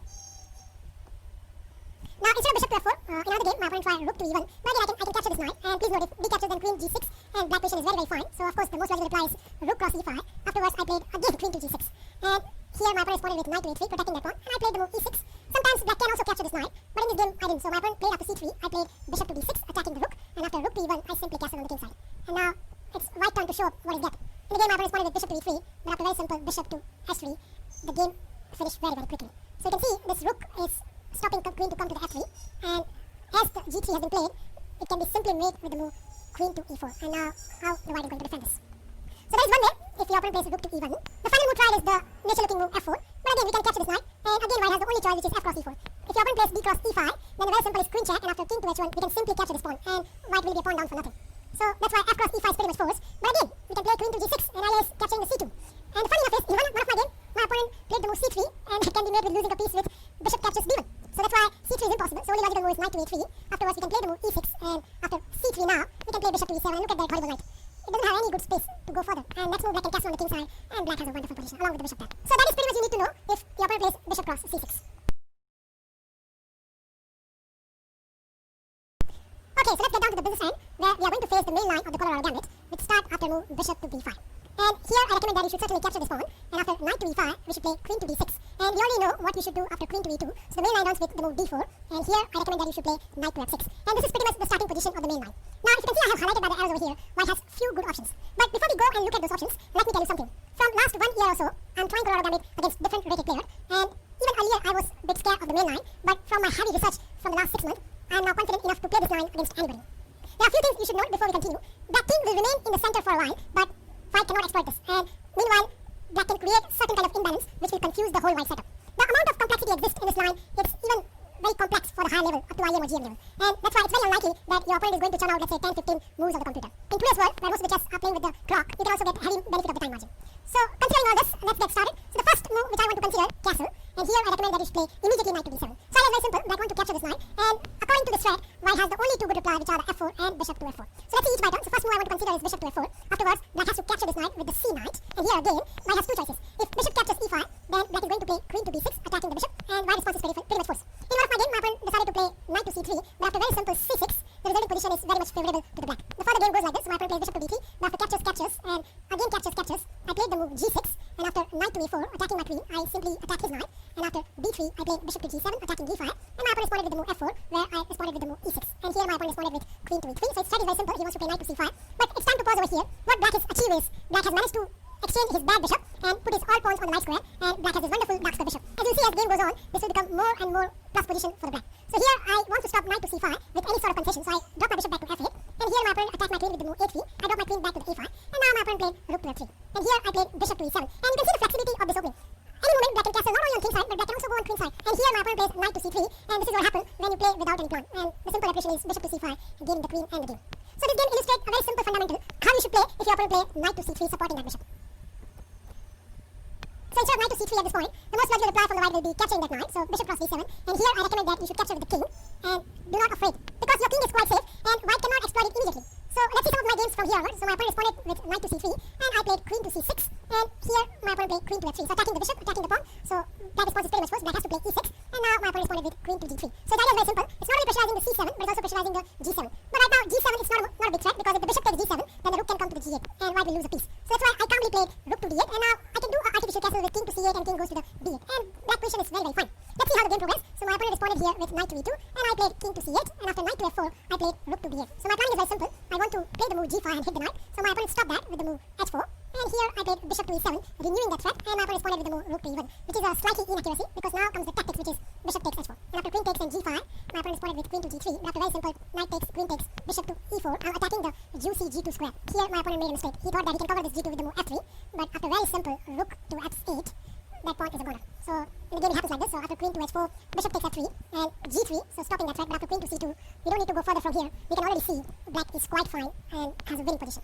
So that was about bishop to f4. Let's consider another move, which is the move f4. And here again we are going to capture this with the d knight. So knight d cross e5. Please note, white cannot capture this knight with the d pawn, otherwise queen to c5 leads to the bishop will be a goner. So that's why f cross e5 is pretty much forced. And after f cross e5, I recommend that you should play queen to g6. So attacking the c2, and not only that, in some lines this bishop can also launch onto the h3. This game my opponent responded with bishop to a4, protecting the c2, and now I played the move e6, free up the other bishop, and after knight to c3, bishop to e7, and bishop to e3, I played castle on the king side, and after knight to d5, attacking the c7 pawn. Probably this is the weakest spot in this variation, but this can be met very, very tactically. So I played a very, very cunning move itself, which is knight to a5. And here my opponent fell into this trap. So my opponent captured the c7. Afterwards, I first of all played knight to c4, attacking the bishop. So I didn't have time to capture this rook. So bishop dropped back to the f2. And now I hit this knight one more time with rook to c8. And after knight to d4, can you spot it? Yep, it's knight cross b2, and white will lose a piece. So that is one tactical way if your opponent plays knight to b4. And that is pretty much you need to know when your opponent plays bishop to f4 or f4. This is most of the likely response you are going to face. Response occurs when white plays e5, and here if you remember my previous video, I recommend that you should play d6, and the most aggressive reply here by white is bishop to b4. Afterwards, I recommend that black should capture this pawn, and after knight cross e5, black should play queen to d5. Now in that video I have covered most of the usual response except two moves, which is queen to e2 and queen to h5 checks, and these both are very critical moves. So let's deal each by turn. First of all, let's consider queen to e2. So idea of white is very simple. Not only white is protecting both the piece, but white wants to play knight to c3, gaining more time on the queen. Well, if this kind of ideas are successful against the Colorado Gambit, then nobody would like to play Colorado Gambit. But fortunately for us, black has a very strong move at this position, and that is queen cross b2. And after rook to f1, because the queen to h5 check is looming, black has to play knight to f6. Now here I have two games for you. In one of my game, my opponent decided to capture this knight, so knight cross knight, and after b cross c6, white has managed to give black a double pawn, and stopping black to castle on the queen side. Well, that's the downside. The plus side is, now the planning of the campaign from the black perspective is very easy. So after bishop to a4, I switched my plan, and I now decided to go on the king side. So I played e6, and here my opponent responded with the move d4, free up his other bishop. And I can play bishop to d6 at this point, but I decided to first grab a semi-open file with my rook. So I played rook to d8, and now my opponent responded with bishop to b3. Its idea is to attack the loose e6 pawn, which is weaker right now. After long thinking, I come out with a very cunning move, which is knight to d5. And at first sight, it looks like a mistake, because can't white kick this knight with the move c4? But believe it or not, this is what exactly black was hoping for. After c4, I played a very strong move, which is bishop to b4 check. And the first merit is white cannot play knight to c3. In the game, my opponent responded with bishop to b2, but now comes the whole point of knight to d5, because now I can play knight to f4. And because this bishop is pinned right now, this knight is attacking the queen. So in the game, my opponent responded with queen to e3, but afterwards I played another strong move, which is queen to g4. So now the idea is very simple. I want to play knight to g2 check and forking king and a queen. And unfortunately for white, white cannot move the queen, because if the queen moves to anywhere, then queen to e2 will lead to checkmate. So again here, after long thinking, my opponent come out with the only strong move, which is f3. But afterwards, black has a winning position. So I simply played knight to g2 check, and after king to e2, I just capture the queen. And after white recapture the queen, I just capture the rook. And after bishop takes bishop and rook takes bishop, if you look at this position, clear exchange up. So that is one game which highlight how you can play against knight cross c6 variation. In another game, my opponent come out with this move, which is the move d4, which is a more stable move. But against this, black planning of campaign will remain same. So black wants to quickly develop the queen side and go through the queen side castling. So I played bishop to d7, which has a cunning idea of capturing the knight. So my opponent responded with knight cross d7, and here I played a strong move, which is knight cross d7. Right now, indeed, black is threatening to capture the d pawn. And in one of my game, my opponent played the very passive-looking move c3. Afterwards, I simply castle on the queen side, and on the very next move, I played e5. And because white king is stuck in the center, white is having a very hard time. So that is the idea if your opponent plays a passive moves such as c3. In another game where my opponent was higher rated, so he decided to go through the attack, so he played bishop to f4, attacking the c7, and probably he thought that I cannot capture the d4 pawn, but to his horror, I indeed captured this pawn. At first sight, it looks very, very dangerous because white goes for this line, so he captured my knight, which allows my king come into the center, so king cross d7, and afterwards he played queen to d3, pinning the knight, and probably he didn't think beyond on this. But here comes the whole thing, because I know that he's going for this, and I have something surprise for him. So I played queen to e4 check, and please note, if the king moves, then I will capture the white queen. That way, white pawn will be all over the place, so my opponent has to capture this queen, and after I recapture, right now black is threatening to capture on c2. So my opponent has to play moves such as knight to a3, which is not at all a bad move, because it looks passive at first sight, but idea of white is very simple. White wants to castle on the queen side, and then this knight will be pinned. So that's why I have to play very, very accurate moves over here. Here I played a strong move, which is knight to f3 check, so stopping any queen side castling, and my opponent responded with king to e2. Afterwards, I simply play e5. And after rook check, which looks very natural, but it's not a good move, because I played king to c6, and king to c6 is probably the strongest move of the game, because it's stopping knight coming to the b4, and also stopping rook coming to the d4. Moreover, white has to move this bishop right now. So in the game, my opponent plays bishop to e3. Afterwards, I simply snap up the knight, and after white recapture, I played rook to d8. And we do not need to go further from here. Look at the white pawns, they are all over the place. Black has a compact pawn structure, and that is also a 2-pawn ahead. Those are the two games which give you insight what you should do when your opponent plays queen to a2. The second critical line occurs when white gives this check with queen to h5. And here, black has to respond with the g6, and after knight cross g6, the most natural looking move, knight to f6, leads to disaster. So please remember this idea, never play knight to f6 in this variation. I'll show you what happens when you play knight to f6, because after knight to f6, white has a very, very strong move, which is knight to f5. So not only giving the check to the black king, but also attacking the black queen. So black response is pretty much forced. Black has to capture this queen. Afterwards, white will recapture the queen. And not only white is a clear pawn up at this point, but white has also idea of capturing the c7, so probably black has to move the king. And if white wishes, white can also give black a double pawn. In those circumstances, white will be the one who is the boss of the game. So that's why I don't recommend knight to f6 at this point. Instead of this, black has a very strong move, which is queen to e4 check. This is a very crucial point, because white king can only go to the f1. Because if the king goes to the d1, that was a couple of times happened in one of my games, then the very simple will be, now you play knight to f6. And now queen has two places to go. In either cases, white will lose the game. So let's see each item. So if the queen goes to the h3, then the very simple will be f4. And if the queen goes to the h4, then the very simple will be queen cross g2, which has a knight of attacking both the piece. And if the knight captures rook, queen captures rook comes with a check, and after king to e2, black can simply snap up the bishop. So that is one game which highlight what you should do when your opponent plays king to d1. So most critical response over here will be king to f1. Afterwards, black has to play knight to f6. And here, white has the only strong move, which is queen to h4. And here comes the big surprise for your opponent, because we are going to do the exchange sacrifice with h cross g6. At first sight, it doesn't look like it has enough compensation, but the whole idea is black will do a rapid fast development where white all pieces are slipping. So let's see some of my games from here onwards. I have two games here for you. In one of the games, my opponent captured the rook, and afterwards I just goes for this forcing sequence. So I played queen cross c2, and after very natural knight to c3, I played bishop to d7. My idea is very simple. I want to castle on the queen side and quickly go for the attack. In one of my games, my opponent plays the move g3. Afterwards, I simply play a6, attacking the bishop. So bishop drop backs to the a4. I give white this check, so queen to d3 check, and after very natural looking king to g2, which free up that rook, I just castle on the queen side. And in the game, my opponent decided to activate his rook as quickly as possible, so he played rook to e1. But this is the one kind of disaster happens when you play passive. And here I played the exceptionally strong move, which is knight to d4. Knight to d4 has a clear idea to put knight on c2. So in the game, my opponent decided to defend the threat with bishop to d3. But afterwards, I simply play bishop to c6 check, and after king to g1, I simply play queen to f3. And white is hard pressed to stop the mate. Now in the second game, instead of g3 at this point, my opponent has analyzed this line with the help of engine, and he came out with these two exceptionally strong queen moves, which is first of all queen to h4, and after I castle on the queen side, he played queen to a4. So I think this is probably the strongest line in this e5 variation, and you have to know what to do against this in case your opponent study this line with engine. Here, black response is pretty much forced. Black has to capture this queen, and after white recapture, black has to play this space gaining move, which is e4. So right now, if you look at the position, black is a clear exchange down, but black has a center, and black pieces are more active than the white pieces. Moreover, white has a loose pawn on d2. So let's see how the game progresses. So here, my opponent plays the move d3, which has a knight of free up that bishop. I continue with the knight to d4, so attacking the bishop and also attacking the d3. First of all, my opponent free up his bishop with bishop to g5, attacking my knight, and I simply defended with bishop to g7, and now he played rook to d1. But after very simple bishop captures and knight captures, I just snap up that pawn. And after king to e2, I simply played e4. So now it's a matter of whose position is better. White has the exchange, but black has a one pawn plus a centralized knight. In the game, my opponent decided to play rook to d2. Afterwards, I played rook to e8, which has the idea of first of all free up this knight, which was pinned. And the second idea is, after black plays the move b5 and the knight moves, there are some tactics looming based on this d2 square. Seeing all this, my opponent plays the move b3, but my opponent's last move b3, it's a big tactical blunder, because I simply play the move b5, attacking the knight, and after knight drop backs to the b2, I simply played knight to f7. And you can see right now, two pieces are hanging, and white cannot defend both the pieces. So in the game, my opponent decided to capture my knight, but after very simple pawn captures comes with a check, my opponent has to grab the pawn, and that allows me to capture on the piece, so I played knight cross bishop, and now you can see black has two pieces against the rook, and still you think black is not that much fine, but this position is more dangerous than it looks.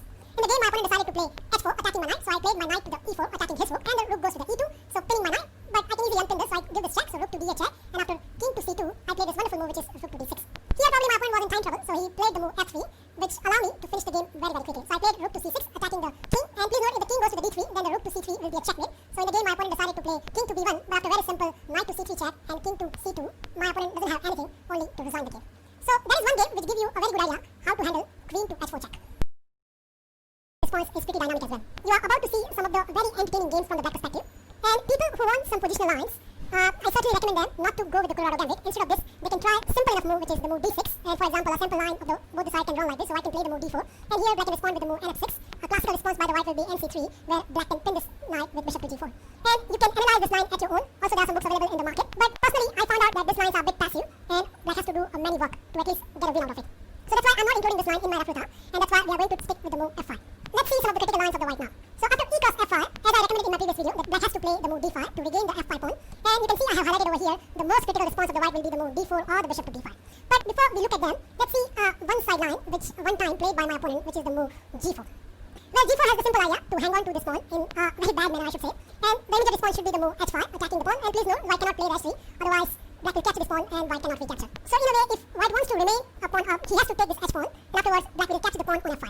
And there's a one game happens which runs like this. My opponent played the move bishop to e2. And it's quite logical, because if your opponent plays a careless move such as move d4, then the very simple will be knight to f6, and white have no longer extra pawn, and not only that, white position is bit loose. So that's why my opponent's idea was very simple. He wants to hang on to that pawn, so he played bishop to e2. I played a very strong move over here, which is the move d4. And here my opponent responded with the move d3. So he finally wants to develop some of his pieces. And now I continue with the knight piece development. So I played queen to d5, pinning that knight. So my opponent immediately unpinned that with the move rook to b1. And afterwards I simply play knight to f6. And here my opponent plays bishop to g5. After some thinking, I just grab the pawn, because I can see that none of his tactics are working. So I just grab the pawn. And here my opponent probably acknowledging my move, and he played the move knight to d2. Afterwards I simply dropped my rook back to h7. And now he played knight to c4, posting his knight on a wonderful square. And here I castle on the queen side. And he played queen to d2, intending to castle on the queen side as well. Here I consolidate my center with the move e5. And now he indeed castling on the queen side. At this position, games look roughly balanced. But can you believe this, that only one move and white is losing in next 5 moves? It looks impossible, right? But here comes the move. So the move is b5, attacking the knight. And after some thinking, my opponent played knight to h4.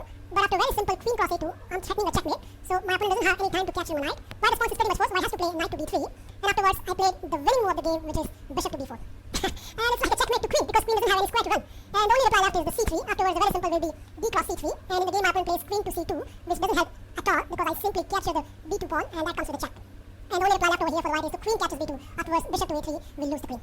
So that is one quick game which gives you enough analysis how you can play if your opponent plays the move g4. All you need to do is play h5 and undermine the center.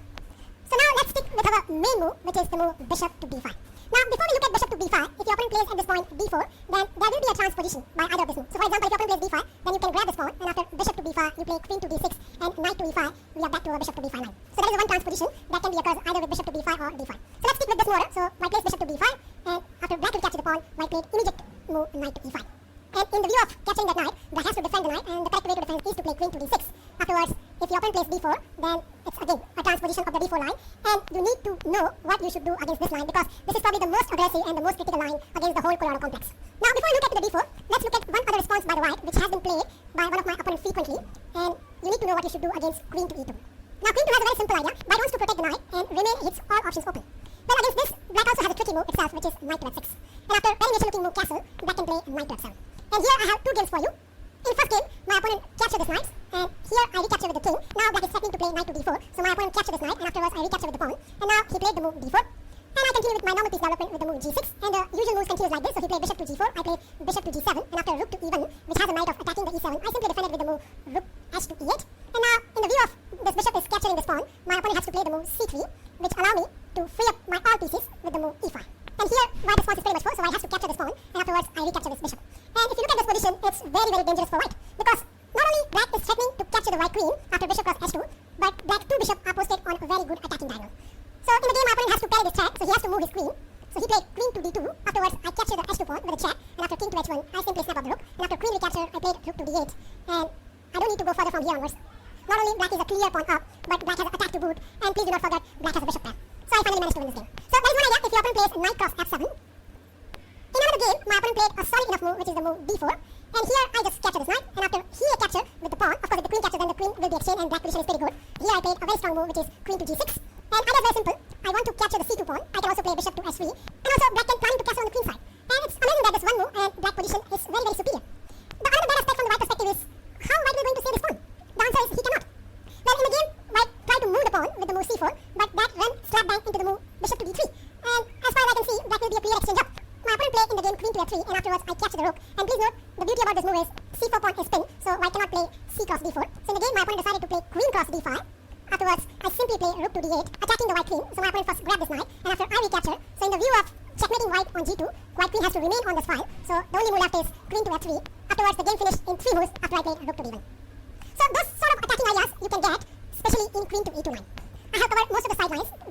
by your opponent, and you can all agree with me that black has a wonderful position.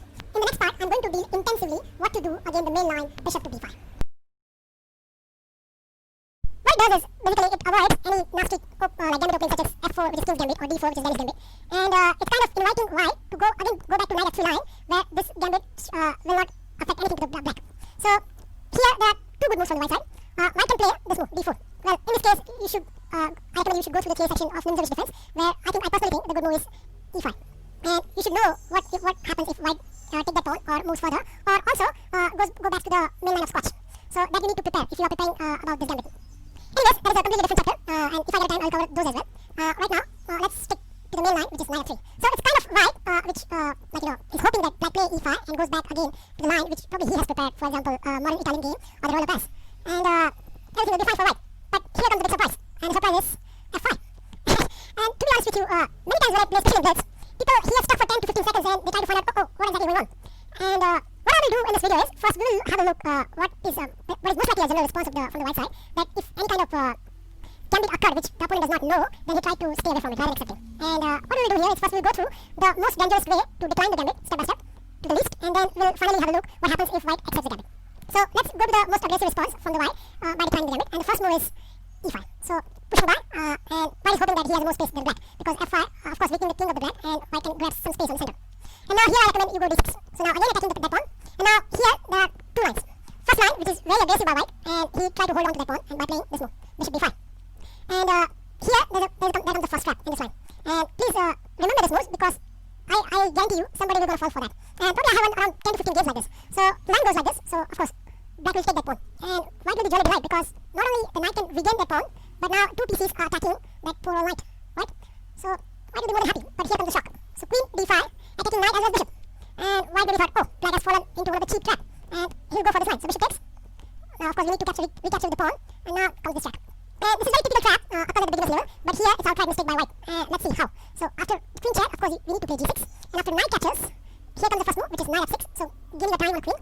There's only one logical square. If the queen moves from that file, then the knight drops. So queen has to stay on that file. So queen goes back to s4. And now can you spot a very nice combination, or nice way to start? Okay, I'm going for it right now. So the correct move is queen cross g2. And now you can see that two pieces are hanging. The rook is hanging as well as knight. And if white is foolish enough to take the rook, otherwise it will lose a piece for nothing, then queen takes rook, king goes to e2. And now instead of grabbing that bishop in the corner, which is this one, there's a stronger move than that. And please note this move if you are going to play this line, and that move is f4. Now you can see that bishop is almost hanging now. So white needs to defend that bishop, and there's only one move, which is knight c3, which at least defending that bishop. But now comes the mating attack, which is, and please remember this line. So now comes the mating attack, which you should remember. Bishop check. So now king has only one square, which is king d3. Now queen f1 check. King has only one possibility, which is king d4. Now comes rook check. Again one square, king c4, sorry, king c5. And now after e5, king takes 6, king takes c6, and queen a6. Only move left for the white king is to take that pawn. Afterwards it leads to mate e1. So queen d6 is a checkmate. So this is one of the very good traps in this line, so you should remember this trap. And see how the white king was dancing around, and we have enjoy to meet him. Okay, so that was the first nice cube trap in this line, if white becomes greedy and play bishop d5. Now, you should know what to do if white accepts the pawn. So in the second case, let's consider white taking on this pawn. So he crossed d6, and now we should capture by the c pawn. And now again, there are two lines. So if, let's say, white is playing very passively, for example, let's take this line, which is bishop a2, e5, and after castle knight f6, now indeed there's a threat of e4. So white needs to stop that. So after d3, we have this move, d5. And now you can see our 3 pawn are covering the center. And how often you get this kind of structure against white, especially on c4? In fact, I don't remember much openings which give you backfield advantage. See how much centers we are covering. And not only that, our simple planning is bishop is coming to d6, and then we castle. And then we have automatic kingside attack starting with f5 probably. I don't know. But there are many ways you can do it, right? So it's almost, you are equal or more than equal at this point. So that is one of the line if white plays very, very passively. So let's see a line where white plays aggressively. So white plays knight c3, and after e5, white played, okay. Instead of d4, if white is foolish enough to play bishop c4, which looks like a logical move, because the f file has been open, so it's very logical to play bishop c4. But after e4, that poor knight does not have any good squares. So knight has to go back, and white is next. Sorry, black is playing knight f6 and d5, and black is almost more than equal here, or probably higher. So of course bishop c4 is not a good move. So the correct move is the d4. And after d4, black should play knight f6.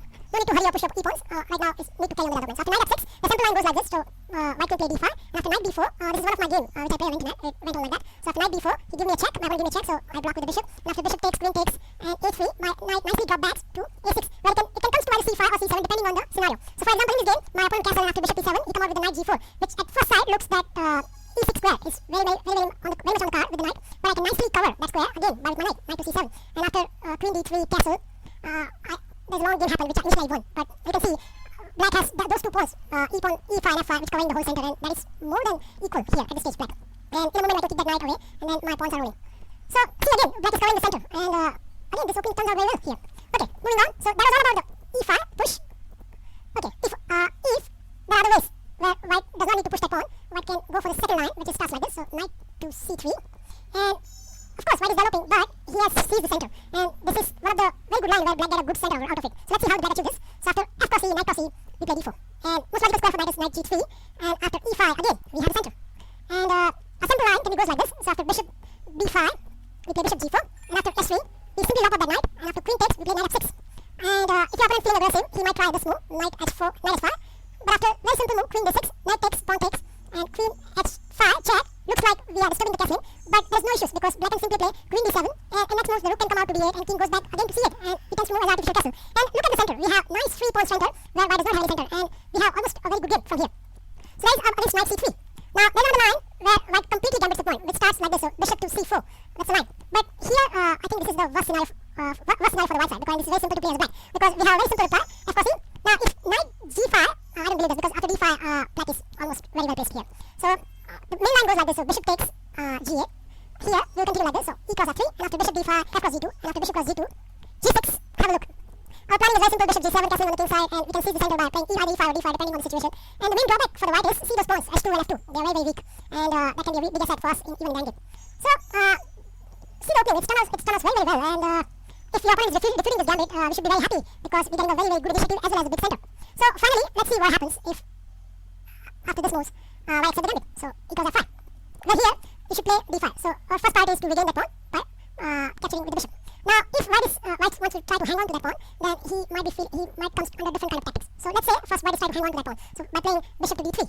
Well here, very simple way to defuse is to play knight h6, so again attacking that pawn, and if white plays now knight to h4, that comes a very good tactic, so e5. So please note white cannot take the anchor sign because the knight is hanging, so very obvious response is to queen check to f7.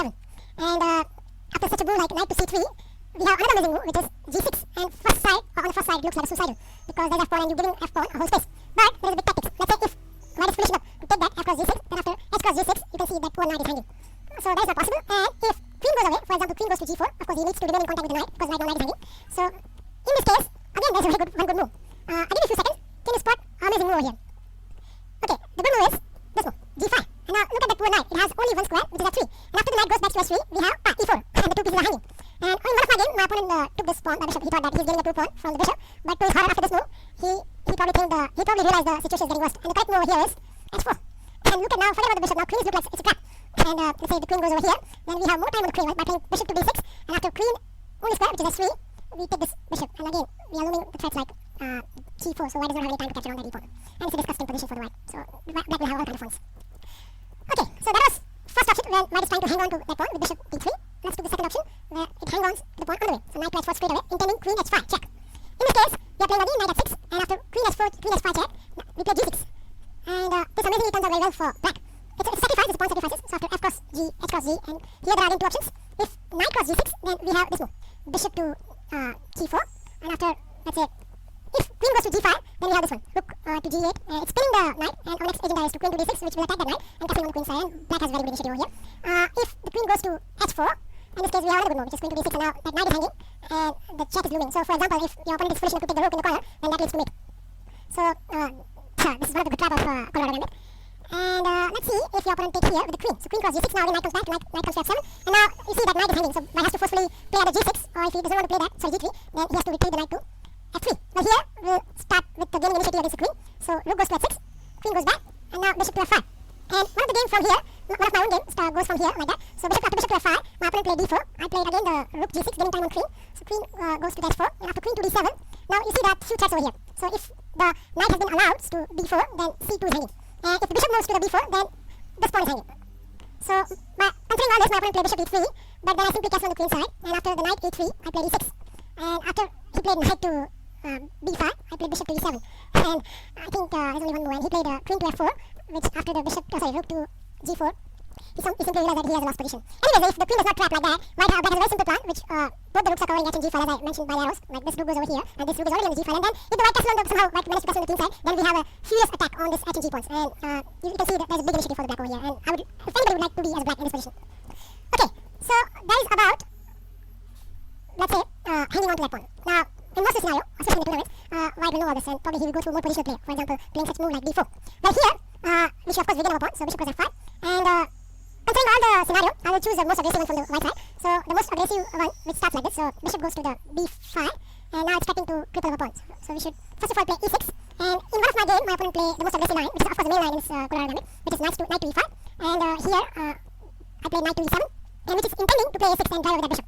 So my opponent decided to do not give me that much amount of time. So he first of all gave me this check, and after g6, the queen goes back to e2. And nicely defending the knight. So here, to get an advantage, there's only one move for the black, and that is bishop to g7. Again hitting that knight. And after moves such as, okay, in the game, my opponent played bd5. This won't happen. But we should see what happens if white tries to be greedy and if he plays moves such as g4. Where g4 does not come down with a big deal, because after the bishop goes to e4, and if white he can trap the bishop by playing f3, here comes the big surprise, which is, can you spot it? Yep, it's a castle. And now, if white is foolish enough to capture that bishop, now comes the shock. So knight cross d4, and now you can see the two pieces are hanging as well as the knight. And that will have a wonderful position from over here. Okay, so my opponent probably knows all this and he played bishop g5. So you can see now the two bishops are pinning those knights. But there's a good move here for the black side, and which is queen to d6, which is right now supporting that knight. And also I'm pinning from one of the bishop. And in one of my game, my opponent played bishop takes knight, and after king takes that bishop, he took another knight. So I regained by the pawn. And games continues like this, so he played f4, supporting that knight. But after rook b8 and c3, you can see my rooks up. My h rook can go anywhere on the back right, and then king can slot back into the g8 square. And most important factor is black has a bishop pair, and sooner or later the game will be open, and that will give an advantage to the black. So I hope you enjoy all these lines, and especially for me, this turns out very well. And I hope by considering all these lines, even for you, this will turn out very well. Before we leave, I'd like to thank you, FM Valet Liu, which in fact showed me this line. I learned this line from one of his video, and I have included some of his variation and some of mine with the experience by playing with this line and with the help of Fritz. So I wish you best of luck to play this line, and you will see how enjoying experience you will have by playing this line. Thank you so much for watching my video. Please feel free to comment on my video, and I will talk to you soon. Bye. Well, here black has many interesting choices, but I'm going to stick with our tried and trusted move, which is the move f5, known as Colorado gambit. Now, people who haven't watched my previous video, I strongly recommend them that go and have a look to that video where I have covered most of the response from the white side. And in this lecture, I'm going to cover only some of the critical response of the white and how we are going to deal with it. Now, before we go and look at those lines in a depth, I'd like to mention over here that recently I'm trying Colorado gambit amongst with my group of friends, and I insist them to come out with a very good response by white. So, the games which I'm going to show you in this lecture are played by people ranging from 1600 to 2200 plus figure rating, and they have analyzed these lines by their own, and some of them have analyzed heavily with vengeance. So, in a way, you will have a very nice idea how to handle those positions. Okay, so first critical move, which can be played by your opponent, which is knight to h4. So knight to h4 has a simple idea of giving queen to h5 check. Well, here I recommend that you should certainly capture this pawn, and after queen check, you just play g6, and after knight cross g6, black has to play knight to f6, attacking the queen, and please note, white queen has the only space left, which is queen to h4. If the queen goes to the h3, then the very simple from the black perspective is to play d5, and once again attacking the queen, so queen has to retrieve back to the h4. So in a way, white will give one tempo to the black, which cannot be good. So that's why at this position, queen has to go to the h4 square, and after queen to h4, black has to play rook to g8, attacking the knight, and again, white's response is pretty much forced. White cannot play knight to f4, because if you play knight to f4, then black will simply play rook to g4, and white will lose a piece. So that's why knight cross f8 is pretty much forced at this position, and afterwards, black will recapture with the rook. And now you can see I have highlighted by the arrows. Very simple but very effective plan of the black. So what black wants to do is to play d5, then the bishop will go out, let's say to f5, then this queen will go to the d7, and then black will castle on the queen side, and then black will go onto the king side attack of the white. And this is very effective plan of the black. Now, if your opponent plays passive moves such as knight to c3 or d3, then you can pretty much look forward for this plan. So only attacking move white can play at this point is bishop to e2. So trying to disturb black to execute this plan. And this was played by one of my opponent, which was rated 2000 plus. Against this, I just played out with my normal piece development, so I played the move d5, and here he gave me this check. Afterwards, I capture that bishop, and after queen recaptures, I just block the check with rook to f7. So rook to f7 not only block the check, but also protecting the critical pawn sitting on f7. Here, my opponent continued with his fast development, so he castled on the king side, and I played bishop to f5. So this bishop has an idea of either coming to the g6 or probably in the future g4, not decided right now. And my opponent played d3. Now, before we look at d3, if your opponent plays knight to c3, as it was played by one of my weaker opponent, then the very simple will be knight to d4, and you can see that knight is attacking the c2. So that means in the game my opponent passively retrieved the queen to the d1, but that allows me to build up my attack very strongly. And in fact, I won the game very quickly afterwards. But if white queen doesn't go back, then white will lose an important pawn, and black will have a superior position. So that's why knight to c3 is not at all good at this position. So in the game, my opponent plays the move d3, and I played queen to d7, planning to castle on the queen side, and after bishop to b2, I first of all gain a tempo on the queen, so I played bishop to g4, and my opponent responded with queen to h4, and then I castle on the queen side. And here, my opponent attacked the bishop, so he played h3, and I decided to put my bishop on a very nice diagonal, so I played bishop to e2, attacking the rook, and after rook to e1, I posted my bishop on a lovely square, which is bishop to a6, which has the merit of controlling all the light squares up to the f1. Now here, finally, my opponent decided to develop his last piece, so he played knight to c3, but knight to c3 has a big drawback because it simply allows my knight to jump onto the beautiful square, which is knight to d4. And you see the merit of the knight to d4 directly attacking the c2, which white has to defend. So white here played rook a to c1, afterwards I post placed my rook on the 2 open file, so I played rook to g8. Look at those rooks. They are wonderfully placed. And there is something nasty will happen very soon. Right now, black is also threatening knight to f3 check and gaining the queen, but has to deal with that threat. So my opponent plays king to h1. Afterwards, I played a very simple move, which is the move e5, protecting my knight in the center. And here, probably my opponent was annoyed by that centralized knight, so he wanted to get rid of that knight. So he played knight to a4, attacking the knight. But here, I come out with a very strong move, which is rook to f5. So idea of rook to f5 is not only attacking the queen, but I want that queen to be moved, so the f2 will become loose. And after queen to f6, I simply snap up the f2 pawn. And now you can see the merit of that move. Both the rooks are eyeing at the juicy g2 square. And here, probably my opponent was in time trouble as well, because he has less than 3 minutes left in his clock. So he played rook to g1. Afterwards, it allows me to fork his both the rook by playing knight to e2. And seeing that he cannot save his either of the rook, my opponent grabs some free pawn, so my opponent plays bishop cross e5. And I played a strong move over here. I played queen to f5, attacking the bishop, and the bishop dropped back to the h2 square. And now I execute my plan. So it's very simple for me. What I did is I simply captured this rook, and after white recaptured, can you spot it? The game is about to over. And the critical move is rook cross g2. Bam. And at this position, my opponent resigned. Now some of you wondering why your opponent resigned. The very simple is after rook cross g2, black can give this check, and after rook to g1 and queen to f3 check, the only square left to cover by the white is playing rook to g2. Afterwards, queen cross g2 as a checkmate. So that is one game which highlight how you can play against knight to h4. Knight to c3, which has a merit of either playing f4 or bishop to f4. Well, please remember this, whenever your opponent plays knight to c3, instead of our last bishop to b4, this time we are going to play bishop to c5. And it's very, very logical, because you know sooner or later the f4 is coming, and in that instance, this bishop will be a very strong on this diagonal. So please remember this, whenever your opponent plays knight to c3, it's time to play bishop to c5 instead of bishop to b4. And here, white has a 2 reply. First reply is the f4 straight away, which has a merit of attacking the knight. In this instance, black has to play knight to c6, and now you can see all the dark squares up to the g1 has been controlled by this lovely bishop. So here in one of my game, my opponent plays bishop to c4, and I responded with the d6, and my opponent played over here knight to f3. I played bishop to g4, which is kind of provoking move because this bishop is spinning that knight, so its butt of this response from the white is h3, and now we are dropping this bishop back to e6. And the whole idea is we have weakened the white's king side. So in this game, my opponent captured this bishop, and after I recapture, he plays queen to e2. So idea is very simple. He wants to exchange my good bishop with his somewhat bad bishop. So I played knight to f6, and now indeed bishop to e3 came. Now bishop e3 has 2 ideas. Not only it wants to exchange the good dark square bishop of the black, but if white wishes, then white can go for the queen side castling. And here I played the strongest move of the game, which is bishop to b4. It's amazing that this one move and white is in dilemma, because if white goes queen side castle now, then I can simply snap up that knight. So that's why my opponent needs to take a timeout to defend that knight. So my opponent plays bishop back to d2, but again that lost one tempo. And I plays queen to e7, and after he castled on the queen side as expected, I simply castle on the same side, so I castle on the queen side as well.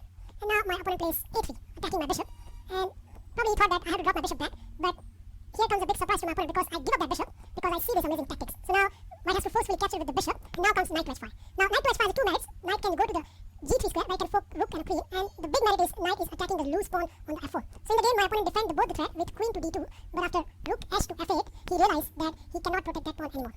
So in the game, he decided to play f5, but after a very simple e cross f5, and rook cross f5, he thought that he can win a piece by g4, but he completely overlooked that his own knight is hanging. So in the game, I simply capture this knight, and after g cross h5, you can see black is emerged with a clear pawn up, and not only that, white has a double pawn on the h5. So that is one game which illustrates how you can play when your opponent play knight to c3 and f4. Now in the second game, instead of f4, my opponent decided to play bishop to f4. Now when your opponent plays bishop to f4, there is always a good place for this knight which goes to the g6, which has a merit of attacking that bishop, and that's why bishop has to drop back to the g3. Here the usual line continues with the move d6. In this game, my opponent plays bishop to c4, and I place knight to f6, and now he dealt off his last piece with knight to f3. I simply castle on the king side, and he did the same, and now I place bishop to e6, again neutralizing the c4 bishop. And in this game, my opponent decided to play bishop to d3. So he has an idea that if I capture that bishop, then he can recapture with the a pawn, and the a file will be open up for his rook. So nevertheless, I continue with queen to e7, and now my opponent plays rook e1, so protecting that pawn, and probably in the future, white can think of pushing that pawn forward. So I played over here knight to h5, attacking that bishop, and now my opponent responded with knight to e4, counter-attacking my bishop. But if you calculate properly over here, there is a one sequence which is very good for the black. So I first of all captured this bishop, and my opponent captured my bishop, and now I simply capture that knight, which at first glance looks very awkward, because you can see I have double c pawns, and after white recaptured with the h pawn, the whole idea of doubling the pawns reveals, because I place c4. So now you can see that bishop has only one square left, and after bishop to e4, I first of all attack the white queen, and when the queen goes to the e2, I simply play queen to b4. And now you can see that bishop doesn't have any square to go. So in the game, my opponent tried b3, but after a very simple b5, my opponent plays a3, but I can simply drop my queen to the a5, and now that bishop is a goner. So that is one game which highlight how you can handle the positions when your opponent plays knight to c3 and bishop to f4. Now the third move here, which I want to consider, which is a very aggressive reply by white, which is f4. So immediately attacking the knight and grabbing the space. Here I recommend you should play knight to c6, and the whole idea is to play bishop to c5 and gain access of all the dark squares. Now there are many replies here for the white, but if your opponent allowed to play bishop to c5, then the black's game is very good. So I'm only considering the 2 options which stopping black to play bishop to c5, and those are bishop to c4 and bishop to e3. So let's see each by turn. So first option I'm considering is bishop to c4, which indirectly is stopping bishop to c5. Let's see what will happen if black plays bishop to c5. So if bishop to c5 here, then the very simple will be bishop cross f7 check, and after king cross f7, white regain a piece with black king has been displaced. So please don't do that. Please don't play bishop to c5 when your opponent plays bishop to c4. So instead of bishop to c5, black has a stronger reply, which is bishop to b4 check. And here again, white has a 2 reply. If your opponent plays bishop to d2, then I recommend you give this check, which somewhat misplaced white kingside pawn. So very obvious response of the white will be g3, and now you play queen to e7, so which has a merit of attacking the e4. The game which I have played in this line, my opponent responded with queen to f3, so defending that pawn, and I responded with knight to f6, so renewing the threat. And now there's no satisfactory way to protect that pawn except bishop has to go back to the d3, so my opponent decided to push that pawn. Here I played d6, so please note that pawn is pinned, so I have using all sorts of tactics to that pawn. And here my opponent plays bishop to b4, so which has a merit of 2 pieces are attacking the knight, so I simply defended with bishop to d7, and now my opponent captured this bishop, which leads to a position which is very dodgy for white. So after black recaptured the bishop, white captured this bishop, and after knight captured this bishop, you can see there are 2 threats are looming. So first is this pawn can be captured, and the second, but the word of this threat is knight cross c2. So my opponent has to defend that threat. So my opponent plays knight to a3, but after that, very simple will be d cross e5, and here my opponent castle on the queen side. But here again, I castle on the queen side, and now you can see again my knight can capture the a2 pawn and give a check. So my opponent has to defend that threat. So my opponent plays king to b1, but afterwards I simply play e4. And not only I have a passer on e5, but black clearly emerged with a pawn up. And finally I managed to win this game. So that is one sample line which gives you an idea how you can play against f4 and bishop to d2. Now after bishop to b4 check, 90% of the time, I give you guarantee, your opponent is going to play either knight to d2 or c3, and they both will be transposed to each other. So in this game, my opponent plays c3, and after bishop goes back to the a5, my opponent plays knight to f3, and now again we are back on the track, bishop to b6, so again we are controlling those dark squares and stopping white to castle on the king side. And here my opponent responded with knight to g5, so directly attacking the f7, which I defended with knight to f6, and now he just go for it, so he plays queen to h5. Now before queen to h5, if your opponent greedily grab more space with the move e5, then there's a very good reply which is d6. And now if white capture the pawn, then there's a very good gambit idea by black, which is to castle on the king side at this point. And if your opponent again greedily capture the pawn, then black has this wonderful check, which is rook to e8. And after very natural reply, bishop to e2 and queen cross c7, you can see not only white is stopped to castle on the king side, but it will take an h to get these pieces out of the file and castle on the queen side. Meanwhile, black can build up a serious attack on the center. So I recommend that whenever your opponent plays e5, you should certainly play d6 and gambit the pawn. So in this game, after knight to f6, my opponent responded with queen to h5, which has a merit of attacking the f7, but I simply castle on the king side. And now here my opponent sacrificed 2 pieces for rook and a pawn. So he played bishop cross f7, and after rook cross f7 and knight cross f7, I simply captured the knight with my knight. And now my opponent plays knight to d2, and I played queen to e7, so which has a merit of pressurizing the e pawn. My opponent's queen dropped back to f3, and now I place d5. So again, taking advantage of the fact that white king is in the center, my opponent pushed forward, so he played e5, and now I place bishop to f5. Please note, white cannot capture the d pawn. If queen greedily capture the d pawn, then after rook to d8, let's say queen goes to somewhere, let's say queen to f3, we can play rook to d3, again attacking the queen, and after queen backs to the base, queen to d1, black has this lethal check, which is queen to h4. And afterwards, white king will not survive longer. So that's why in the game, my opponent, instead of capturing the d pawn, decided to play knight to b3. And I simply play rook to d8, and now my opponent plays bishop to e3. So now, his plan is very simple. He can go either on the king side castling or the queen side castling. But I wonder if my opponent has seen my next move. That is very amazing and very beautiful knight sack, which is knight f cross e5. So please note, this knight is attacking the queen, so white response is pretty much forced. So white plays f cross e5, but after very natural queen cross e5, that bishop has been attacked by 2 pieces. So my opponent has to forcefully go for this king lift, so my opponent plays king to f2, but afterwards I place again amazing move, which is bishop to g4.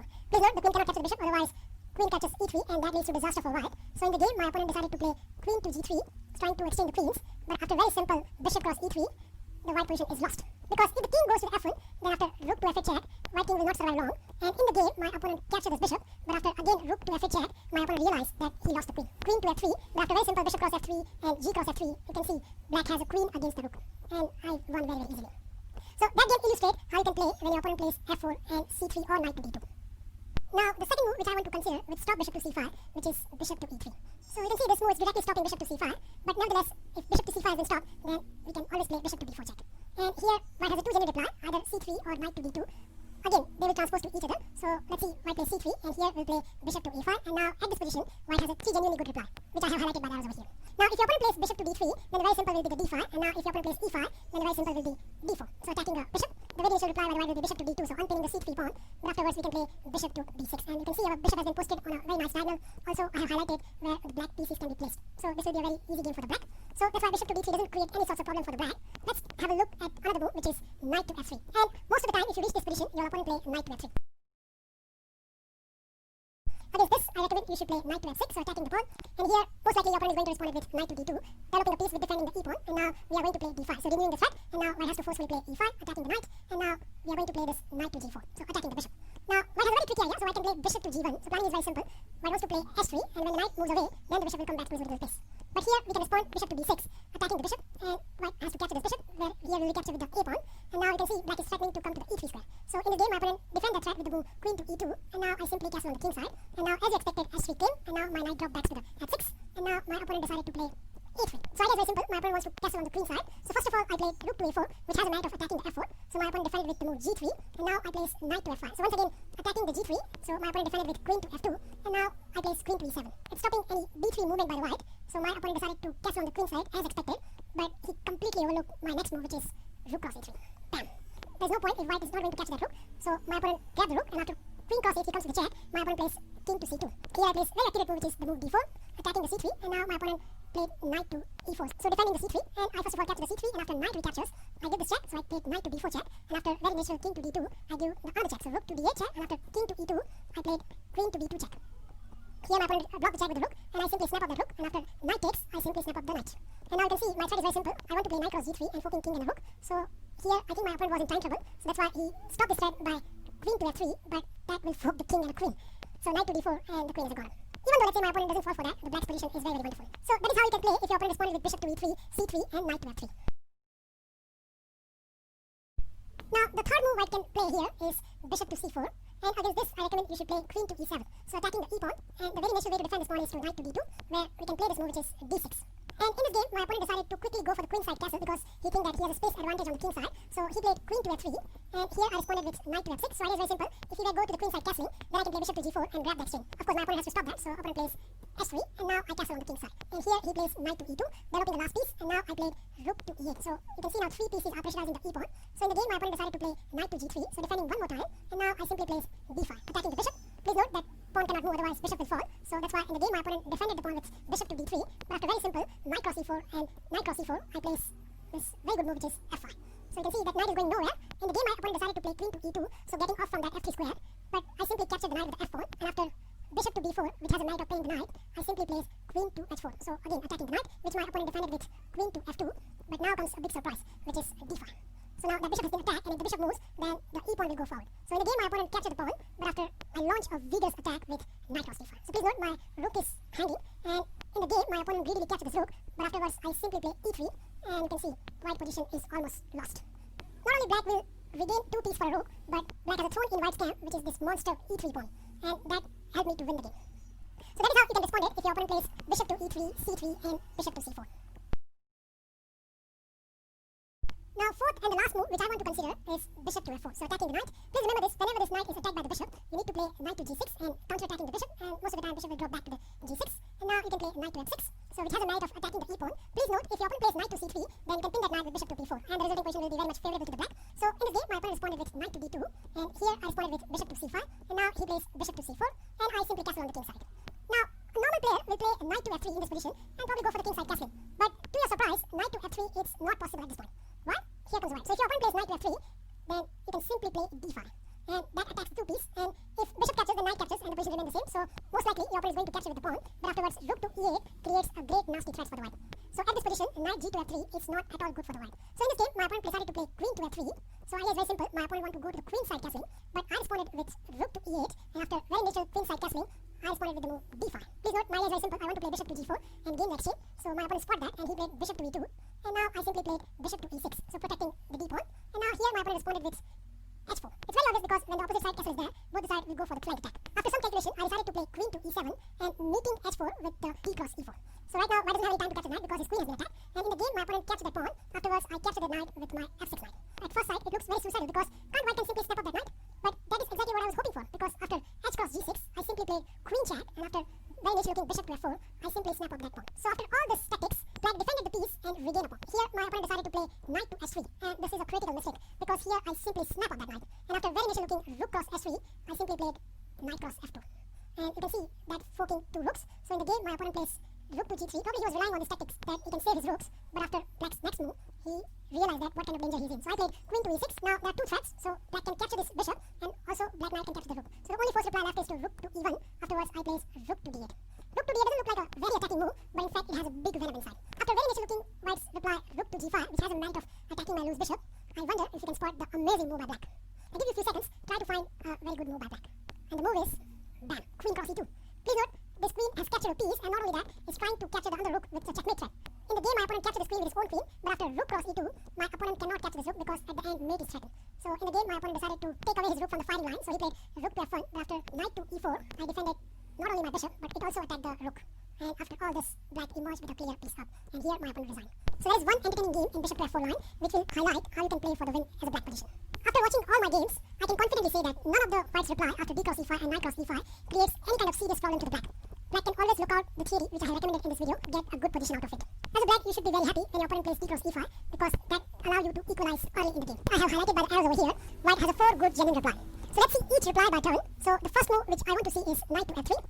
After knight to f3, black should certainly play queen to f6, and by playing this moral, black has created the first threat of the game. So if white does not respond accurately, then white pawn will be crippled, and that will be a great asset, especially in the endgame. So in a way, white has to deal with that threat. So there are two ways to deal with this. So let's look at the first option, which is the bird of this one, bishop to e2. So not only protecting the knight, but planning to castle on the king side. Well, against this, there's a very good move that more often you will play in this line, which is bishop to b4 check. Now, after bishop to b4, white has 3 replies, but amongst those, bishop to d2 is the worst of all, because it's just one kind of trap in this line. After bishop to d2, black has a wonderful reply which starts with knight cross f3 check, and after bishop cross f3, we have queen cross b2. And not only black emerged with a pawn, but with a very superior position. So there is one trap that white should avoid. So in a way, white has only 2 reply, either c3 or knight b to d2. One or the way, it will transpose to each other. So let's see the first reply, which is the c3, and here black should certainly play bishop to c5. You see the first merit of bishop to b4 check. So in a way, it will take away the square for this white knight to go to the c3. That means this knight has to passively go to either d2 or the a3. And let me reveal the theory at this point. So what black is aiming in this kind of positions are, let's say your other knight goes to the e7, then you play d6, so free up the other bishop, then the knight goes to the g6, and after simple castle on the king side, you can see I have highlighted by the arrows, what black wants is either this bishop goes to the g4 or the d7, depending on the circumstances, and this knight will slot into the f4, and black will slowly go for the king side attack. And that is the pretty much plan of the black if white does nothing and sit passively. Of course, you'll see in your game, many of your opponents will disturb this plan, but we'll see from my games how we are going to counter those. So in my first game at this position, my opponent castled on the king side, and I played as usual power theory, knight to e7, and now my opponent plays knight cross knight. So his idea is very simple. After queen captures, he plays knight b to d2, and after I castle on the king side, please note, white cannot play knight to f3 because the e4 pawn hangs, so my opponent plays king to h1. And you have to use this kind of moves by the way, because if anyway white wants to retain his advantage, then he has to look out for the move f4. It's a one kind of space gaining move which white is always play sooner or later. So in this game, of course, my opponent was very high-rated, so he knows this one, so he decided to play for the f4 immediately, and I responded with knight to g6, stopping the f4 move, and now my opponent plays queen to c2. So probably his idea is to play knight to f3 because now that e pawn is protected. I played d5, so attacking one more time to that pawn and stopping the knight to f3. So he renewed the threat after bishop to d3. I played bishop to d6. So bishop to d6 is a direct threat to checkmate white on h2. And please note, if my opponent played knight to f3, then the very simple reply will be queen to e5 followed by bishop to g4 and capturing that knight and once again creating threat. So knight to f3 is not at all a good move after bishop to d6. So instead, my opponent plays g3, so dealing with that mate threat. And here I first of all play bishop to h3, so gaining time on the rook, and after rook to e1, I played rook f to e8. So once again pressurizing that pawn. And the other idea of rook to e8 is I want to provoke him to play f4, and which in fact he did. So he played f4 here, and I was waiting for this movement because I can capture that pawn. So after g cross f4 and queen cross f4, again I have created the mate threat. So my opponent defended with very logically, so rook goes to the e2, but afterwards I capture the pawn, and after white recapture, I play bishop to g4, once again attacking the rook, and after only reply left for the white rook is rook to g2, I played f5, so once again attacking the bishop, and in the game my opponent gave me this check, and after I put my king on h8, he responded with knight to f3, which looks very logical because it creates a discovered attack to my queen, but my opponent completely overlooked my next move, which is queen cross f3. Now queen cross f3 has a big merit. First of all, it gained a piece, it's spinning this rook, and not only that, it's also threatening to capture this bishop, and here my opponent miscalculated this line, and he simply captured my queen, which allows me to give this check, so rook check, and after the only reply rook to g1, I capture that bishop, once again a check, and the only reply forced is queen to g2. Afterwards, I played a very strong move, which is rook to e2. Of course, this was a blitz game, and because of the time trouble, he played this horrific move, which is queen cross f3. Afterwards, I simply checkmate him. That is one game which illustrates how you can handle when your opponent plays bishop e2 and c3. Now, in the second game, my opponent instead of c3 played knight b to d2, and my opponent was really high-rated. He was around 2100 plus. And I responded with, as per our usual theory, knight to e7, and he plays c3, so I told you it's more or less transposed to a main line, so I played bishop to c5, and please remember there's a one nasty trap exists here. So if your opponent feeling very aggressive, and if he decided to play this move, which is b4, then black has a fantastic reply, which is bishop cross b4. Please note, if c cross b4, then after knight takes comes with a check, black can simply snap up that rook. So black will be an exchange up. So that's why c cross b4 is not possible. In the game, my opponent responded with queen to b3, but then again comes the second dazzling sacrifice, which is bishop cross c3. And please note, again, the queen cannot capture the bishop because of the knight cross f3 check. In the game, my opponent plays rook to b1, but after knight cross knight and bishop cross knight, I remain a couple of pawns up straight away in the opening. So I won this game quite easily. So that is one trap if your opponent plays b4. Of course, my opponent was very high-rated, so he castled over here. And after I placed d6, which freed up that bishop, he responded with the move knight to b3, attacking my bishop. So I drop my bishop back to the b6, and after he plays king to h1, which is a very cunning move. What his idea is, he first of all wants to capture this knight, and when queen recaptures, he wants to play f4. So as I told you, you have to use to this scenario where white will unpin that f pawn and goes for f4. Here I diffuse his plan with this wonderful move which is knight cross f3. And after bishop cross f3, I simply castle on the king side. And now my opponent plays bishop to e2. So more or less he just wants to push the f4. That's fine, but in this process he lost one important tempo, and that proves very sufficient in the game. Here I responded with queen to e5. This is one of my own recommendations. Whenever white is looking for f4, you should always pressurize the e4 pawn. And you'll see how effective this can be. So in the game my opponent responded with queen to c2, defending that pawn, and I renewed the threat once again by playing f5. My opponent desperately defended that pawn with bishop to d3, but after very simple f cross e4 and bishop cross e4, I played bishop to f5. I just want to exchange the pieces because I know my position is very good for the endgame. So here my opponent captures the bishop, and after queen captures, he once again captures my queen. And after knight cross f5, my opponent plays a slightly mistaken move which is f3. So that is very simple. He wants to free up that rook because that pawn was attacked by the bishop. But in this process, he allowed my rook to come to the 7. So I simply played rook a to e8, and after bishop to g5, which is again a big mistake. It doesn't look like a mistake at this point, but you will see in a minute why it's a big mistake. So I simply played rook to e2, so attacking the b2, and my opponent defended with rook to b1. But after very simple f6 by black, please note the bishop cannot go to the h4. So in the game, my opponent responded with bishop to d2, but now comes the whole idea, which is knight to h4. Please note, this bishop, this vital bishop, is covering all these critical diagonals. That means this rook cannot support this g pawn. And if the g pawn is not supported, then how the hell on earth white will save that pawn?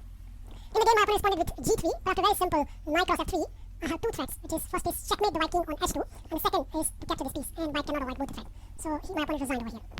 Now after black plays queen to f6, the other option for the white is to first of all capture this knight, so knight cross e5, and after queen cross e5, you can see right now white pawn is attacked by the queen, so white has a two good reply. So the first option which I need to cover is knight to c3, so trying to defend that pawn, and here the but obvious logical reply by the black will be bishop to b4, so pinning that knight and renewing the threat of capturing that pawn. And here in one of my game, my opponent responded with bishop to d2, and I responded with knight to f6, and then he plays bishop to d3. Now please note, here if you want to play a very aggressive chess, then you can go for the d5, but to be honest with you, personally I don't like that line, because your king and the queen is in line. It's okay that black can win a white pawn, but then most likely white will castle on the king side and the rook will come on the e5, and that can sometimes prove very disastrous for the black. So what I recommend over here is, instead of d5, you should play here d6, a solid enough move. And in the game, my opponent responded with castling on the king side, and I played bishop to g4, attacking the queen, which he defended with f3. So f3 is not only defending the queen, it's also protecting the center, and the good thing is, right now it's also attacking the bishop. So here, first of all, I played bishop to c5 check, and after king goes to the h1, I played bishop to d7. Now, as I mentioned in my earlier games, you have to use to this move which is f4, so attacking the queen and gaining space in the center. Here, black should play queen to e7, which I did, and my opponent responded with queen to f3. If you can see, this is a dream position for the white, because not only its two rooks are connected, but white pieces are actively placed, and also white has a center. Now, first thing you should look at is where these bishops are looking at. So if you look at these bishops are strongly looking on the king side. And also white has a center somewhat on the king side. So considering all these factors, black has to decide which side he wants to castle. Now, if you castle on the king side, then all these attacks comes into the picture. So by evaluating this position, I decided to castle on the queen side.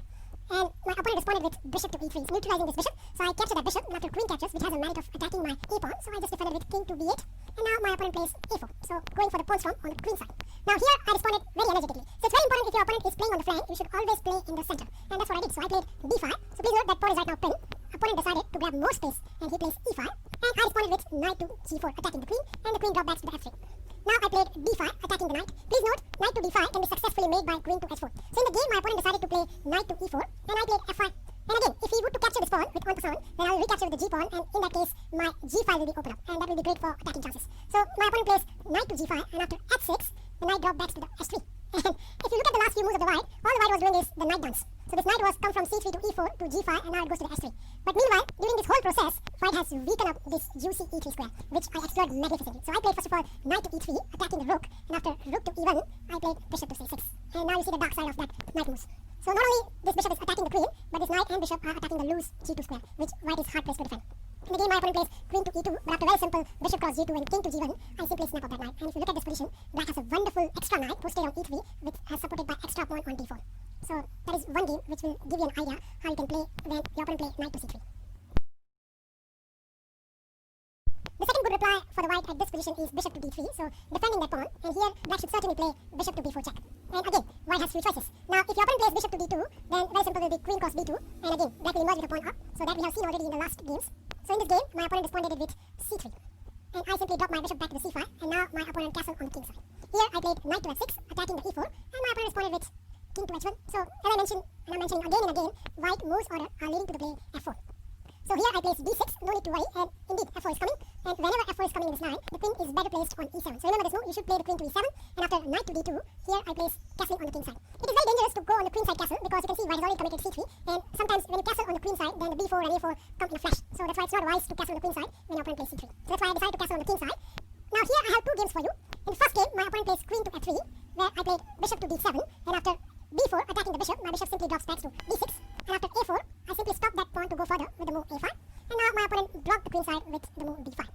But can you believe this, that game is about to over? It looks unbelievable, but you will see in a minute what kind of disasters are looming to the right. So what I did here is played knight to g4. So you can see my idea is very simple. My knight wants to jump to the e3 square, where it has been centralized very well.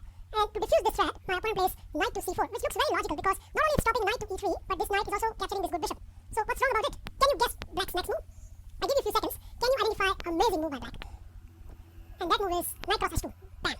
And first sight it looks impossible because can't white can catch that knight? Now please note this knight is right now attacking queen and a rook, so the white reply is pretty much forced. White cannot capture this knight. If white captures this knight, then that leads to the losing the queen. Because you can see that king does not have any space to hide, so white has to forcefully play queen to h3. Afterwards, black will simply snap up that queen.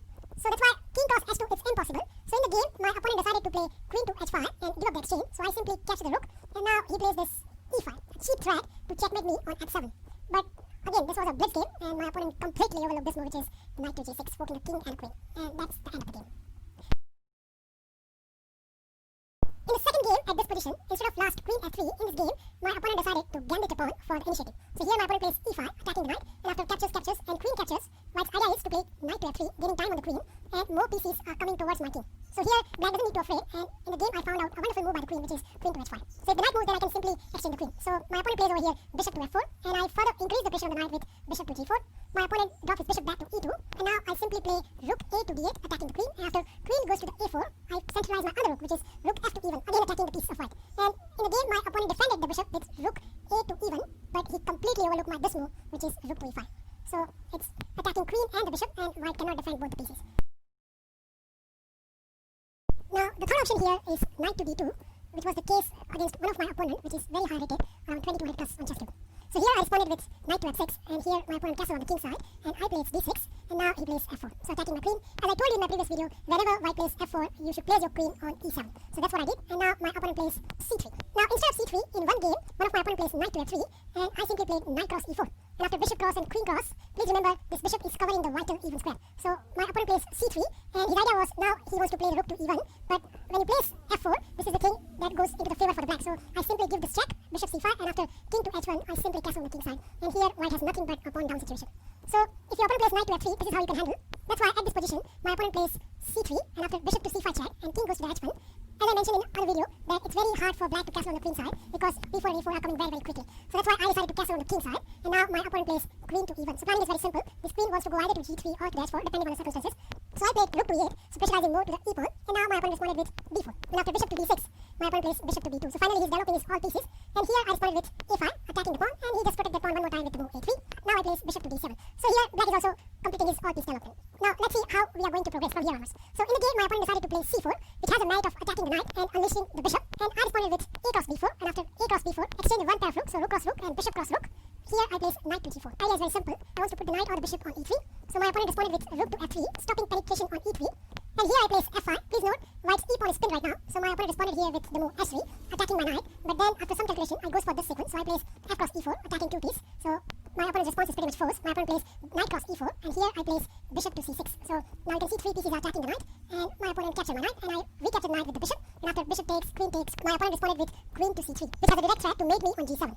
Here I responded with, first of all, this queen check, and after king to h2, bishop to g1 check, and after king to h3, I simply snap up the queen. And after my opponent recaptured with the rook, I simplify more with bishop to d4. And after rook to c1, bishop takes bishop, and rook takes bishop, I deliberately go for the ending because I knew that this ending favors the black. And the reason is because of the black's next move, rook to e4. So you can see right now, this rook is attacking f4 and c4, and white cannot defend both the pawn. So in the game, my opponent responded with rook to e7, attacking my b7 pawn, but after rook cross f4, rook cross b7, and rook cross c4, black is clearly a pawn up. When in the game, I managed to push my d pawn up to the board and win the game. So that is how you can play against knight to d2 system. Hello YouTube chess lovers, my friends, this is Vincent here, and welcome to the second part of my chess replica against e4. Now in this section, I'm going to cover when your opponent plays d5 and grab more space on the queen side.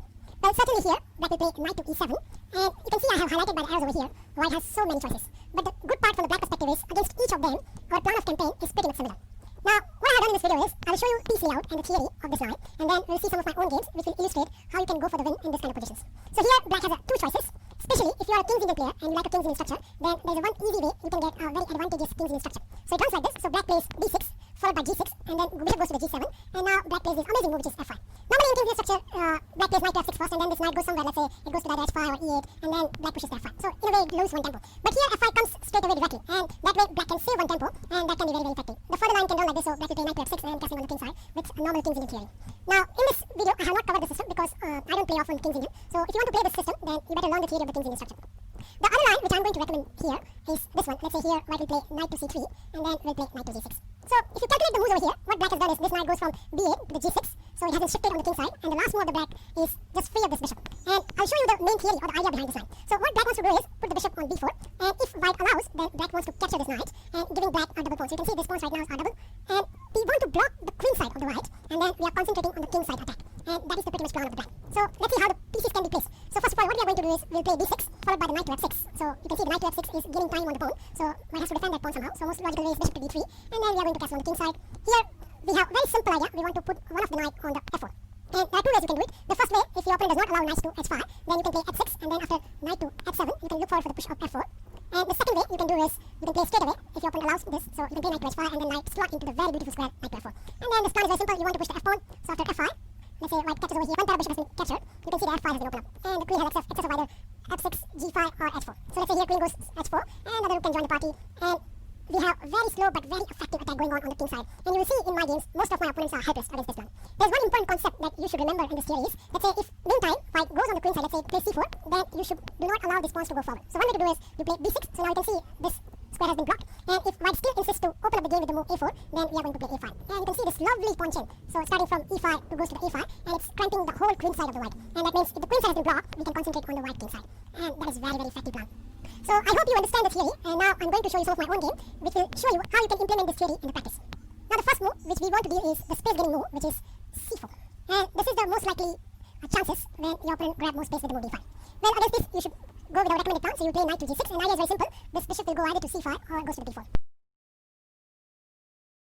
In my first game, my opponent replied with knight to c3, and here I pinned this knight, and in this game, my opponent responded with knight to f3. So you can see by doing this order, white is allowing black to capture this knight, so we should certainly capture this knight and giving white a double pawn. And now it's time to play d6, so stopping any c5 runs. Here my opponent responded with bishop to d3, and I played knight to f6, and now my opponent castled on the king side, and I castled on the king side. And now here my opponent played this move, which is bishop to g5.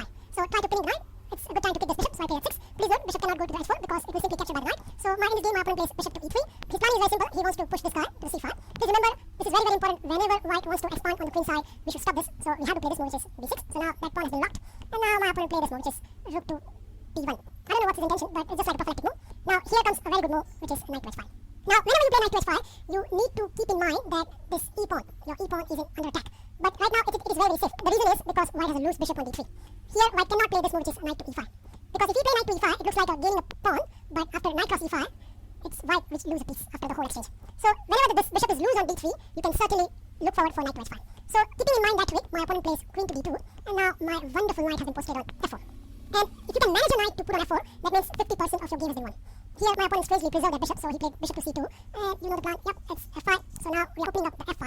My opponent plays a4, and I played a5. And if you remember, this is the structure we were talking about in the theory. So now I have completely locked the queen side of the white. That means white cannot do anything on the queen side. And that is the area of play of white. If white cannot do anything on the queen side, white has to sit and watch the black attack and hope that black made a mistake, which we are not going to do. After a5, my opponent responded with h4, which is a kind of mistake. And this kind of mistake will happen if you block it like this. And can you spot here the wonderful move? Yep, it's knight cross g2. And after king cross g2, we have move f5. It means regaining a piece with a better pawn structure. And my opponent plays rook to h1, so trying to defending that pawn because it was attacked by knight and the queen. But here I capture the bishop, and after queen captures, I played bishop to g4. So again, attacking the knight, and my opponent carelessly played this move, which is bishop to d1. And can you spot it? It's more or less game's over. So I simply capture the knight, and after forcefully, white has to recapture the bishop, I simply play knight cross h4. White lose a piece. So my opponent plays king to f1, but after very simple rook cross f3, queen to e2, and rook to f5, I simply emerge with a piece and a pawn up. And my opponent resigned over here. So that is one game which perfectly matched our theory, and that's why I have included it as an opening game.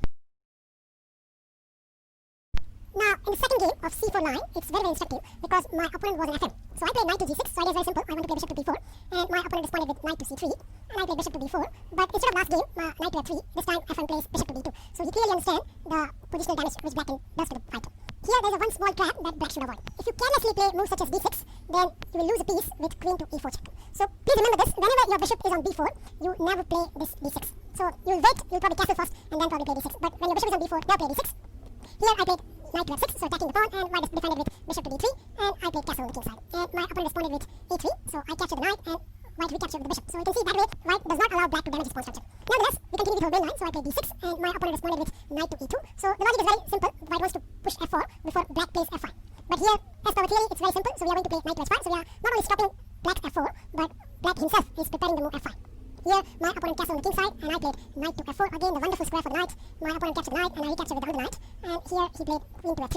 Now, this is a one-lose move, I can say, because it's provoking the f5, which I in fact did. So I played f5, and here he captured, I recaptured with the bishop, and after bishop exchange, my opponent plays bishop to d2. So, right now, his idea is very simple, because this knight does not have any good discoveries, so he just wants to improve his bad bishop. Nevertheless, I played queen to f6, so the idea is very simple. I want to slant this queen to the g6, and then the other rook can join into the f8. And as per the theory, this will be a wonderful position for black. Here, my opponent responded with rook to c1, so probably he wants to push this guy to c5. I played queen to g6, so now I'm trying some cheapos based on the pin g2 pawn. So my opponent captured this knight, so I recapture, and then he plays queen to g3, so he wants to exchange the queen. Well, if the queen has been exchanged, then white is doing fine, but I didn't allow him. So I played, first of all, rook to g4, so his queen has been attacked, so he played queen to h3, and now I played this move, which is rook to f8. And my all three major pieces are lining to his king. Here, my opponent responded with f3, and I played rook to d4, so planning is very, very simple. Rook 1 to penetrate on the second rank of the opponent enemy king, and my opponent decided to again offer me the queen trade, which I declined with this move, which is queen to d3. So now you can see the queen to d3 has a merit that it's attacking the c4 pawn. My opponent defended elegantly with rook to c3, so not only defending the pawn but attacking the queen. So I played queen to d2, and again the queen exchange has been offered, which again has been declined, and I played queen to g4, and now my opponent plays rook to c1. So idea is very, very simple now. I desperately want to push the pawn, but here I place rook to d2, attacking the queen, and now again my opponent offered the queen trade, and this time I accept that. So I take the queen, and then white recapture, I snap up that pawn. And here, I think we both were in the time trouble because we have less than 30 seconds in our clock. Opponent plays c5, and please note, last few moves are not that accurate, but still, in a time pressure, I managed to win this game. So I played a very casual and a bad move, which is rook to f7, and here my opponent captured the pawn, I recaptured, and now he gave me the check, and after I put my rook back, he plays rook to c7. I played g6, and after he plays rook to d7, so which has an idea of putting this rook on this line, or probably capturing this pawn, I decided to challenge that rook with rook to f7. Here, my opponent gave me the check, and after king to g7, he grabbed the pawn. I played rook to d2, tried to maintain the pressure on the d pawn, but as I said, that we both had the time trouble, so he played this horrible move, which is rook to e6, and afterwards the game is very simple. I captured this pawn, and after this rook again attacking the pawn, I played this move, which is rook to e4. After captures, and rook to e7, I simply played d6, and here my opponent lost some time. But even if he didn't lose some time, you can see black has a 2-passer on the queen side, and if one pair of rook has been exchanged, this can be a very easy game for the black. Now the third game features when white blocks the check with his own bishop. So for example here, instead of knight to c3, in one of my game, my opponent plays knight to f3, and when I give this check with bishop to d4, my opponent blocked with bishop to d2. Well, if your opponent blocks this check with the bishop, then our plan of campaign will become more easier, because we are simply going to snap up that bishop. White recaptures with anything like queen or the knight. Let's say in the game my opponent captures with the knight, we can play d6 first of all, stopping any c5, and after s3 played by my opponent, so he doesn't want this knight to be pinned, we have this amazing move, which is knight to f6. And you can see instead of knight to f6, we can play this knight to f6 just because white dark square bishop has been exchanged. And now knight to f6 will provide more venom to the f5. So let's see how this game progresses. So my opponent plays bishop to d3, I castle on the king side, and he did the same, and now comes the f5. So now you can see this time 3 pieces are joining for the f5. So my opponent captured this, and I recaptured with the bishop, and here he recaptured, and I captured with the knight. So now this knight has arrived on a wonderful square with f5. Here my opponent plays knight to h2, so now he wants to put this knight on this g4. But nevertheless, I put my other knight on the wonderful square, which is knight to f5. Look at those knights, they are wonderfully placed, and there's something nasty happening soon. Here my opponent responded with queen to g4, which is pretty immature because here I can kick this queen with h5. My opponent plays queen to f3, and again has this queen with knight to h4. In the game my opponent plays queen back to d1, but after very simple knight h cross g2, and my opponent responded here knight to f3, so he was stopping me, my queen to come into the g5 square, but I found another way, so I played queen to e8, so now I want to go to queen to g6, and again, want to give some discovery to the white king. Here my opponent responded with queen to d2, I played queen to g6 anyways, and my opponent parked his king in the corner, so king to h1, but here I simply play e4, so attacking the white knight, and the knight goes to the d4, and here I simply capture the pawn. And you can see already black has a very, very wonderful position. Please note, black cannot play rook to g1 because knight cross f2 is coming. So in the game, my opponent decided to play f3 first of all, and when I played knight to h4, attacking that pawn one more time, now my opponent decided to give me the exchange, so he played rook to g1. But here I simply place queen to f6, and I think again in this game he was in time trouble, I wasn't, and that's why I played this kind of move. At first sight it looks like black has given up the queen, and my opponent immediately captured this queen, but after knight to f2, this is a checkmate. You can see how easy and effective plan if black can able to exchange the dark square bishop with the white. Now the second move which I want to consider here is knight to f3, which has a merit of attacking the pawn, but it doesn't stop our routine plan, which is knight to g6. In this game, my opponent was much higher rated. He was 20 to 100 plus in the chess group. He responded with bishop to c4, which is kind of a weird move, but it has a venom of pushing that pawn further. Nevertheless, I continue with the bishop to c5. So you can see in c4 line, because white has opened up the c5, that's why the bishop to b4 looks very logical. But here, white has not committed the c4. So that's why this time it's very useful to put this bishop on c5. Anyways, my opponent goes for the naked attack, so my opponent plays knight to g5. It has a merit of pushing that pawn and attacking the f7, but I just blocked that pawn, so I played d6, and my opponent responded with castling on the king side. And here I played knight to f6, which has a merit of first playing f6 and then grab this pawn. So my opponent wisely played knight to c3. Anyways, I place a6. The good side is knight or the bishop can stop at the b5, and the main idea is this bishop, it has an attack, then it goes back to d7. Here my opponent plays bishop to e3, so he wants to swap up my bishop. I place f6, and here my opponent captures the bishop, and I recapture, and my opponent plays knight to f3. Here I play bishop to g4, so I'm pinning that knight. My opponent responded with s3, and I capture that knight, and after white recapture with the queen, I simply castle on the king side. My opponent responded with a4, and I responded with knight to f4, so again, more you put the knight on f4, you'll see his potential. The one way I can describe this knight to f4 is a pain in the ass to your opponent. Because in this game my opponent responded with rook to d1 and I played knight to e8, so that is very simple. I want to block that d6 with my knight. So my opponent responded with rook to d2 and I played knight to d6, and that has a knight of attacking the bishop, so bishop block backs to the a2. Now I played queen to g5. So idea is very simple. I want to capture that pawn with a check and then I can grab that rook. So my opponent wisely plays rook to d1 protecting that rook, and I played f5. So you can see this turn of campaign hasn't been changed and we are very much consistent to our kingside attack plan. Here my opponent captured that pawn, and after I recaptured with the rook, my opponent lashed out with knight to e4. So attacking the queen.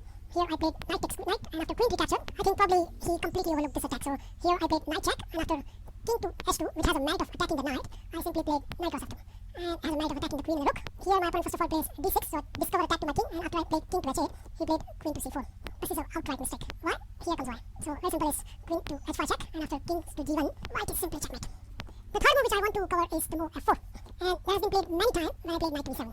Here the best reply is you capture the pawn, and after white recapture with this, you play knight to g6, so which has a knight of attacking the bishop. Please note the bishop cannot go to the e6 because very simple will be queen check and the e pawn will be dropped. So white reply has been pretty much forced, so white has to play bishop to g6, and now we are going to play knight to f6, so which has a knight of attacking the pawn. Now if your opponent is feeling very aggressive, then he might want to try this move which is e5, but this is a losing mistake because the very simple reputation is queen to e7 attacking that pawn, and let's say white defended with knight to f3, then the very simple idea is queen check, and after knight to d2 we can simply snap up the d pawn. And there are so many threats over here. First is queen can capture this pawn, also the knight to e3 is in the picture, and please note black emerged with the pawn up, so this is a very wonderful position for the black. So e5 is a bit premature.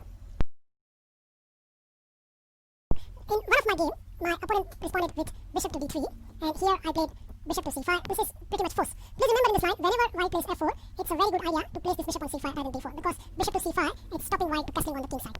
My opponent continues with the knight to c3, and I responded with the d6, and now he plays knight to f3, and here I castle on the king side, and now my opponent plays queen to e2. So probably my opponent is feeling aggressive, so he wants to castle on the queen side and attack me on the king side. But nevertheless, I place rook to e8, so I'm pressurizing more on the e pawn, and now here my opponent castles on the queen side, and I played bishop to d4. This is very amazing that this one move turns out very, very strong for me. In the game, my opponent responded with queen to d2, but after very simple knight cross e4, white lost a pawn. So here my opponent continues with bishop takes knight and rook takes, he plays rook to d1, but after very simple rook takes and rook takes, I played bishop to d7, he responded with a3, attacking my bishop, the bishop dropped back to the e5, and after king to d1, I played knight to e7, pressurizing the d5 pawn, and here my opponent responded with knight to g5, and he completely overlooked my this move, which is bishop takes knight, and after queen takes, I simply grabbed another pawn. And after very simple queen to d2, bishop to c6, and knight to f3, I simply play queen to d7, and after knight to d5, I place rook to e8, and I clearly merged the two pawn up, and in fact I won the game very, very easily.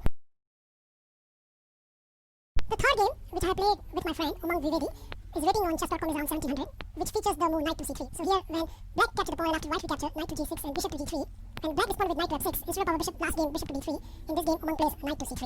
Here, the plan of campaign is very, very simple. We are going to pin this knight. In this game, Umang replied with queen to d4, attacking the bishop, but we simply capture this knight, and please note, queen cannot capture this bishop, because the e pawn will drop, so my opponent has to forcefully capture this pawn with the b pawn, and now I play d6.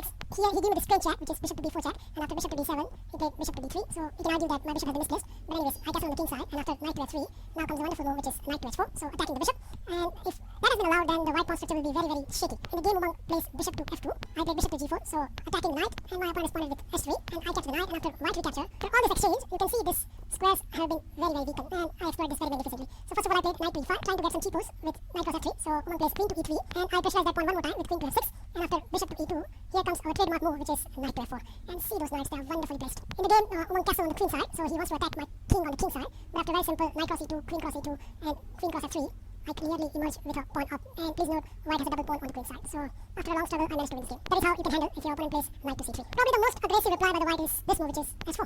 At first sight, it looks very weird, but it has a very cunning idea. So if black wants to put the knight on g6, then white can immediately kick that knight, and if the position remains blocked for the black, then isn't the white game is very good?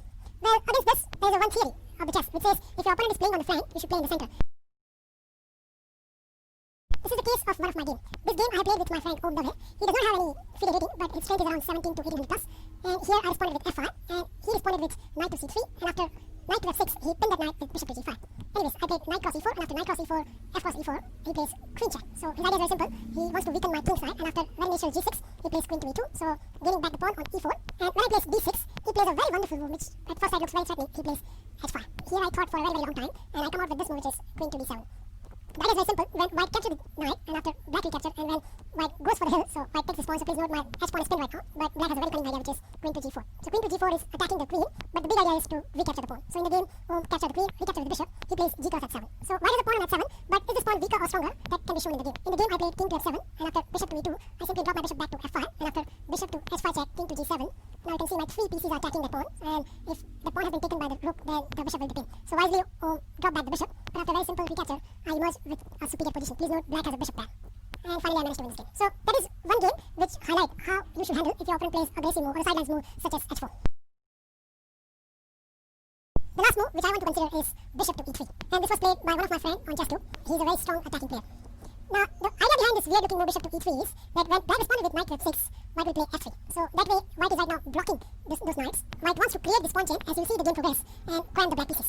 Now let's see how we can progress from here. So I played knight to g6 as per our routine theory, and he responded with c4. So as I mentioned, white wants to create this very amazing pawn chains, and here I responded with bishop to b4 check, and after knight to c3 I simply capture this knight, and after white recapture, here I place d6. In the game, my opponent responded with b3. This is, I think, probably the best move of the white. The simple reason is, if the bishop comes to d3, then acts like a sophisticated pawn. But if b3 has been played, that means this bishop can go either to g2 or to h3. Look at this g2 and f3. They are limiting this knight to come to either these three squares. So all in all, this is a very wonderful move. After long thinking, I responded with castling on the king side, and after my opponent plays bishop to g2, I played h5.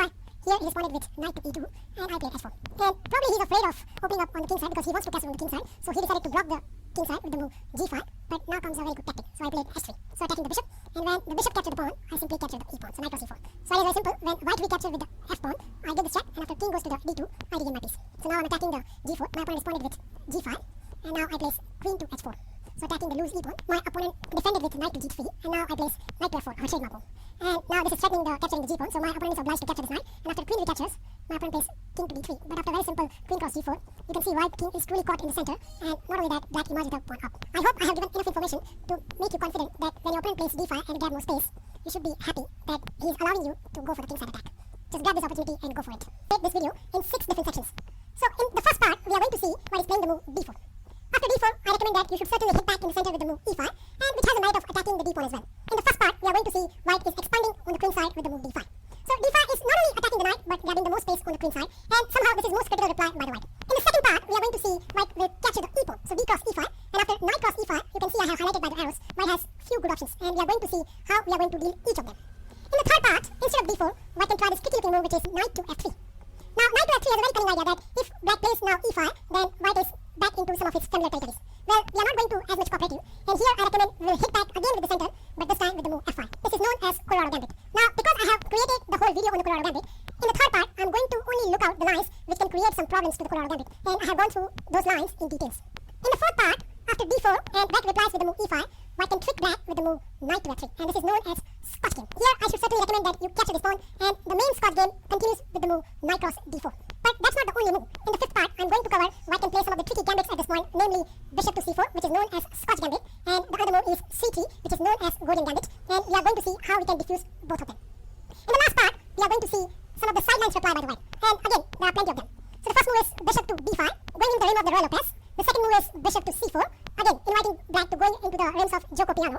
The third move is the move d3, which is an indication of the king's Indian attack. The fourth move is f4, which is kind of aggressive and inviting black to go into the realms of the king's gambit area. And the fifth move is knight to c3, which is again inviting black to go into the realms of Vienna game. And the final sideline is after d4, e5, white can play a solid looking move which is c3, which invites black to play knight to f6 and confuse the issue.